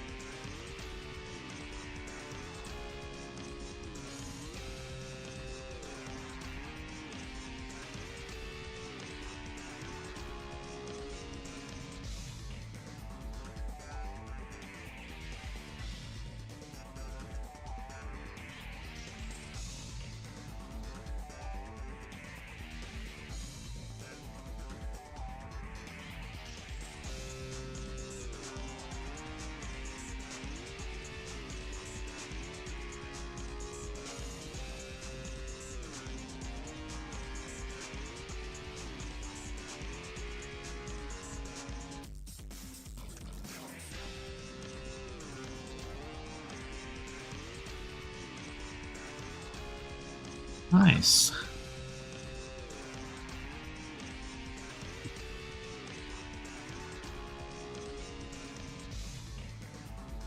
Just comparing heights. Like this girl, she's like roughly same size as Amy, so yeah, that looks about right. Maybe a bit shorter, but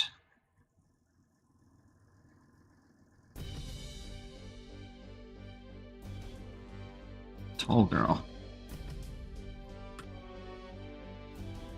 Now that I think about it, their Etiae is probably a bit too big in comparison. Because I have a story in mind where Etiae is like conscripted the health of Trip in modern form, so I think it might be a bit big. Obviously compared to his neck. Yeah, that's about right for them.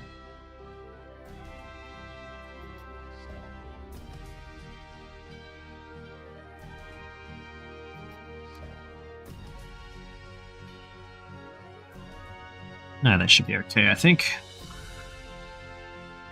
Okay, I've got another 15 before I want to call it, so what else can I do in that time? Oh, Night Shin. Thanks for yeah, stopping by and watching. Really appreciate it. Have a good night. How are you feeling about the Divine Beast cookies cookie run so far? Pretty cool. Divine Beast, yeah, they're very easy to miss concept considering they're you know, Chinese exclusive. But I think it's cool seeing like derivative existing content, like you know, exclusive content, because I really wonder how it's got, like, because the Chinese cookie run, they're kind of behind in content, so they don't really have, as far as I'm aware, they don't have as much like actual beast content. So I kind of wonder if it's going to conflict, or if there's going to be any intersection between those concepts at all. Interesting. Not that I'll ever get to play it. Okay, I've got one more sketch I could do, so...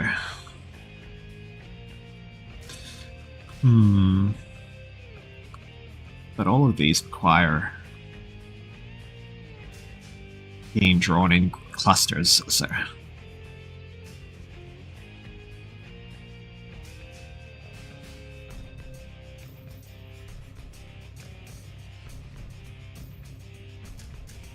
Yeah.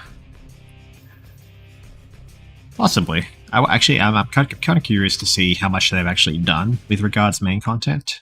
Like, to see if, like, how much they can actually cut out. Since they haven't delved too much into the Beast's Ancients yet, I wonder if, like, you know, they'll even go heavily into that. Who knows?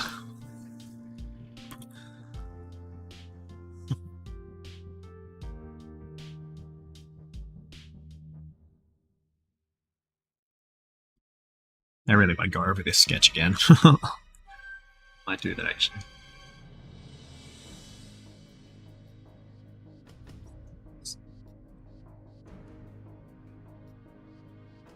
Okay, so 8 characters are like, so 68, 64, 65, 66, 67, 68, 69, 70, 71, 72, 73, 74, 75, 76, 77, 78, 79, 80, 81, 82. 3, 4, 5.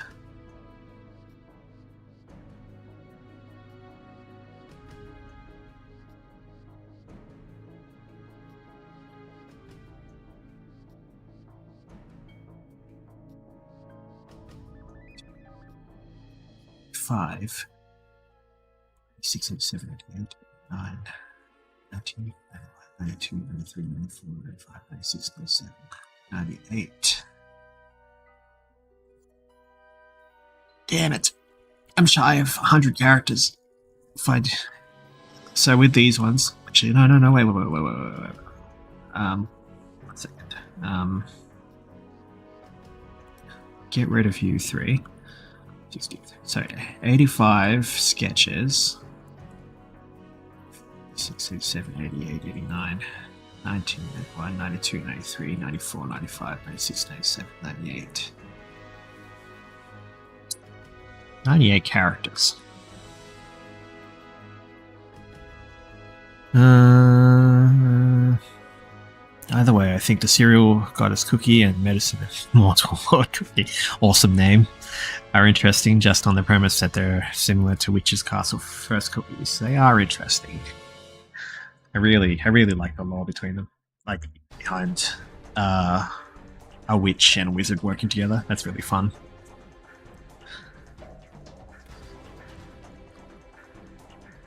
Maybe I might do like a mock sketch of Neo Metal Big, because he's the only one that's like an individual. So if I wanted to draw these other guys, I'd really want to draw all of them. But I don't have the time for that, so I'm gonna spend the next 10-15 minutes just drawing Neo Metal Big.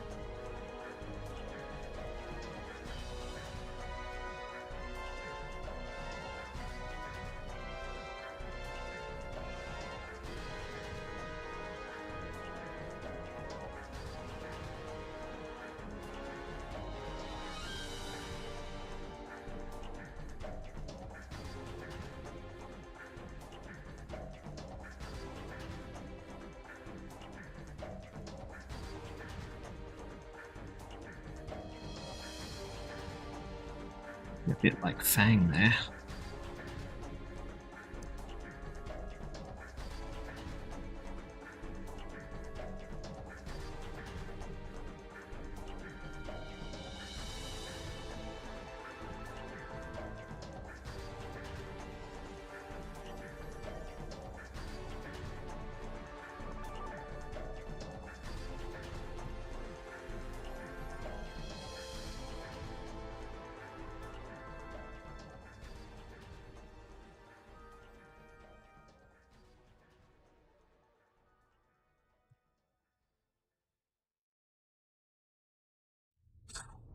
Yeah, yeah. Don't know what I want to do with him though, because it's going to be sad a little bit.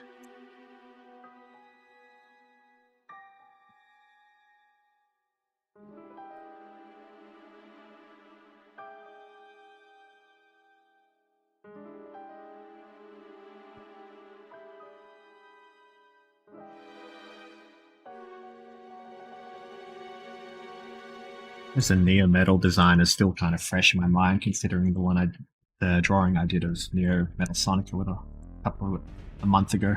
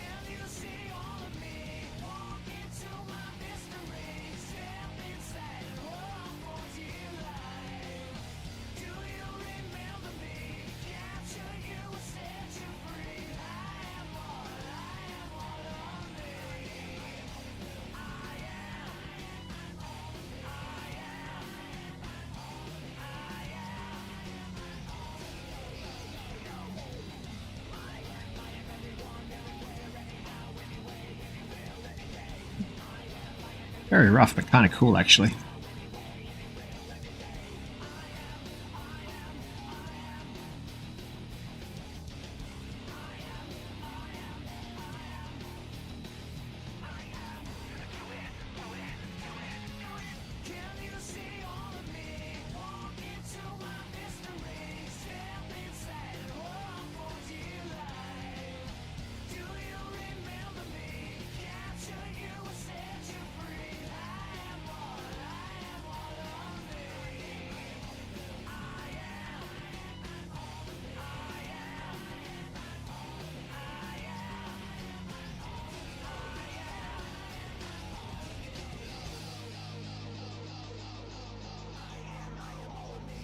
Check the scale.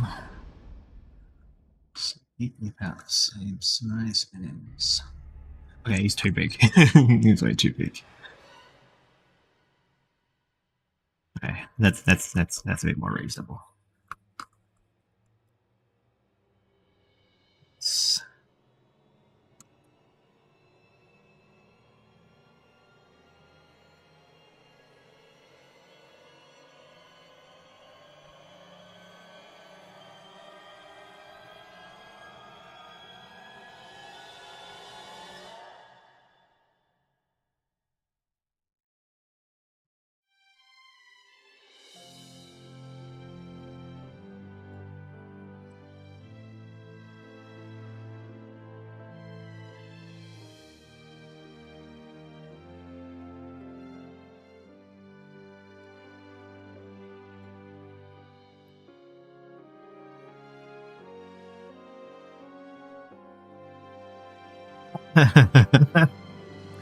And everyone here, I am all D4. I am.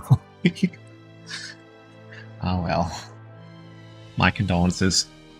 Okay, that was a very rough sketch, but I think I'm gonna leave that one at that, and I'm gonna end the stream. Thanks everyone for hanging out for the last 5 hours. Yeah, it was good fun. Always a good feeling when I'm streaming, but then when I'm not streaming, it's like, it's hard to get myself to stream. But no, I enjoyed it. I had a nice time. So thank you all for popping in, and I will try to stream again sometime, probably in another couple of weeks. But I really want to be consistent. But anyways, thanks again. Have a good night, guys.